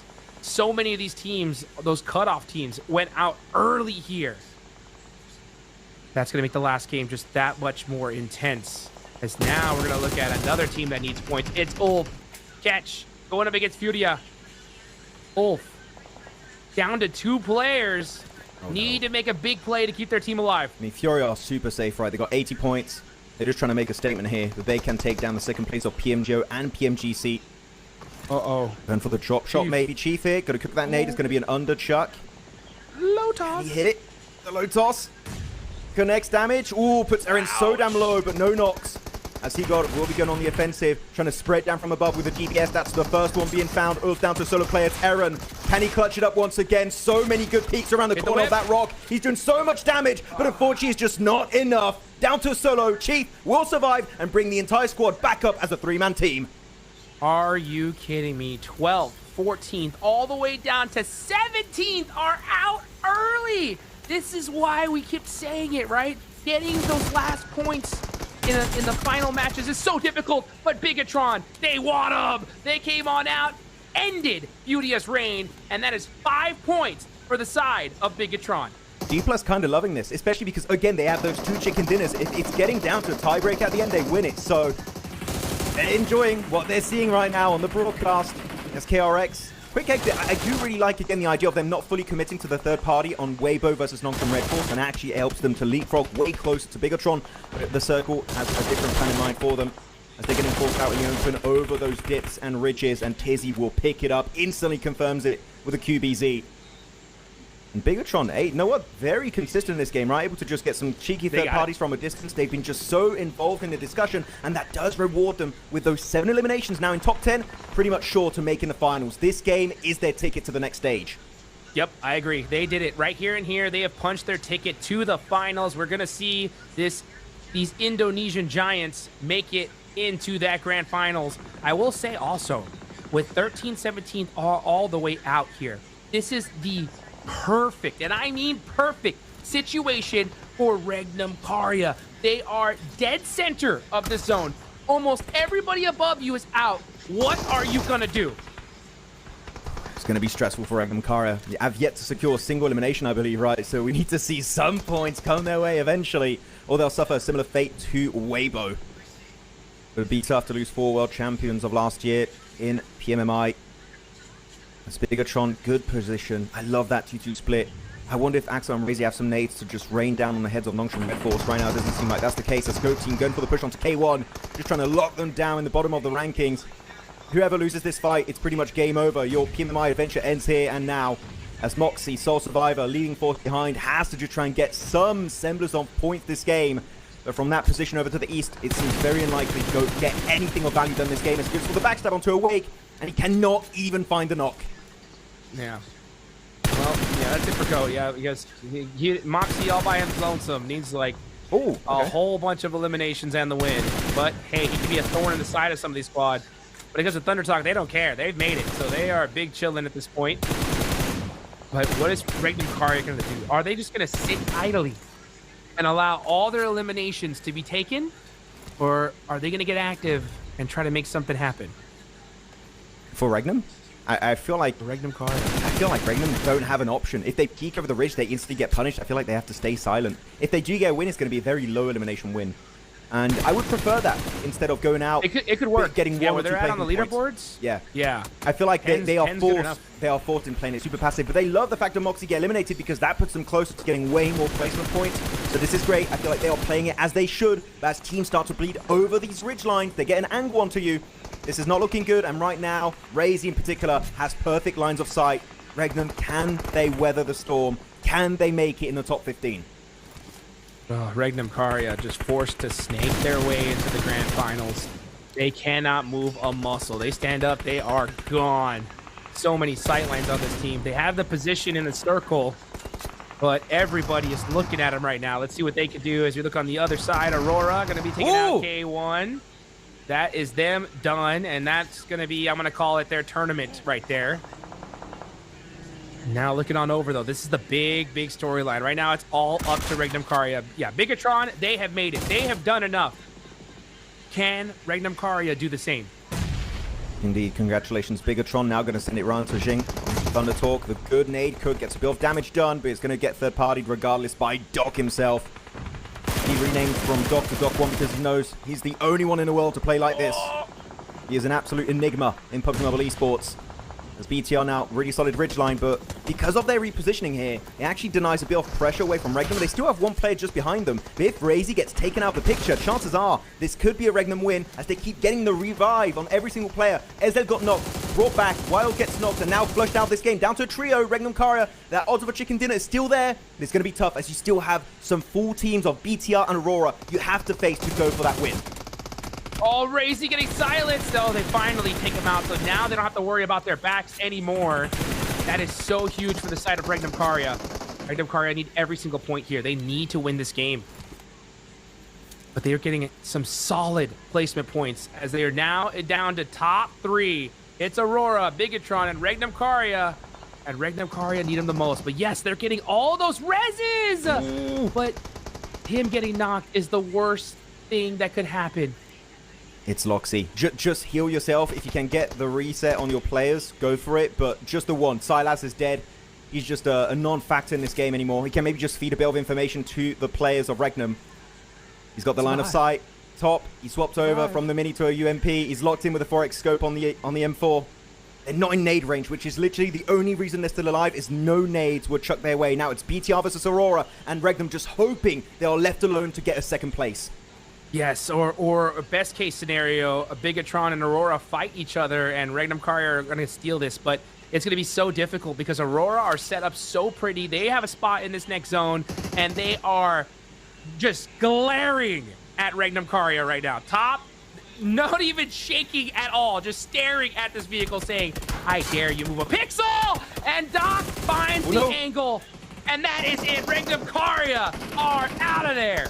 They still get an extra 5 placement points for third place, but Bigatron, they secure their position already in the final, so it doesn't matter. But Aurora finally also a chicken dinner on the Dusty Dunes. And what a high elimination game it was. It was so controlling, so decisive, so aggressive. When everyone thinks about Aurora Gaming, this is the kind of gameplay you expect, and they finally deliver just ahead of the grand finals. That is what I am talking about. Let's go, Aurora. On top. Now let's see just how far they moved up the leaderboards on this one. Great game from this squad, and the best case scenario for a lot of the teams trying to make it into this next stage, because the teams at the top did so well, and those teams in the mid pack not so much when it comes to Miramar. Yeah, I really wonder, where is D+ going to be? I feel like they're just going to be on the cusp, maybe a rank or 2 ahead of 15th position, but I would not love to be a D+ fan or a D+ player at this moment, because it is going to be down to the wire to see who's going to be able to secure their positions in the finals. Doc, though, will be your game MVP, 8 knocks, 6 eliminations total, and over 1.2k damage, which is interesting. I would expect top damage to be top with that many 14, but no, Doc making it known that he's one of the best players in the world here for Mongolia. And I was waiting for when this guy was going to get some big games, and you know what? He finally makes it happen on Miramar. You love to see it. Yeah, let's go, Doc. 6 eliminations, 1,200 damage. Yeah, that's insane. So the Doc has awoken, that's for sure. I mean, they've been awake this whole time. They've done so dang well. As we take a look here at the highlights. And, man, this one was definitely a wild one. We saw so many of those teams in the middle, you know, as a matter of fact, dead center, 12 and 13 out so early. And then a lot of the teams around them just started to follow. Really was. It's just a domino effect for so many of the teams in the middle pack of the rankings that needed some big points on the board. Not even big points, even just like a 5-pointer could keep you nice and comfortable up in the top 15. Some of the teams were just not able to make it happen. And yeah, I mean, in particular, I want to look back on one of the plays. It was Weibo. I love that they were trying to avoid that skirmish between KRX and Nongshim Red Force, but unfortunately, you just try and leapfrog into a position you just don't know which teams have what kind of line of sight on that location, and they get completely obliterated. I think Weibo should have maybe just committed to the fight and took a shot. They didn't do so, and that might have cost their grand final slot right there, as Aurora do take home a 28-point game, Hot Chooks.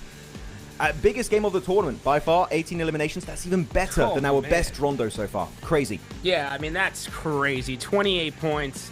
I mean, that's got to put them, what, first place at this point? I mean, they are locked in. So Aurora, yeah. I mean, that's 20. That's almost 30. That's crazy, right? Bigatron putting up 17. Massive storyline right here, because they were down and out with 17. That puts them into the finals. Yeah, it really does. Regnum Kara, those 5 points, no eliminations. I can't wait to see the leaderboards, man. It's going to be so intense between these teams. It's going to be do or die. Weibo, though, the big bubble there, which you don't want to see. Even for the likes of Al Ula, which they've been slipping the entirety of today. Last game, it's do or die. We'll see if they can make it happen. I keep saying it's do or die, but it really is for every single team. If you're around 15th position, you're not going to be loving what's going to be going down in that final match on Miramar. As here we go, rankings are here, and 108 points. Aurora here, untouched. The only team that could tear them down would be E-Arena, and that's a 18-point gap.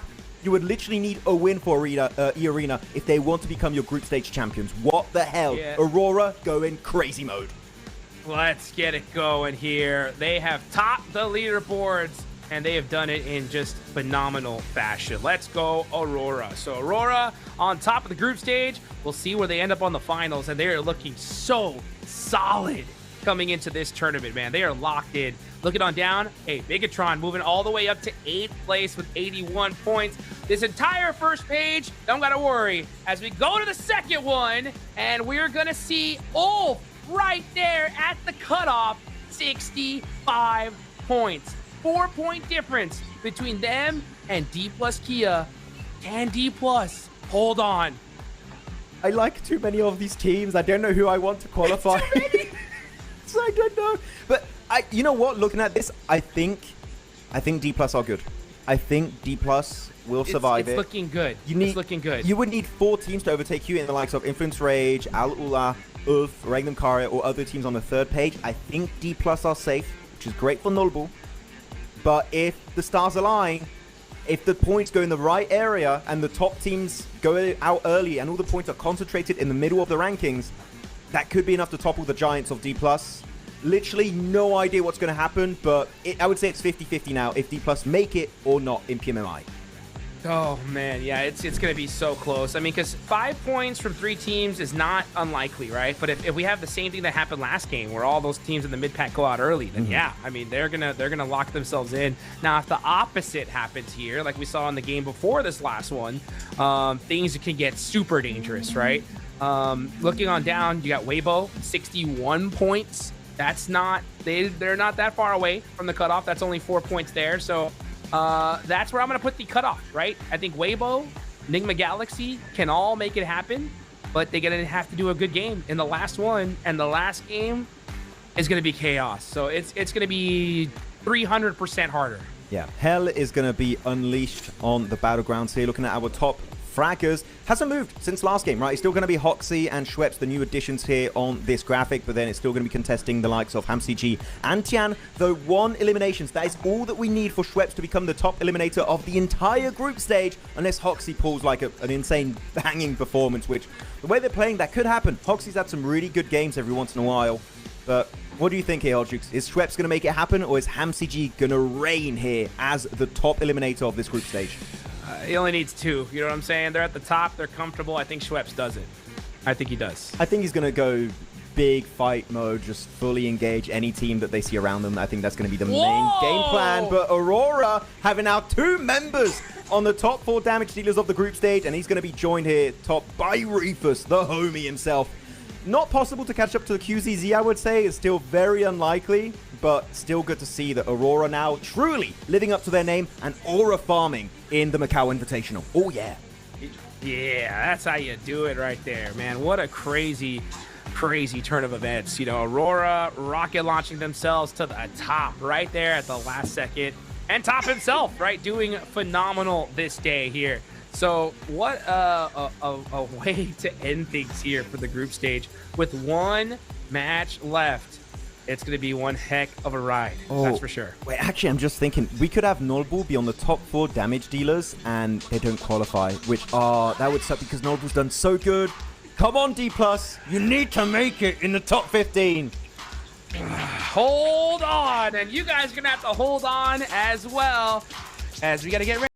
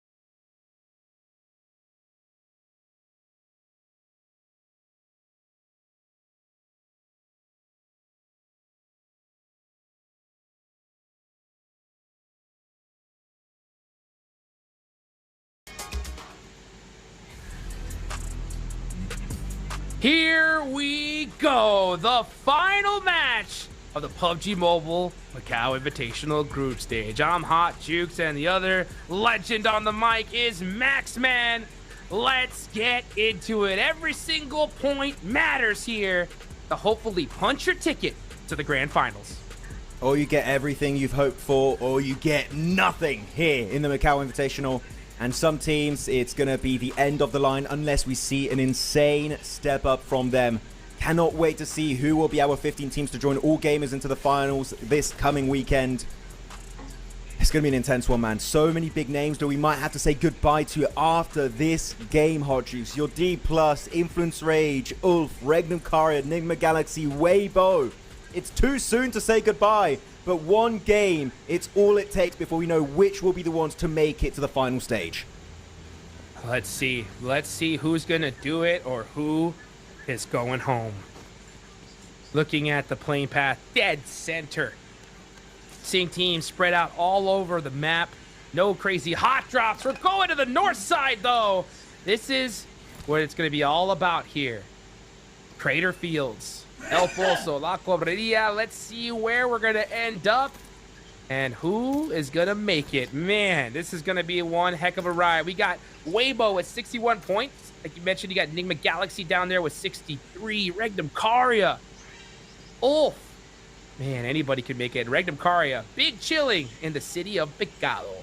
Oh, yeah, big chilling over there in Picado itself. Though, I do have an announcement, ladies and gentlemen, as we were told. A player is joining the fray. A special guest, you could say, going into this game. As that's going to be actually impacting Thunder Talk. As Awake is not going to be playing this game, and he will be replaced by our back-to-back PMGC champion of Season 1 and Season 0. It's Jimmy Hot Jukes. He's here, and he's ready to play. Bringing it back home for China. Oh, man, I haven't heard that name in so long. It's good to see that a legend has entered the battlefield. And, hey, no better time when your team's already qualified. You know what I'm saying? Like, all you got to do now is just have fun with it. Good to see Jimmy making it happen here on the global stage.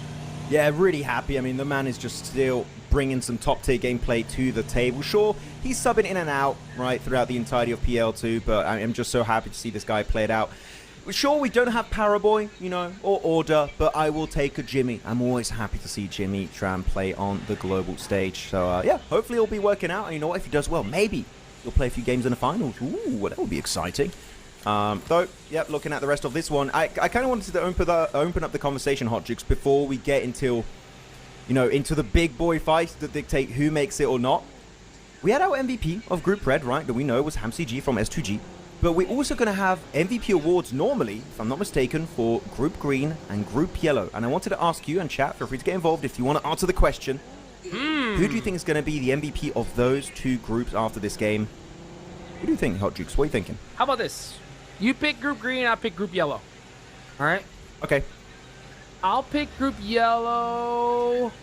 I think it's got to be Schweppes, right? Iarita. Yeah, Schweppes, he has popped off in this one. 90 points total. Yeah, I think he's a shoo-in. It's good to see Thailand, right? Coming back strong here on the global stage. Okay, I mean, Schweppes makes sense, right? He might be overtaking also HamCG in the top fragger of the entire group stage, so I do respect the pick.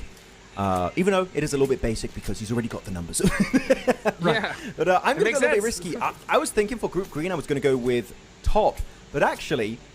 kind of want to go some other direction. I think Reefus might become the MVP. I didn't check his exact elimination count, but I feel like Reefus could make it happen. Or even Ziol. Everyone's really high elimination-wise, but Reefus has had such a great year so far, ever since he's got that 1v4 grenade on Vicious in PMGO EECA finals.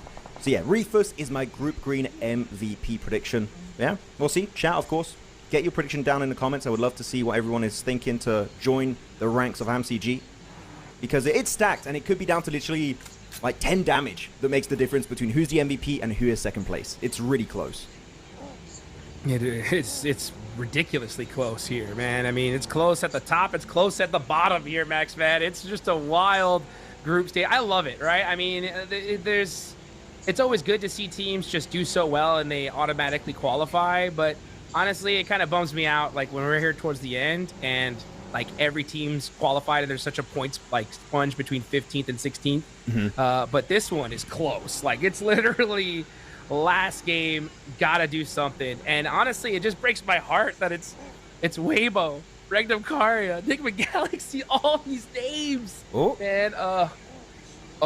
Regnum Karia talking about the devil right now. Al Ula just okay. We hear the vehicles. We don't want to take this fight. Hell nah.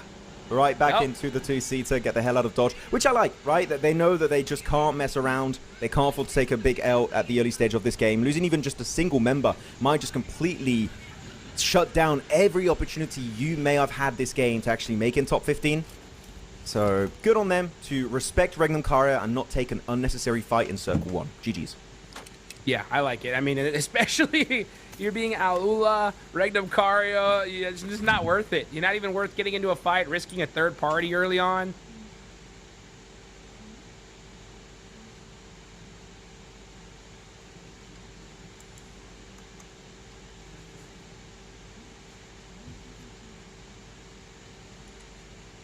Thank you, guys.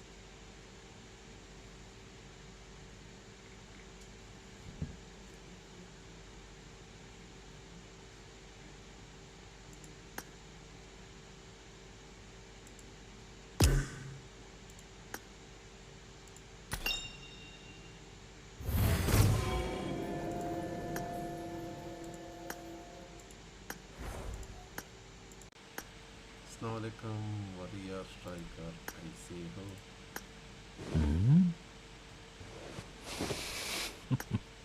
अस्सलाम वालेकुम रहमतुल्लाहि व बरकातहू। क्या हाल चाल रफीक भाई? मजे मजे सब ठीक ठाक, फर्स्ट क्लास, मजे में। फुल मजे भाई। किधर हो भाई, गायब हो गए हो? क्या करे भाई? मुझे लगा आपके बॉस ने आपको लॉक किया है। नहीं नहीं, मैं जल्दी आता हूँ सही करा।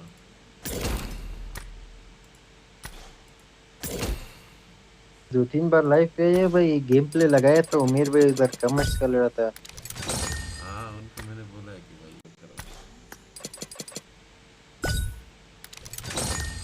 10 सीसी से कुछ नहीं देता आजकल शाही करवाए।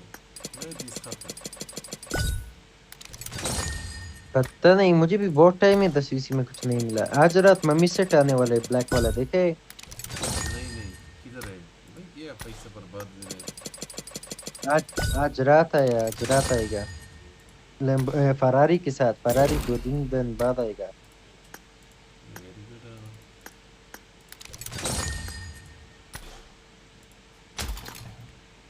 क्या याद करोगे शाही कर?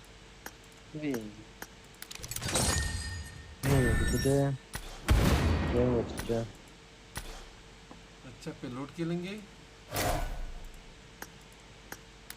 नहीं भाई, पेलोड नहीं, लेविक खेलेंगे, रिंगल खेलेंगे। गेम पे थोड़ा सुस्त हो गए, बहुत टाइम से गेम नहीं खेला। वेट, मुझे कुछ चेक करना है, 1 सेकंड। ये क्या एसएम कार्ड देते हैं रोजाना कुत्ते? नहीं, कुत्ता बोलते हैं चल, नहीं पता क्यों कुत्ता कार्ड देते। मुझे भेजो कोई। ट्राई करो। मैंने ओपन ही नहीं किया, बहुत टाइम में ओपन ही नहीं किया रफीक भाई कार्ड्स। वो 30 कॉइन लेता है भाई, 30 कॉइन हर दिन ओपन करो, मैं सब कॉइन्स खत्म हो रहे हैं।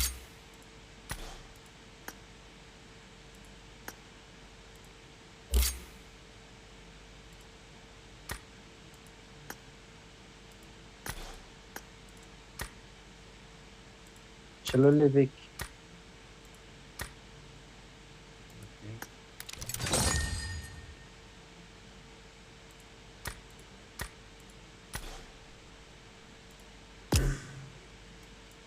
ये लगा लो, क्या नाम है शाही करा? पेलोड। एक पेलोड का मजा लेते हैं। पेलोड लगाना है वेट गुड। 1 सेकंड, किधर गया?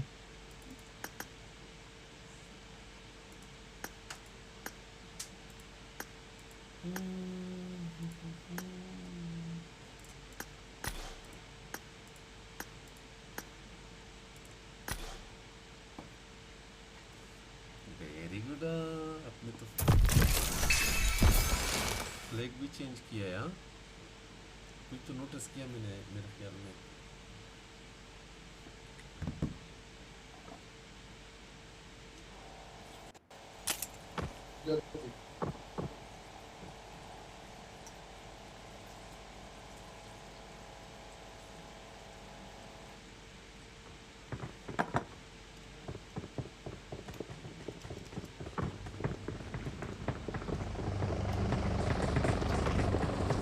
I need a weapon.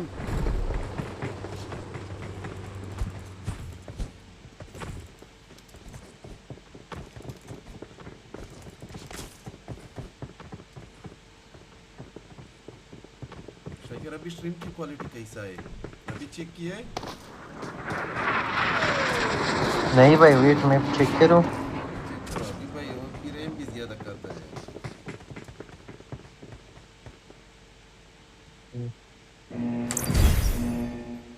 चाचा आपने कूलर लगाए कौन सी कंपनी का लगाए चाचा? शायद खरीदे फिर उसने दिया, उसके भी मैंने खरीदा था अमेज़न से, फिर उसने यूज़ नहीं किया। हाँ एक कंपनी कौन सा है? क्योंकि आपने एक पिक्चर सेंड किया था, मैंने भी एक लिया है भाई आपकी जैसा है। अभी भाई ये क्वालिटी बड़े अच्छा ना है लो, भाई। ये बड़े कुत्ते हैं भाई, ये बड़े वाले जो होते हैं भाई, ये इतना कूलिंग नहीं करते। भाई आईपैड में छोटे वाले नहीं आते, आप बड़े का बोल रहे हो। भाई वो दरमियान में लगा लो। मैंने वही बड़ा वाला लिया है जो आपके पास आज है थे। क्वालिटी, हाँ अभी क्वालिटी कैसे है ट्राई करो। क्वालिटी अच्छे। Welcome guys, please subscribe.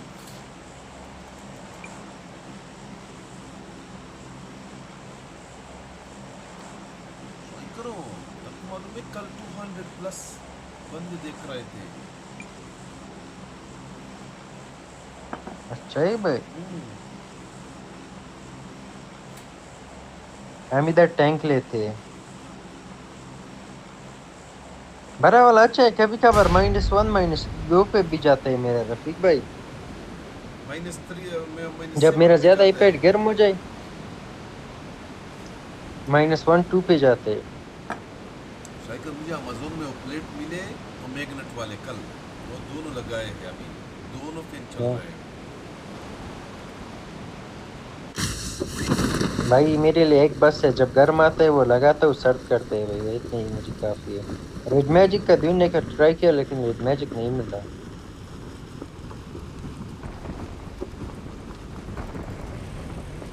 Tank में घुस गया।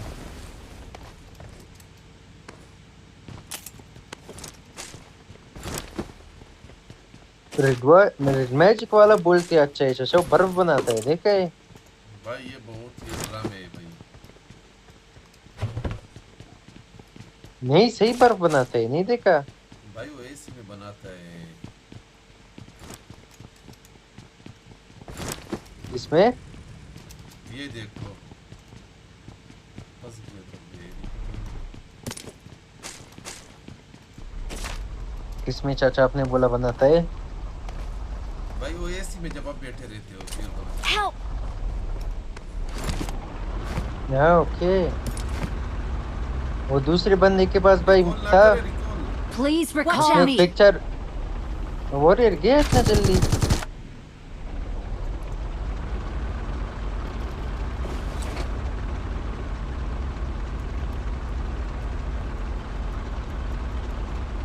बैठ में रिकॉल करो।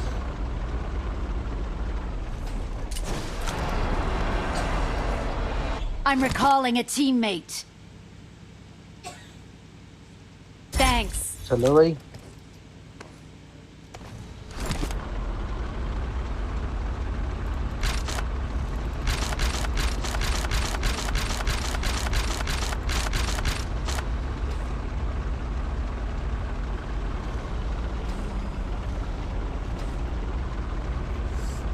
रॉकेट है कुछ आपके पास रफीक भाई? अभी मेरे पास रॉकेट कुछ नहीं है। रॉकेट लॉन्चर है। मेरे पास एक M3E1A है भाई, वो टुंग टुंग वाला जो आवाज गाइस निकालता प्लीज है। Like subscribe. Like subscribe. ये सब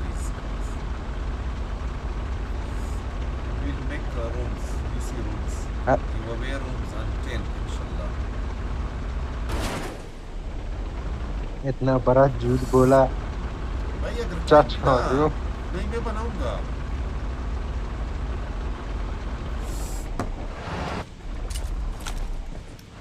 हेलीकॉप्टर वॉरियर को ले आओ वो टैंक वॉरियर को देंगे भाई हेलीकॉप्टर में और आप लेंगे आओ वॉरियर को जाके ले आओ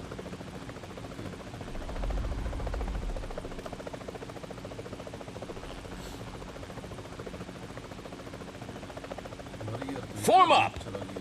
कम नंबर 4 राजा नंबर 4 वॉरियर के साथ वो है भाई जहाज Okay.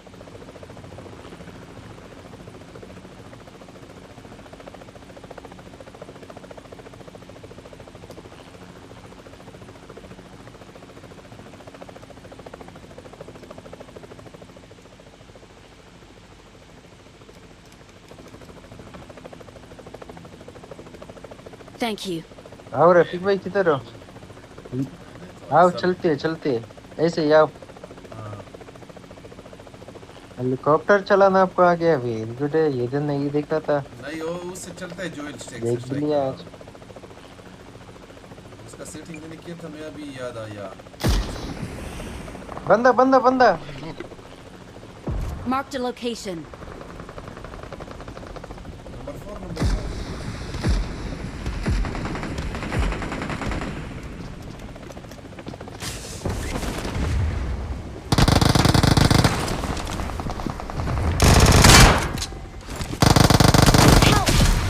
वेरी गुड भाई कैसे पड़ा था ये Help! अंदर ट्राई करो very good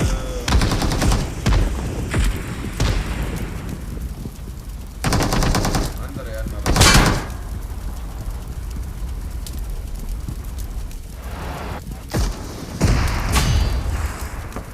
very good warrior boat आया कुत्ता मार दिया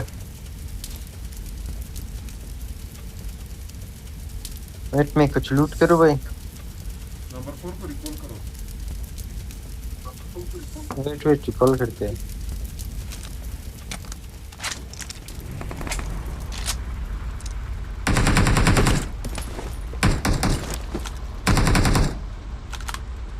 मेरा गलती और से लूट भाई क्रेट्स वो किधर है 6x मेरे पास है चाहिए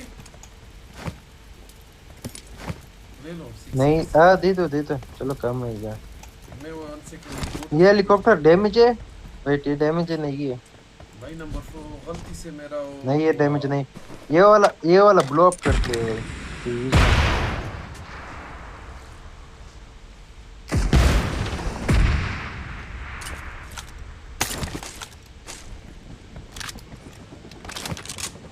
आओ भाई Watch out!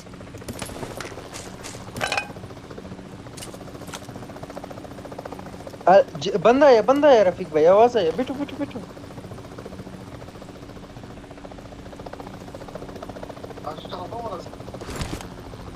हाँ गाड़ी वो रहा मरो रॉकेट से मरो उसकी मुंह से ए तेरी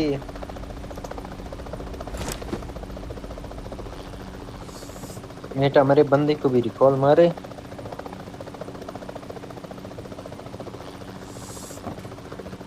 हेलीकॉप्टर बहुत फास्ट है या मुझे फास्ट लगता है हेलीकॉप्टर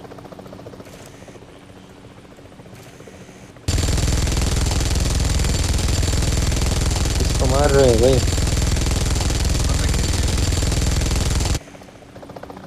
जंप करो रिकॉल करो Watch out! Thank you. Marked a location. I'm recalling a teammate. Thanks. चलो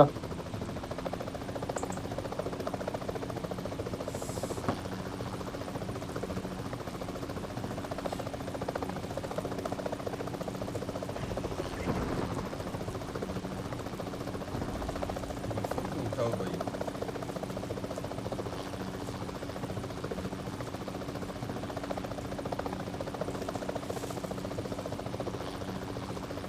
हाँ फाइट के लिए जाओ फिर हम हमारे लिए रिकॉल करेगा give it recall us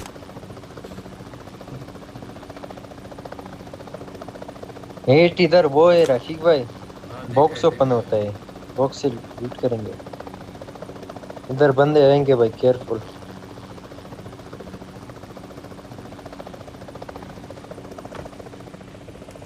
wait नीचे वो करता हो भाई, फिर वापस बैठ तो भाई।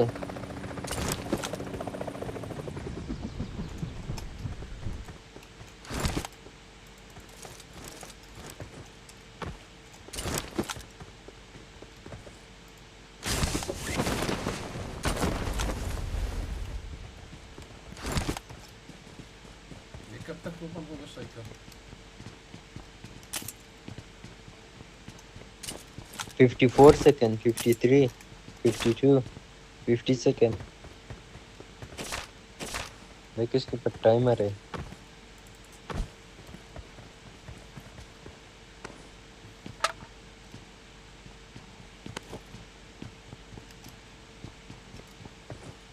एट एक्स मिला, मैं उठाता हूँ जरा।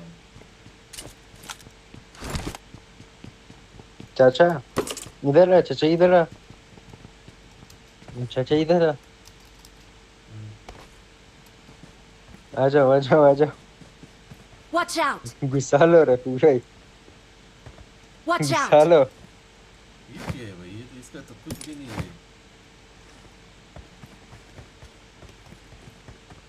ओह वेरी गुड है आपका, आप इससे भी बड़ा वाला गुजार सकते हो भाई भाई भाई। ये उम्मीद नहीं थी। और ये चीज मुझे दे दो जो आपके हाथ में है। वेट में लूट तो करो रफीक भाई, देखो इसके अंदर क्या मिलेगा। वो मुझे दो रफीक भाई, ये आप लो, वो कौन सा? मुझे दो।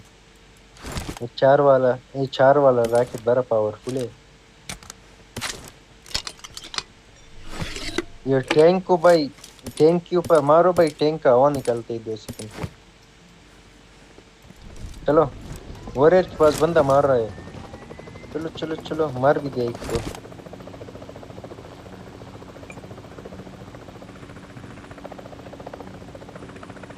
स्कूल में भी बंदे हैं, फार्टनेस देखो, रेड जोन मांग रहे हैं अभी, देख रहे हो? तुम हो गया छोटा, रेड जोन मांगा था उसने।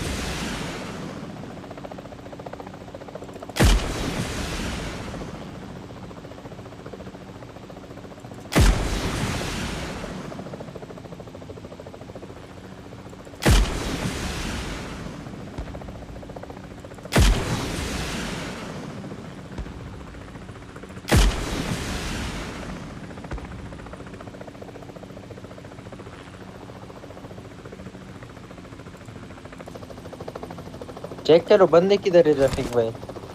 नीचे तो वॉरियर का टैंक है, और ये रोबोट किसका है? रोबोट को फाड़ दो भाई, रोबोट किसका है? फाड़ दो रोबोट। अरे रिपोर्ट नजर नहीं आ रहा है अभी। वेट थोड़ा सा wait Marked an wait. enemy's death crate. नजर आ रहे हैं।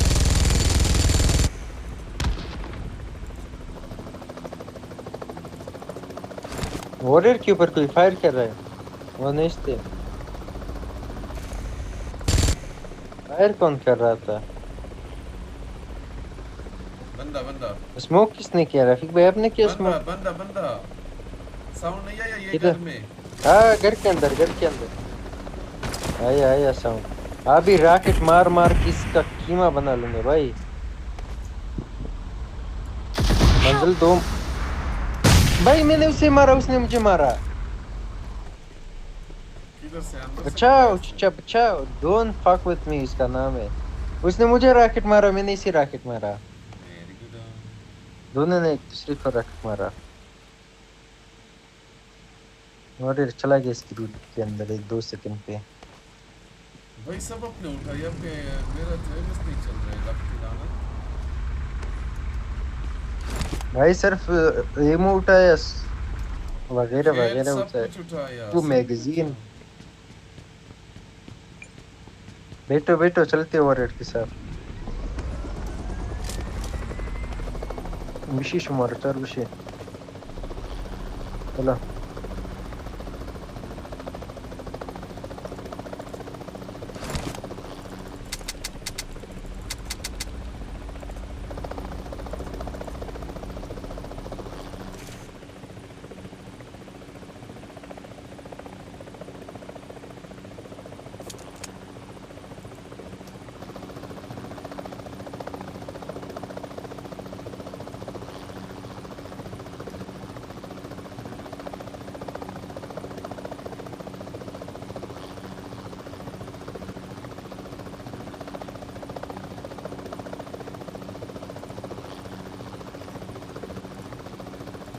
शिट शिट चाचा शिट जेट है गन से मारो जेट को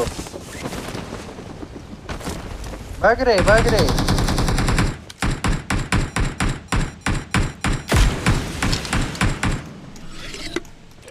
मरा लगा भाई जेट है वो बहुत तेज है चाचा आपके रॉकेट से जेट तेज है से रॉकेट मार रहे हो मिलवासाई रॉकेट को देखो मुझसे देखो आओ इसके पीछे चलते इसका जेट मुझे चाहिए मारा बोट था मैं क्यों नहीं मारा उसने रफीक भाई इधर कौन है आओ इसे मारते पहले Watch out!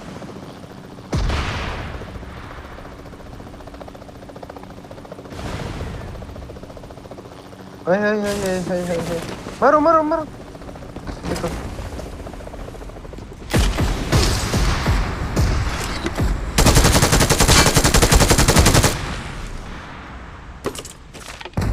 रॉकेट मारा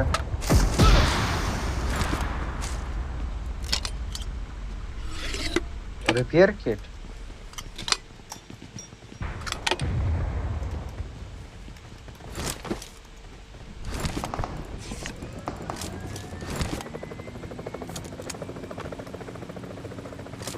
कैसे नहीं मरा जो बंदा मैंने मारा था शीट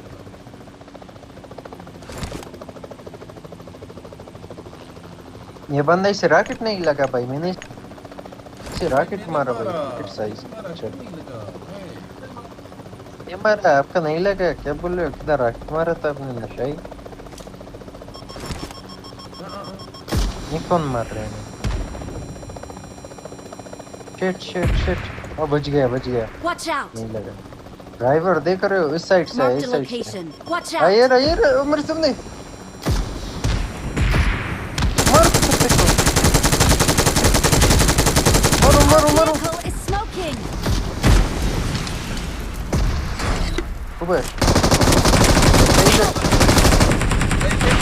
नहीं आ रहा है डशके में बैठा था ये गाड़ी के डशके में बैठा था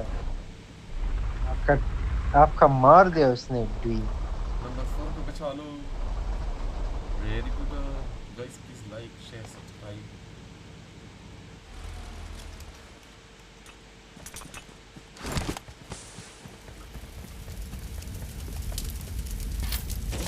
अंदर क्या है जी के लिए चेयर रख ये किधर है कौन सा लोकेशन के लिए दे दो चेक करो ट्राई करो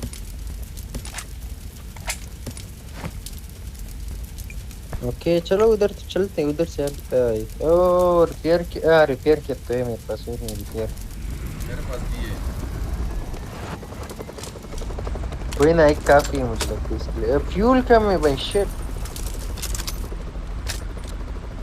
रिपेयर तो कर दिया फ्यूल का क्या करे बेटो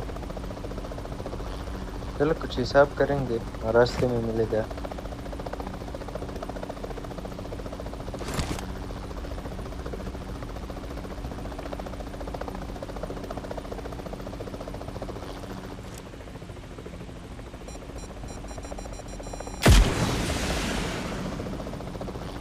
नाइस व्यू खत्म हो गया फ्यूल खत्म हो गया आप पेट्रोल चला गया और से चलते हैं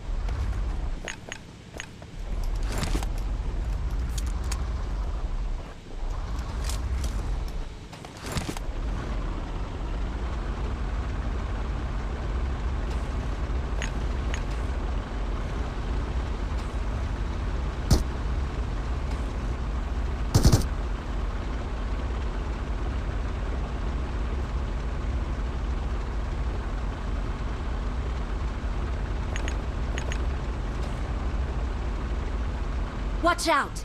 Watch out!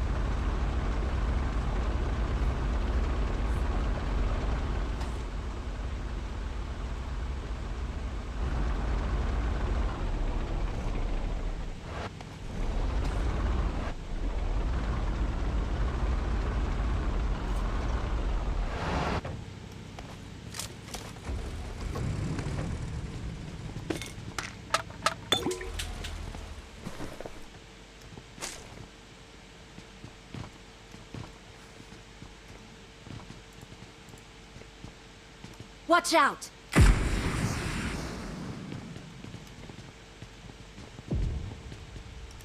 Watch out!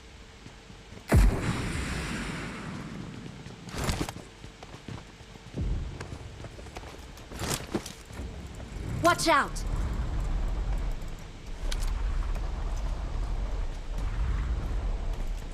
चाचा टैंक को आपने स्किन लगाया? नहीं नहीं, नंबर 4 में लगाया। नंबर 4 का होगा Marked a भाई। vehicle.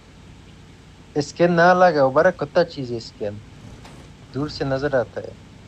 Marked a location. उधर बंदे नंबर 4 बोल रहे हैं। ये Let's go!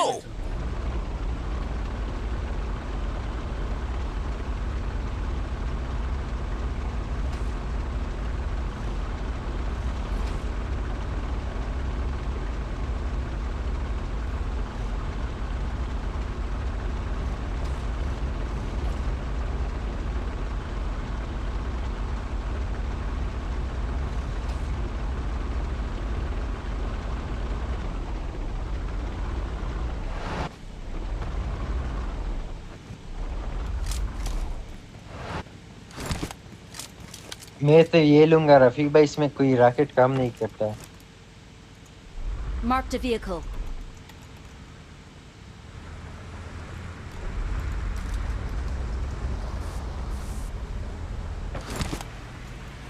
तो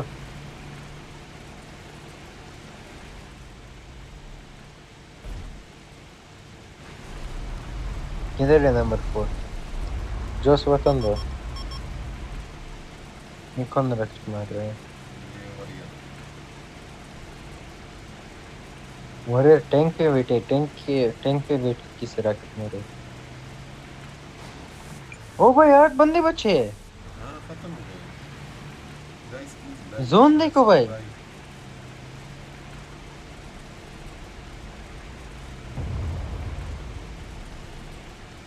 यहाँ हो रहा। Watch out!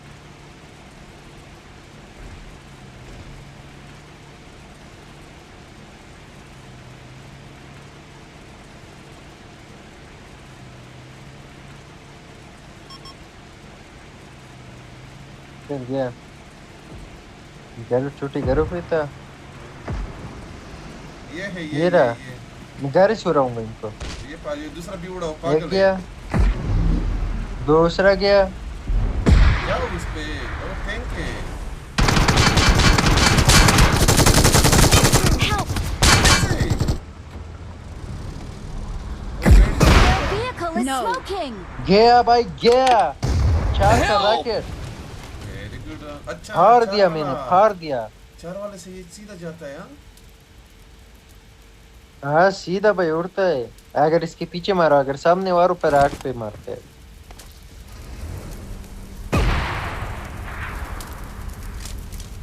कौन हमें फायर कर रहे हैं? अपना बंदा है। भाई ये मेरी नोक रिवाइव हो रहा है, मेरे नोक्स। ए तेरी सी रिवाइव भी हो गया।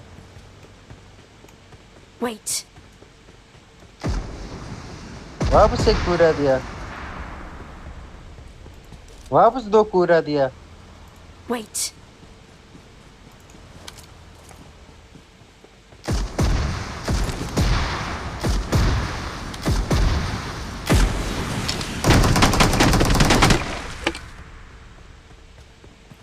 ए भाई गए, मजाक है। चारों रॉकेट ले इनके, इतना इनको रॉकेट मारूंगा, इतना इनको रॉकेट मारूंगा। पागल हो जाएंगे ये लोग, पागल। हटो चाचा अपने सस्ते गाड़ी के साथ। Wait. Wait.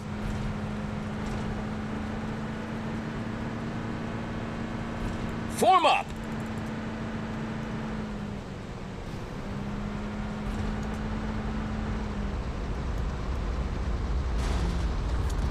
Watch out!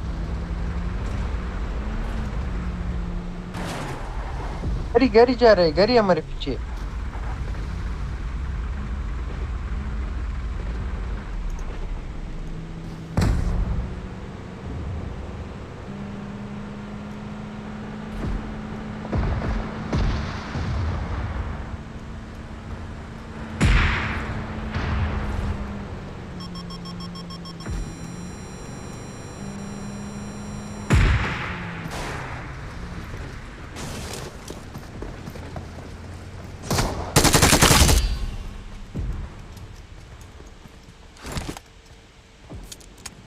बैठो बैठो रफीक भाई, घरों में बंदे बैठे, बैठो बैठो बैठो बैठो, चले इनके ऊपर। हाँ इधर ही हो, मजाक है। मतलब इसी के पीछे में किधर से किधर आया।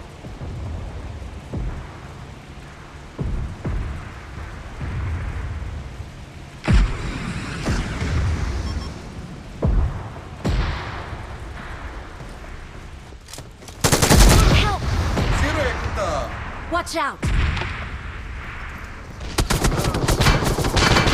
वेरी गुड, इधर ही खड़े रहो शाइकर। ना ना ना ना ना ना, इधर आओ। मैं मर गया। Very good. We are number one. The winner is us.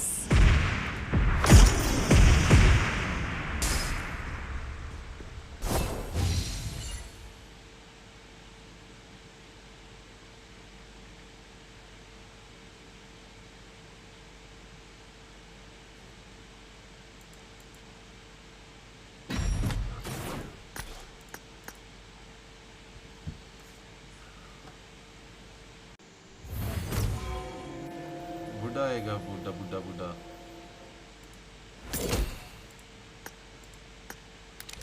इतना सोया अभी नहीं सोया। बुढ़ा आ रहा है, बुढ़ा आ रहा है।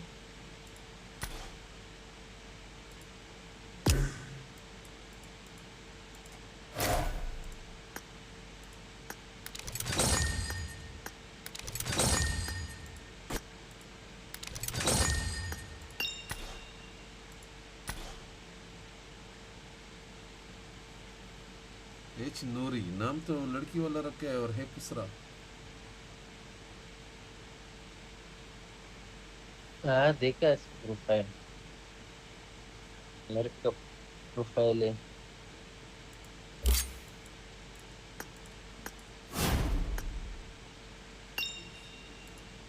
ब्रो हमारा बुढ़ा आ रहा है भाई, क्या करें।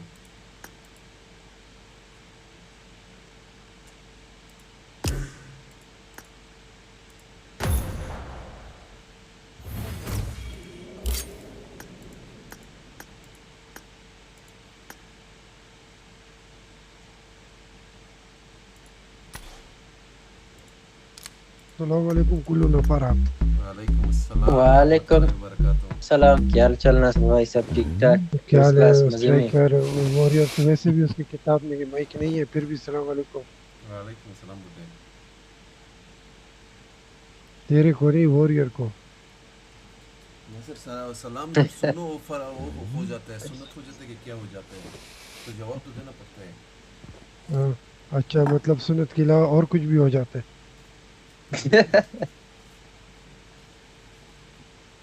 मेरे को अभी चाचा पिलोट गया भाई, ऐसा हेलीकॉप्टर चला रहा था, पायलट बना है। इसको भाई सब मालूम है, बस बोलते कि मेरा ग्लिच है। वो एमुलेटर में ग्लिच होता था, इधर बोलते हैं माउस से। नसर अल्लाह आपको, मैं बस बदुआ नहीं दे सकता। पूरी दुनिया खेलती है, सही है। इसका ग्लिच होता है, माउस खराब। शाइकर मजाक किए। शाइकर ये चेक करो, ये चीज़ हो व्हाट्सएप में। चिन किया ऑन सेकंड, चिन करा मैं देखो। अच्छा कर देख क्या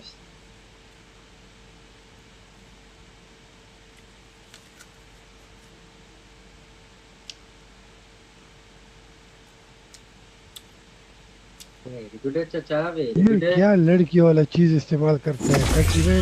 इतना ज्यादा गर्मी है, बाहर निकलो 15 मिनट वॉक करो।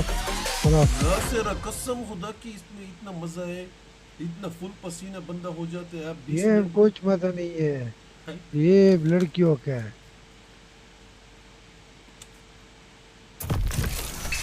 बाहर जाओ, निकलो 15 मिनट वॉक करो। 50 डिग्री सेल्सियस में गर्मी चल रहा है।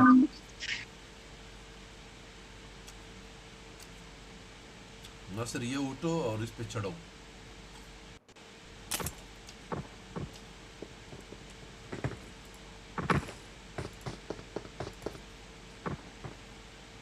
बस इसमें ये फायदा है, बाहर जाने की जरूरत नहीं पड़ती, डायरेक्ट उठो इसमें चालू करो। ये 260 एमएस पे क्या करें अभी?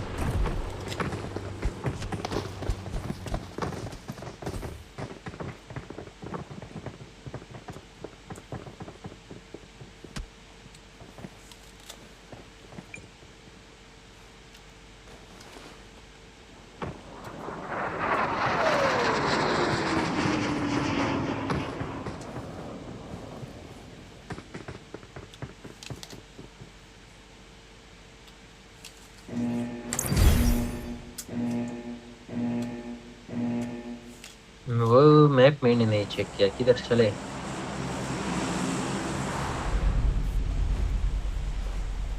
ओ प्लेन मुझसे लिया ये गाड़ी में। पहुंचेंगे उधर मिलिट्री बेस, क्या लगता है? मिलिट्री बेस शाही कर रहा हूँ मैं, सपना देख रहा था, ख्वाब मैं आपके नासिर था, कुछ तो कर रहे थे। ओके शाही का कसम से मैं उठा, नासिर ये मसला बना हुआ है 3-4 वीक से। नासिर रात 1:30 में उठ जाता हूँ, ऐसा उठ जाता हूँ कि जैसा बंदा फुल एक्टिव। फुल एनर्जी के साथ शाइकर में और तो भाग रहे थे ख्वाब तू में। फिर नमाज पढ़ो, जाके नमाज पढ़ो। 2 बजे उठते, 3 बजे नमाज का टाइम होगा।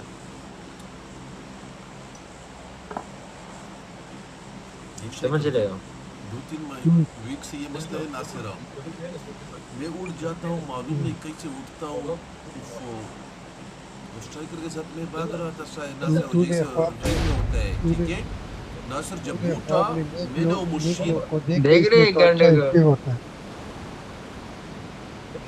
नासिर भाई को बोला एक बजे उठो भाई, आपको ऐसा सुलाएगा, ऐसा सुलाएगा। क्या मसला है? और बूटा मुनाफिक सुन नहीं रहे। ओए मैं तेरे को बोल भाई तो सही है जो मुझे देखा, इसका मतलब तूने एक नेक आदमी देखा, इसलिए तू इतना एक्टिव है। टट्टी वही तो ये रफीक भाई नहीं समझता है, तो बड़ा मुनाफिक है, हमें मुनाफिक बोलते हैं। तूने मुझे गलत नहीं देखा है, काश तू गलत देखे फिर तेरे को मालूम पड़ेगा मेरा असली रंग क्या है। गाड़ी कुछ नहीं है भाई, सामने से टैंक वैंक उठा रहे भाई, हमारा हवा निकालेंगे अभी तो बंदे। गाड़ी ढूंढो, गाड़ी जल्दी। कोई तो नहीं है। ए Marked a जल्दी location. से बैठना, जल्दी से। नहीं लेकिन कोई है नहीं हमारे साथ। बंदा आया, पीछे देखो, पीछे लैंड हो गया भाई। हटो मुझे बैठने दो।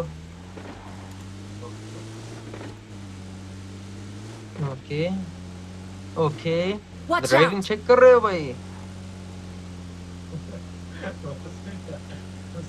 ड्राइविंग चेक करो भाई, ड्राइविंग ना करो फायर अभी चाचा, ये मोट जाया कर रहे। इधर टैंक है भाई, टैंक के ऊपर 2 बंदे हो। गाड़ी जाओ रे,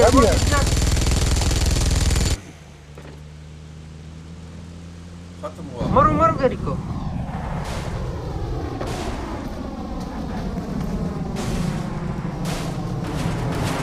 मारो रॉकेट से मारो। ना जल्दी ना वरना गाड़ी मारेगा। नाइस और यार जी। हेलीकॉप्टर आया, मारो ले लिया। मारो इसे चाचा, मेरे सामने।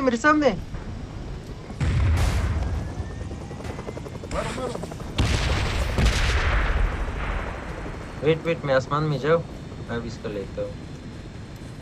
ये क्या की तरफ आ रहे हैं? 1 लो 2 लो। Their vehicle is smoking. गया भाई, हेलो टट्टी मच्छर की तरह गिर गया, मच्छर की तरह। Watch out. कल इसका टट्टी। एक और टैंक है नासिर भाई, टैंक लो, टैंक उधर टैंक मैं एक और। पहले इधर से गन उठाएगा। और गाड़ी आ रहा है अभी देखो, इसके मुंह पे 1 rocket 2 Their rocket. vehicle is smoking.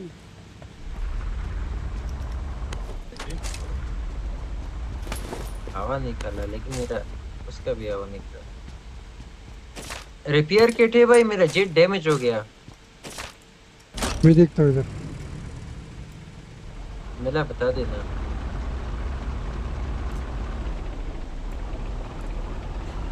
Nasir अब मैं आपके लिए टैंक लेकर आया, मेरा नहीं चलता, मैं उसे एक और गाड़ी है, एक और गाड़ी आ रहा है।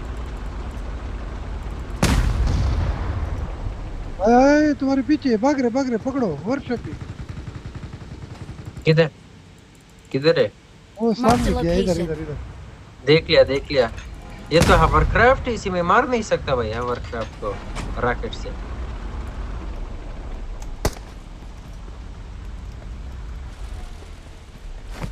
इसका हवरक्राफ्ट रोल ओवर हो गया भाई। आओ भाई आओ, इसके पास गन है। चलो।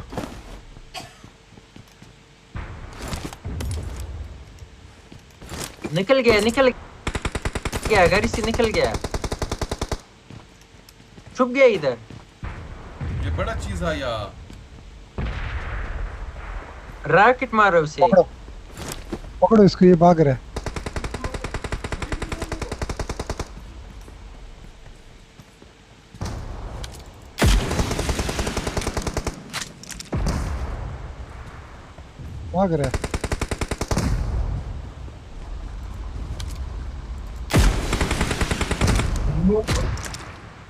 भाई मेरे सामने एक बंदा है, कोई मदद कर सकते है? मार नहीं सकते इसका।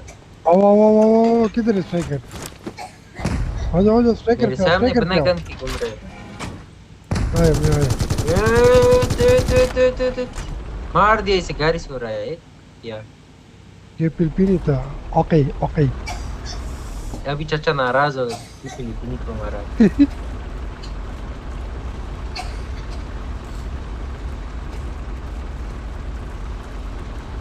एक बंदा आप लोग के पास, ये पीछे बंदा। नाइस।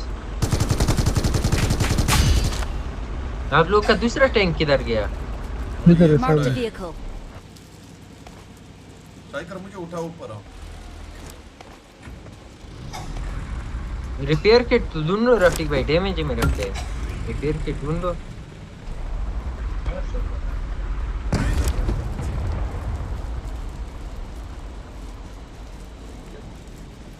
क्या लैंडिंग किया चाचा, मैं तो पीलोड बनूंगा, देखा Watch out. क्या लैंडिंग किया मैंने।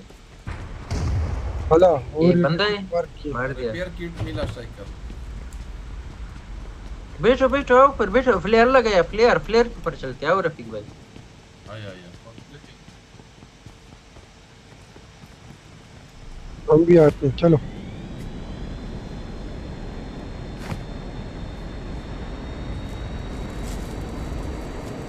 फ्लेयर गन लगाया है भाई। अभी देखना कितने सेकंड में उसके पास पहुंचेंगे रफीक भाई, क्या लगता है? 10-20 सेकंड। 200 का स्पीड है भाई।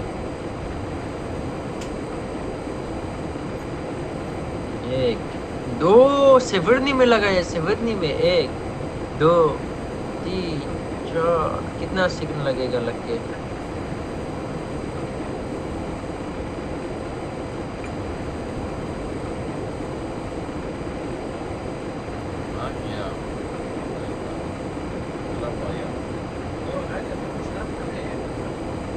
ड्रॉप तो भाई सेवर्नी के पास गिरा है, इधर क्यों आया? गिर गया। हाँ गिर गया, वो तो मैंने नहीं देखा। ये सामने स्ट्राइकर, ये नीचे। इधर Watch इधर out. नहीं आ रहा। हाँ देखा भाई, इतना जल्दी पहुंच गया, इनका ड्रॉप गिरा नहीं।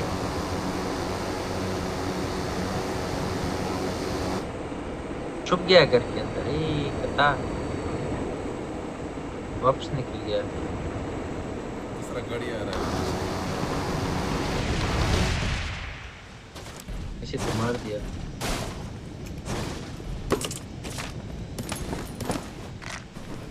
बैठो चाचा।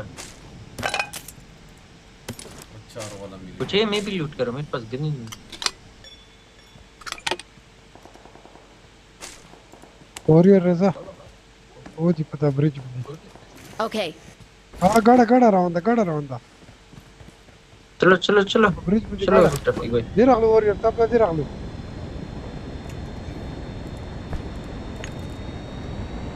बोटो का आवाज आ रहा है। Watch out!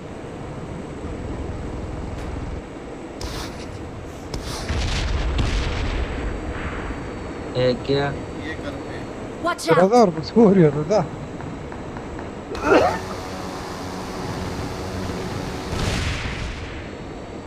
ये भी के Watch out! हाँ देख लिया वेट टर्न तो करे Our vehicle is smoking! Help! ये भी के देखो रिपेयर किट इनके टट्टी पास निकला नहीं है इसका चाचा गिर गया गिरा हुआ इंसान गिर के मर गया बहुत गिरा हुआ आदमी है ये आदमी इतना लूट के पीछे पागल है नासिर भाई वेट ही नहीं किया कि जित लैंड करे भाई ऐसे ही आजकल सीधे इसको जंप मारा। बहुत आदत हो गया लूट का बहुत ज्यादा काश की किल भी करे नासिर भाई किल भी नहीं कर सकता बात इधर है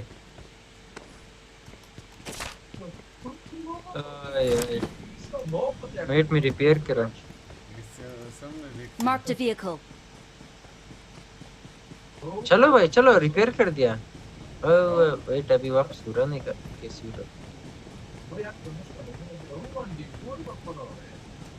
भाई अभी जेट निकालना कैसे निकल इधर से चाचा ओके समझ गया हाँ भैया मैं सिर्फ ये चेक करवा सकता हूं रिपेयर किट फ्यूल कुछ नहीं है उनके अंदर I got supplies.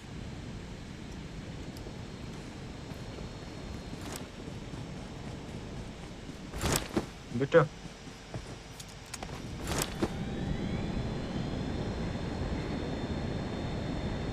आप लोग अभी मिलिट्री से नहीं निकले ये टैंक कितना आराम से जाता है आ रहे हैं हम लोग रास्ते में हमने इतना फाइट किया अभी तक ये लोग मिलिट्री से नहीं निकले मैं इसका गोली पूरा खत्म करूंगा फिर छोड़ूंगा ये मुनाफिक देख रहे हैं एक और नहीं, player हुआ है, strategy है भाई। ऊपर देखो प्लेयर है इधर प्लेयर इधर देख लिया हमारे चेक करो पीछे हो गया इन पे Watch out! आगे इनके पास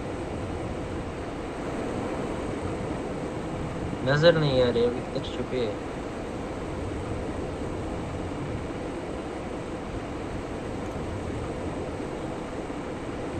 ऊपर इन पे देखो वो तो बहुत दूर है हो रहा है मिल गया जहाज में क्या फ्यूल खत्म हो रहा है चाचा ओ नो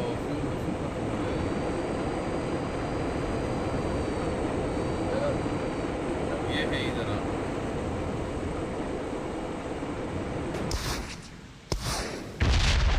खत्म भी हो गया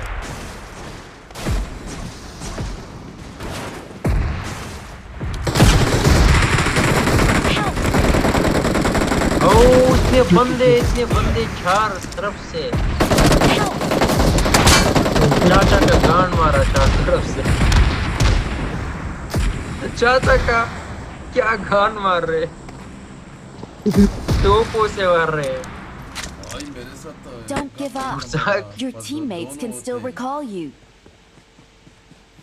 इस चीज का बदला चार लिया वाला जाएगा रॉकेट फजूल गया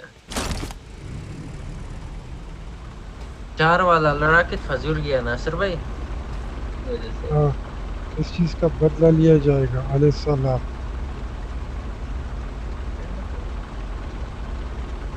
ऐसे रमज़ की बात बताओ साइकिल जाते हैं उनके दरमियान बैठ जाता है भाई मुझे क्या पता था इतनी ज्यादा मन देते हैं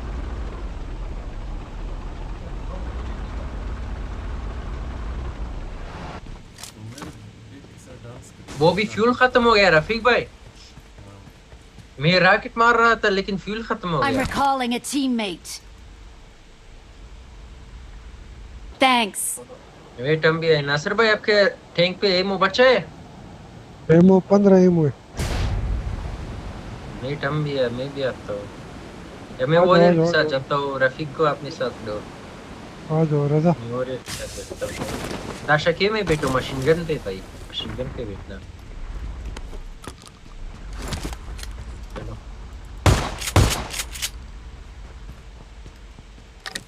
रजा भाई नासिर भाई के साथ बैठे हो, रफीक भाई क्या कर रहे हो? बेटो तो कर रहे वैसे तो आने तक दे दो, वो आएगा तो बेटूगा। मीटिंग को तेरे पास लेके आऊं गलियों में, पागल है तू, आ जा इधर।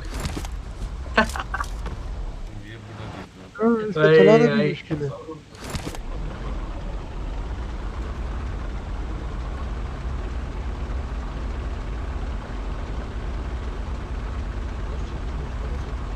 Very good.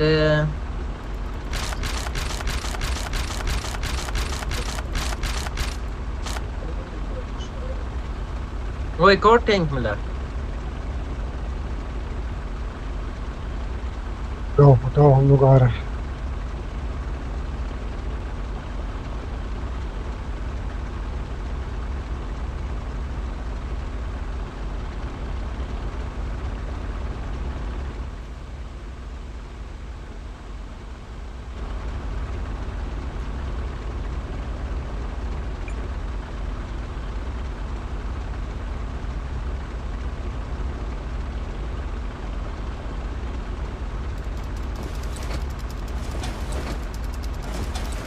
ओ सब एक साथ चलते, तीन तीन टैंक से भाई बंदे का गांड पटेगा, तीन टैंक्स लेके। वो इधर इधर वॉरियर, जाएंगे। और मैंने मार्क किया सीधा उधर। चलो ओके ओके चलो चलो हम भी आ रहे हैं।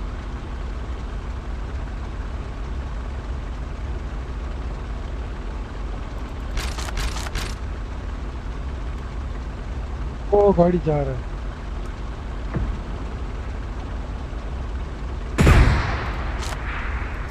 हेलीकॉप्टर हेलीकॉप्टर भाई, 4 का रॉकेट से मुझे मार रहे। Their vehicle is smoking. भाई मुझे मारा, Watch रॉकेट out. से गन से मारो। जी जी जी जी, किसने मारा? जेट आया जेट आया। इधर स्ट्राइकर मार्क करो। जेट आप लोग के ऊपर, जेट आप Watch लोग के out. ऊपर। पास लेकिन मार करो। नहीं, स्ट्राइकर को किसने नॉक किया? Watch out. इधर इधर बंदा है, उनका प्लेन मार दिया लेकिन खुद बंदा जिंदा है। हाय मेरी टैंक को रॉकेट मार रही Our है। vehicle is smoking. गन से मारो, जेट को गन से मारो, गन से पटेगा जल्दी। Help. तेरा भी टट्टी निकाला। असर भाई को जेट ने मार दिया। वाह सॉरी, वाह Var मेरा ya कैसे duracağım ku jeto mardım jota da impish ne dikto nafar desrosta desrosta khonaga kom nafara इसका मेरे को निकालूंगा एक mono oh da vidar is da open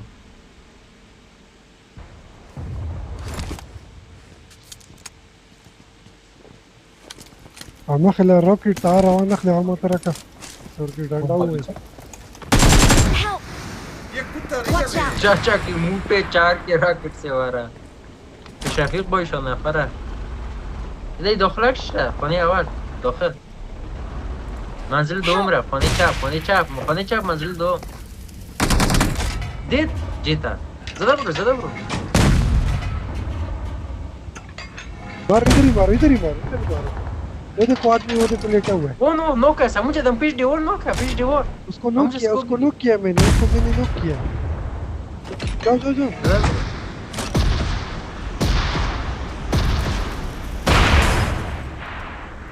टट्टी तो मैं चाकू करने वाला था, बच गया।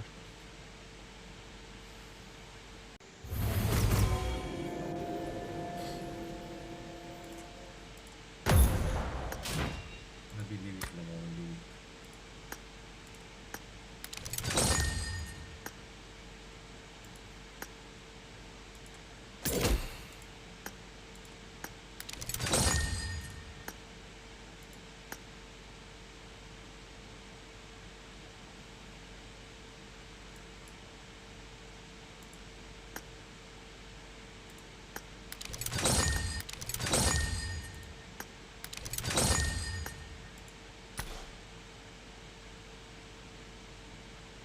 बुड्ढे को लीडर करो, बुड्ढे को।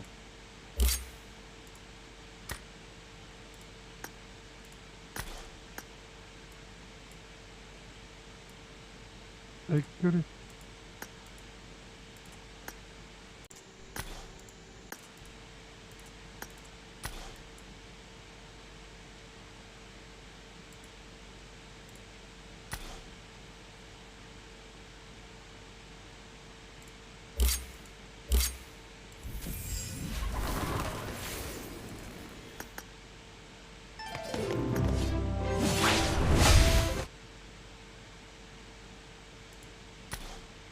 नसर ये टाइम चेक करो। 1 सेकंड बस छोटा 1 30 सेकंड पे तो चला गया।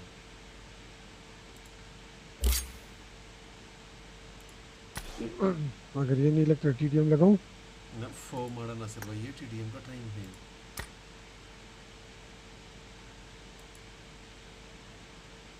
बड़ा पावर की बहुत सहार थी 200 जो 400 लगाना है भाई आप लगाओ भाई, हम खेलेंगे आपके साथ नासिर भाई। ओ नासिर भाई ने टाइटल लिया इन्वेस्टिगेशन मेजर, वेरी गुड। ये तो मेरे को 1-2 भाई। साल हो गया मैं लिया हुआ है, 2 साल पहले मैंने लिया है। पहले टाइम में देख रहे हो। वाला नहीं था आपके साथ नसर, मेटिक वाला हाँ नहीं, हाँ मिथिक मेटिक वाला वाला था। भी देखा।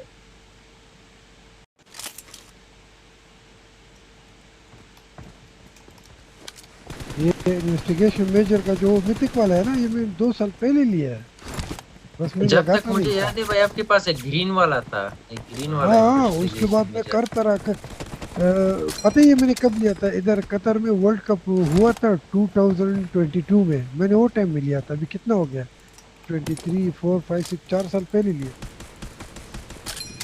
वेरी गुड है भाई। मैं पर मेरे पहला टाइम में देख रहा हूँ। ये लगाओ भाई अभी गेम के अंदर घुसो, सबको बताएगा कि एलएम आपको वाचिंग ओवर द मैच। चाचा जब करता था ना मेरे से पूछता था कि क्या करूं, कौन सा वीडियो को क्या करूं, इसको मैं बोलता था। वेरी गुड चाचा, वेरी गुड। ग्रेट ग्रास में सीट लो नासिर भाई से। आले सलाम। कभी गान मारना भी सीखो रफीक भाई साहब, आपका गान मारते हैं, कड्डी मारते हैं। मैंने मारना सीखा है भाई। अब आओ भाई, खुशबू लगा के लोशन लेकर आओ। एक ऐसा सीखना है भाई, हर 2 सेकंड भाई आपका टांगे आसमान की ओर है, ये गान मारना है। आप आओ भाई, आपको ऐसा सिखाओ। देख रहे खुशबू लगा आपका टांगे भाई आसमान के ऊपर हो जाएगा भाई, क्या करोगे। नासिर वाला पिक्चर आपको दिखाऊंगा भाई, आप डर जाओगे।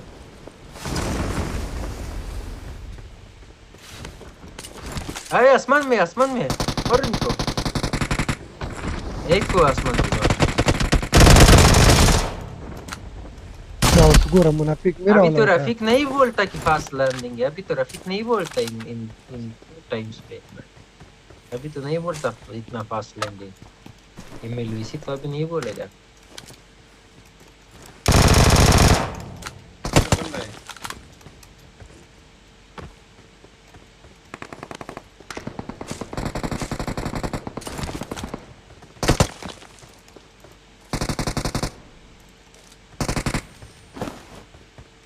या भाई मजाक है, मी दरू टाइगर अभी जिंदा है भाई।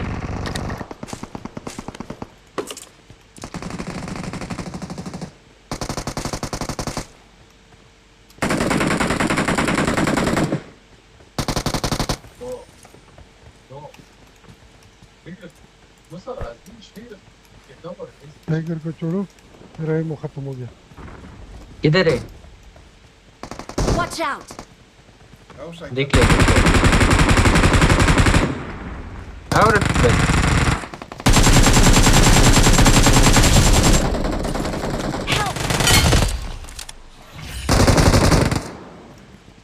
इन अहमद और एक बार Help!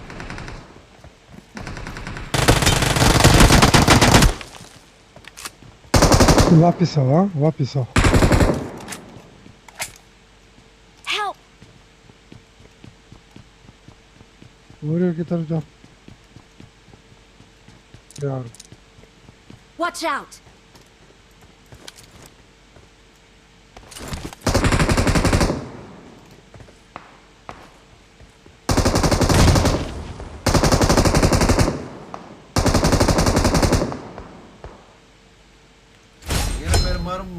किधर थे ये कुत्ते?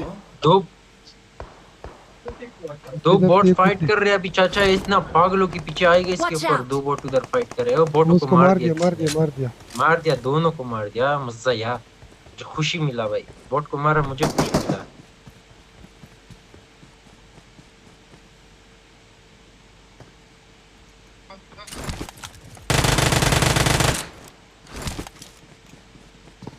बच्चों को गुस्सा है बोट। एक बोट तो चाचा मारेगा ही मारेगा। तू चाचा एक बोट तो मारेगा ही मारेगा। जीरो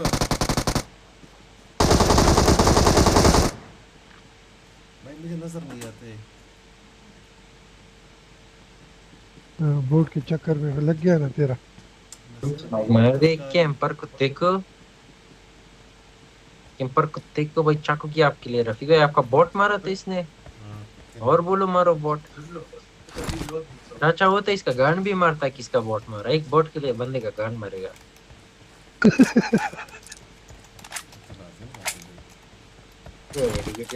बोट में मजाक नहीं। मेडल ओपन नहीं किया आप लोगों ने? इसका आसमान की तरफ ऊपर हो गया ना। बोट की वजह से भाई नहीं, बोट की वजह से भाई इसका बुन भी आसमान की ओर हो जाए इसे परवाह नहीं है भाई। खुशी खुशी खुशी परवाह नहीं है।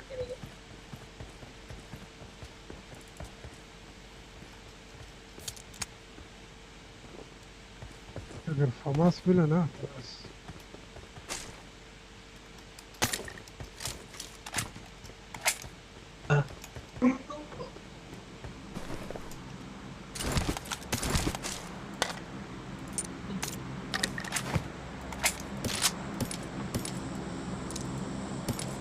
रालक जी को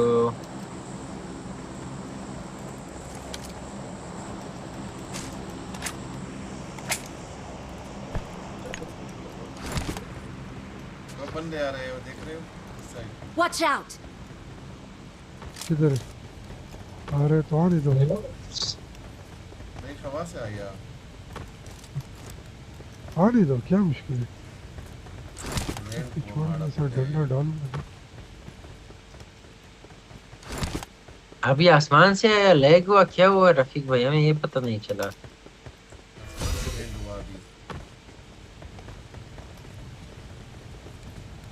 ये देखो लूट मार को देखो।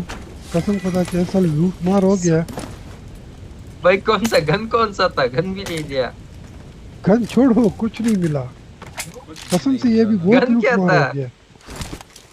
इसको कुछ नहीं मिला। ये बहुत गरीब आदमी है।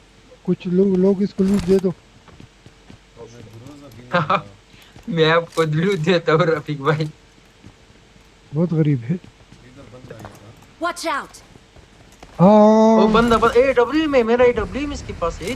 तेरे ए डब्ल्यू में इसके पास है। किधर है बंदा?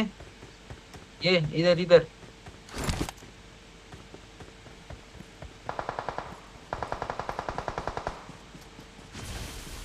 ये गया नहीं पता और किधर है। फायर आ रहा है। Watch out! और प्लान की साइड से मुझे फायर कर रहे हैं। ये घर के अंदर छुपा हुआ है। ये ओम से ले लो। हाँ स्ट्राइकर अभी से लेता हूँ इस मदर चुप से। अंदर है बाहर है? बाहर है बाहर। ओम लेने और डंडा भी देने इसको। हाँ फिर ये कैंप नहीं करेगा। चलो चलो इसको डंडा देने। हाँ भागने नहीं देने इसको। मैं पीछे वाले किल बैठूंगा।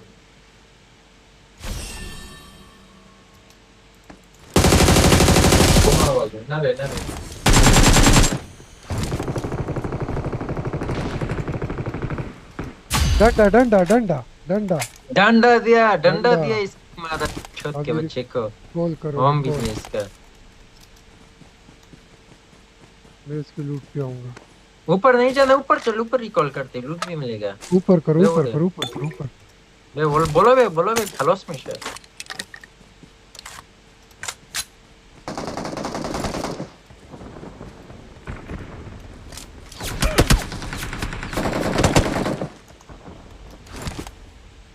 टाइम खलोस उतना में तो नहीं लगे भाई।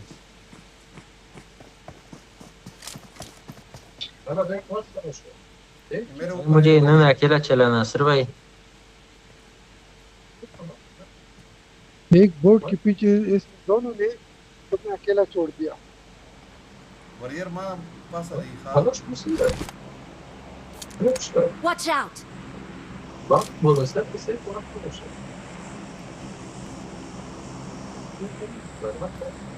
आइयो वेरी गुड रिकॉल करो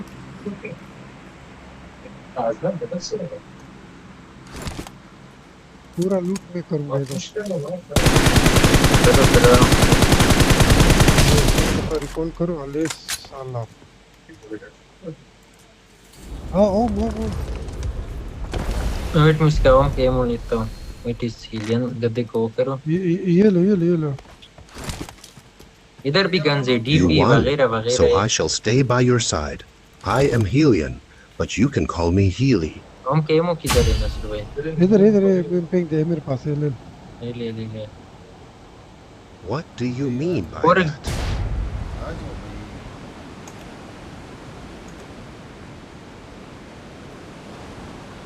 चलो टट्टी में किधर चलो आदमी उधर चलो Ha, fine. My bow's ready whenever things heat up again. कसम किम प्ले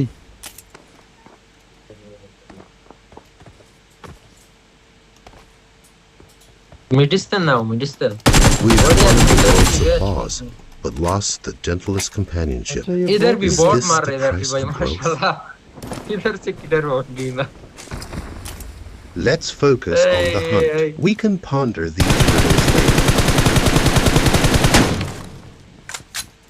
ये क्या कर रहे पागल तो नहीं हो गए यार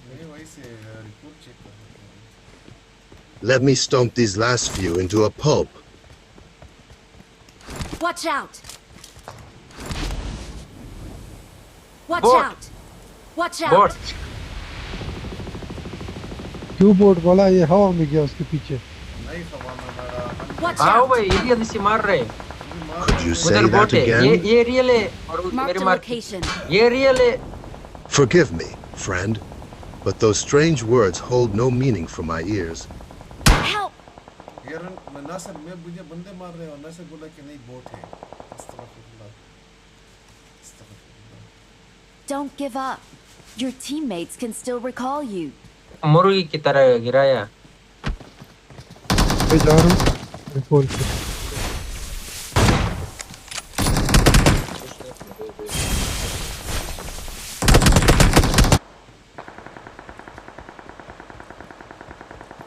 Help! I'm recalling a teammate. मार छोट का बच्चा 3 बंदे हैं भाई Thanks. Silence. My bow shall pierce those who ओए dare को insult मारा us. हिलियन ने को Partner. मारा मादर छोट का बच्चा जाओ सीधा उस पे जाओ आओ रफीक भाई हिलियन ने मारा एक को और Phunde I am ready to Watch out. strike. 7 foes still stand against us. فنش को خدا ريكول नहीं ना مشات I don't want to talk about this. Please recall me. Help!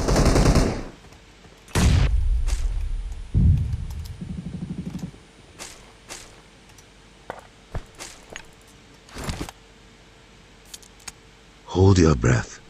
The wind shall tell us the answer. नसर भाई सामने Help! नाइस दो को knock किया रफीक भाई मैंने दो को ये Marked रफीक a किधर है location.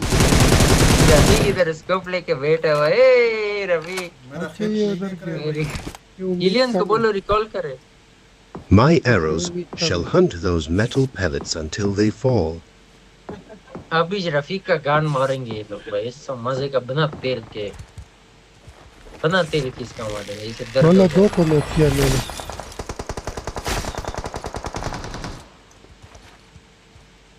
आपके लिए हिलियन ने मार्क भी कर दिया रफीक भाई अभी अगर ना मार पाओ इसका डुई मार 30 क्या मारा इसे क्या मारा भाई देखा नहीं कुत्ते ने मार के दिया दो को 30 मैंने निकाला बस ये उधर एक अलग चला गया ना 7 होता तो हो जाता नासिर मुझे ये नहीं मालूम मारा किया और अब तो ये पड़ी है कि अगर ये साफ होता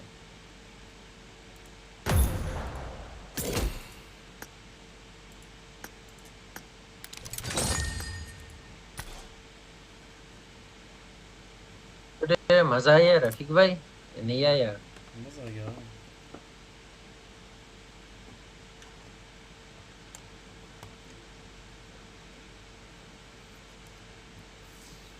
रेडी कर 1 second, 1 second, 1 second.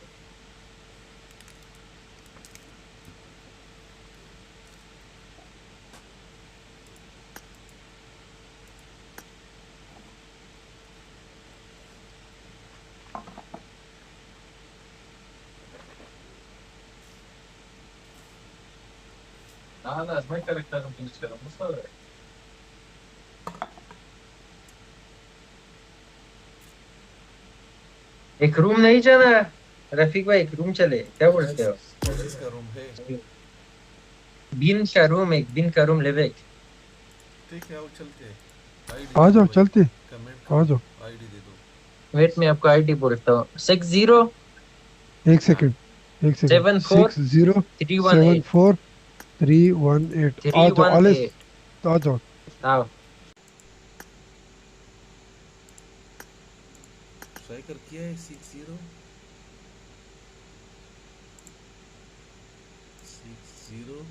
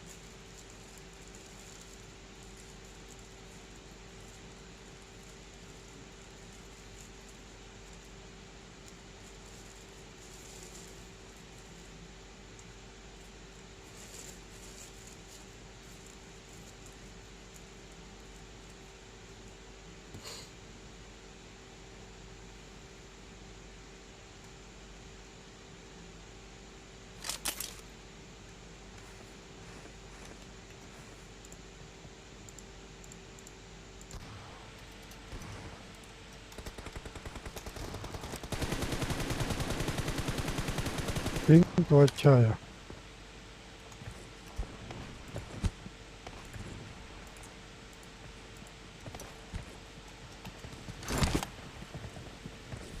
Very good. चलो भाई, सबको मारेंगे इंशाल्लाह। पिंक तो अच्छा है अलैहि सलाम अच्छा बात है भाई, पिंग अच्छा है।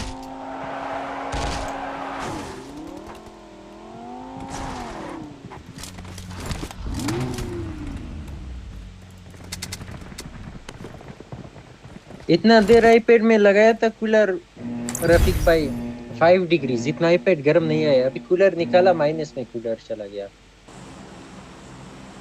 लाजम मार दे भाई। क्या लगता है, अच्छा है?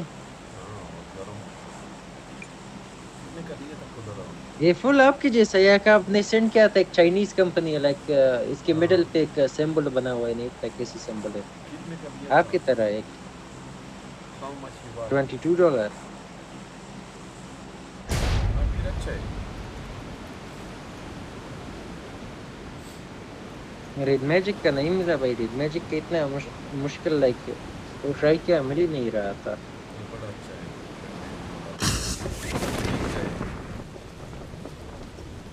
कोई ना भाई, लेकिन अच्छा तो है भाई। वो बोलता है 2 फैन है इसके अंदर रेड मैजिक के।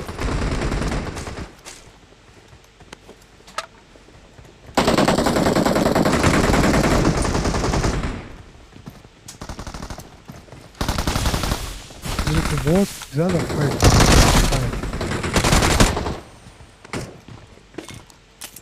इब्राहिम तुम्हारा इब्राहिम ने मलवेसी को ते नसर भाई को मार रहे तो मेरा कौन है 0 भाई? HP था।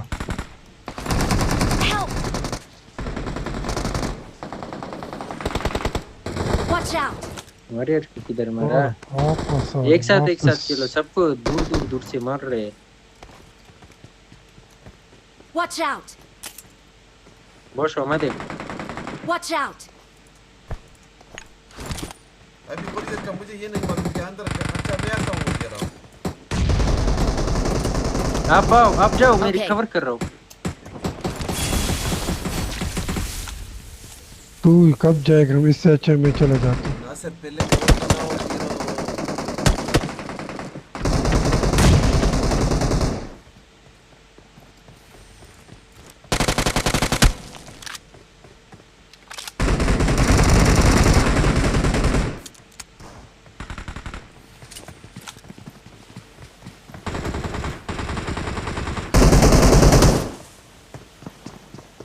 मिडल भी ओपन तो करो।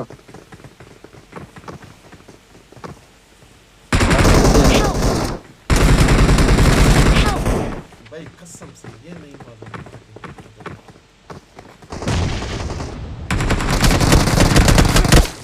1 HP ना से भाई।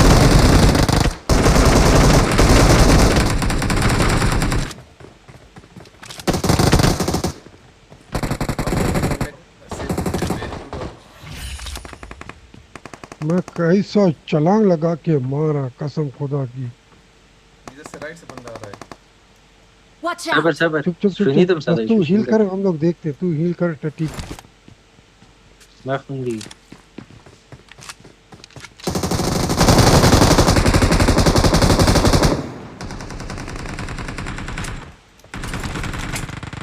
मैं इसके अंदर बैठे ये तो ओपन मारो।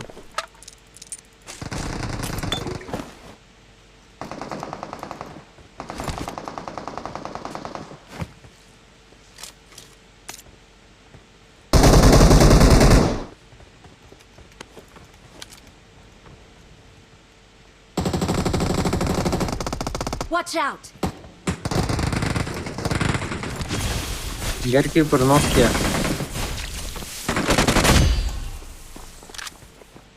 वेरी गुड अच्छा वेरी गुड। अभी कूलर निकाला है भाई, -5 में कूलर चला गया रफी भाई। Help! ये भाई लवड़े पे चढ़ा है ऊपर। वो देख। Watch out! नीचे गिर जा। नाइस, अभी आता हूँ। वेट करो नासिर भाई, मैं चाहता हूँ 10 सेकंड वेट करो। 10 सेकंड। Ništa smo. स्मोक स्टा नष्टा। वो इधर एक साथ फाइट कर रहे हैं इसके साथ। ब्रोजो हो रहा है। इधर भी है। Watch out! ना मोबाइल ले भी की।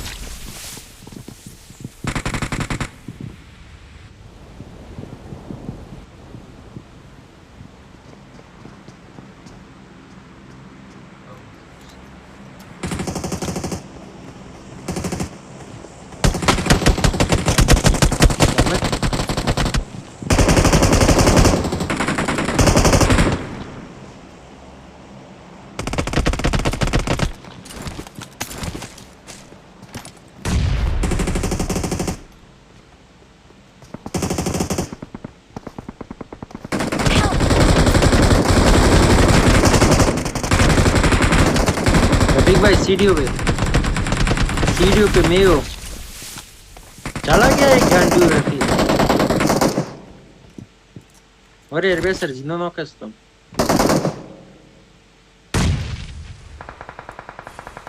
सर जिन्होंने कस्टम अरे Help! एक मदर कुछ का बच्चा घर पे चढ़ा हुआ है।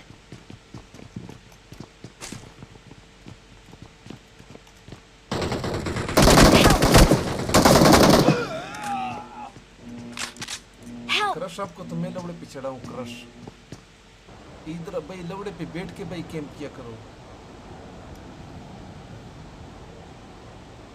Help!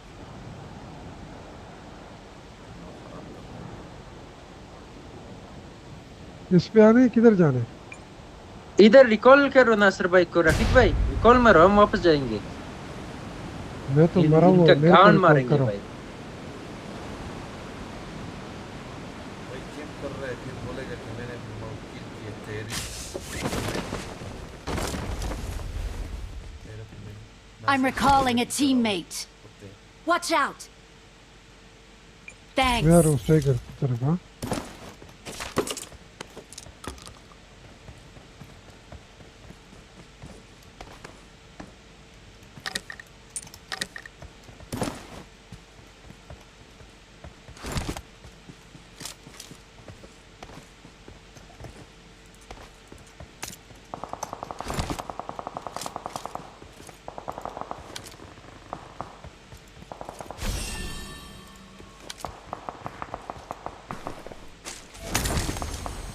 ऊपर चले, ऊपर आ, ऊपर।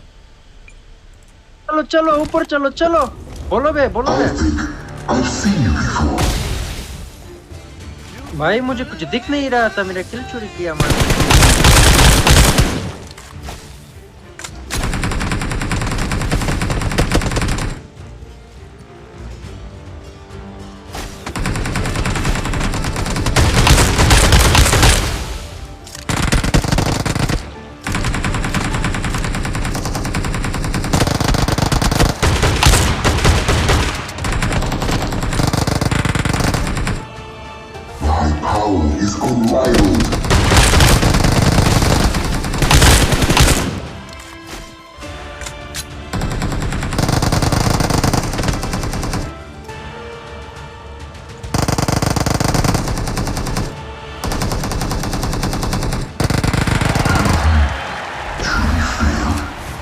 अच्छा पहले इसी को देखो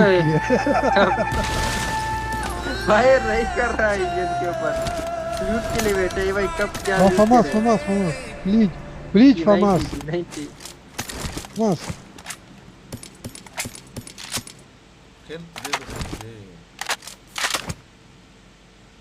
हेल्थ ये ले लो, ये ले लो, ये ले लो, ये लो, ये लो, ये लो, ये लो, ये भी लो।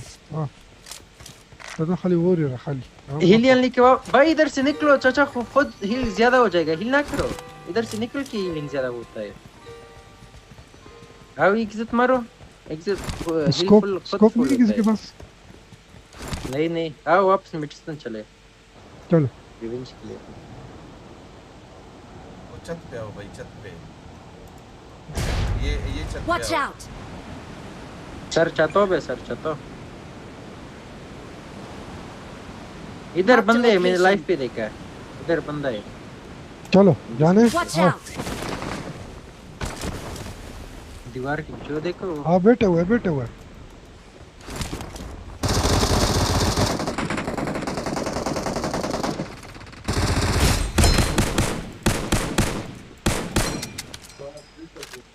उधर दो है भाई, उधर दो है। Watch out. दूर से स्नाइपर मार रहा है कोई। हाँ मैं तो चुप गया। क्या मोर गिरफ्तार मेरे घर में आ यार। भाई ये किधर से मार रहे हैं? ये किधर से मुझे पे चढ़ा है भाई?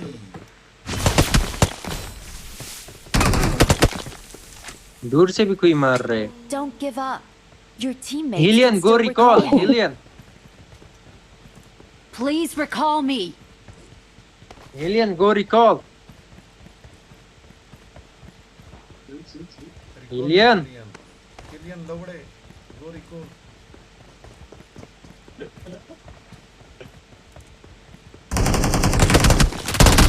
इसको तो मुक्के करो, मुक्के करो तो ये बड़ा खेल। Nice.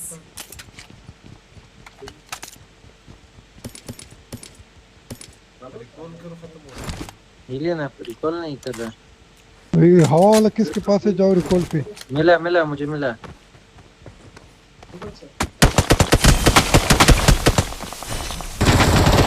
तो वो रे रेमजे वॉश ना मेरे रिकॉल।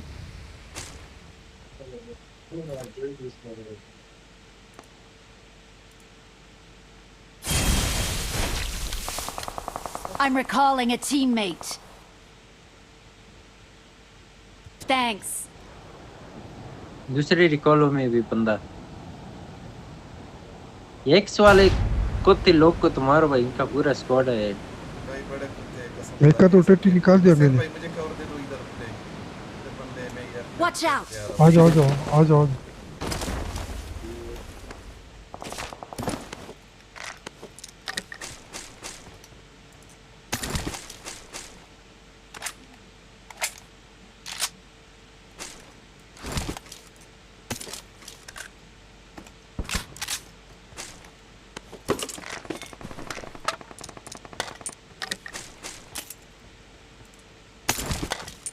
किल भी चोरी किया Brother, super striker worthy. Ilian, use the detection bot.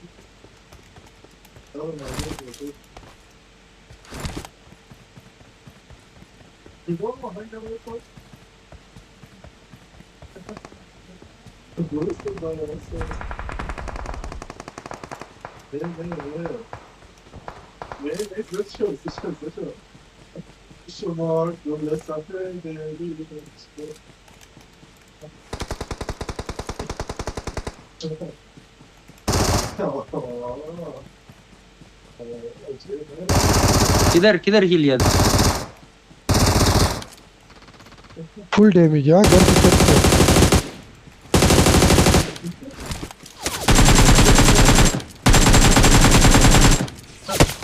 बुढ़ा कवर सड़ी ते अटैक हिलियन अटैक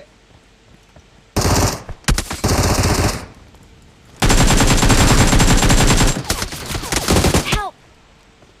भाई मेरे पास क्या नमूना है नासिर नमूना अल्लाह की कसम से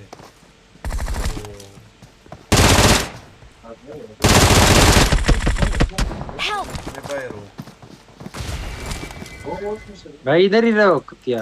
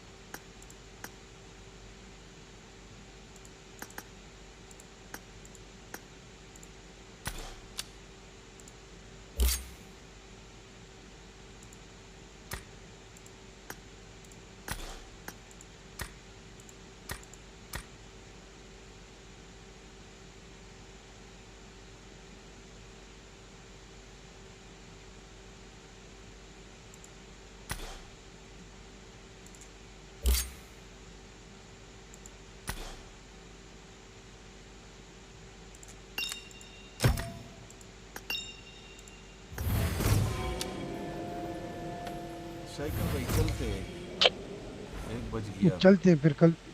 वेरी गुड मजा आया चलो चलते हैं फिर ऑफलाइन कल होना है मिलते हैं। हाँ फ्लाइंग होने मैं तो Third place हो गए। स्ट्राइकर ने टट्टी किया है, मैं तो लेके एक को साथ लेके गया। नहीं नासिर कोई ना मजा आया हिलियन भाई देर रिकॉर्ड कर रहा से मुझे नॉक फिनिश ड्रामे नहीं, तू पागल है तू।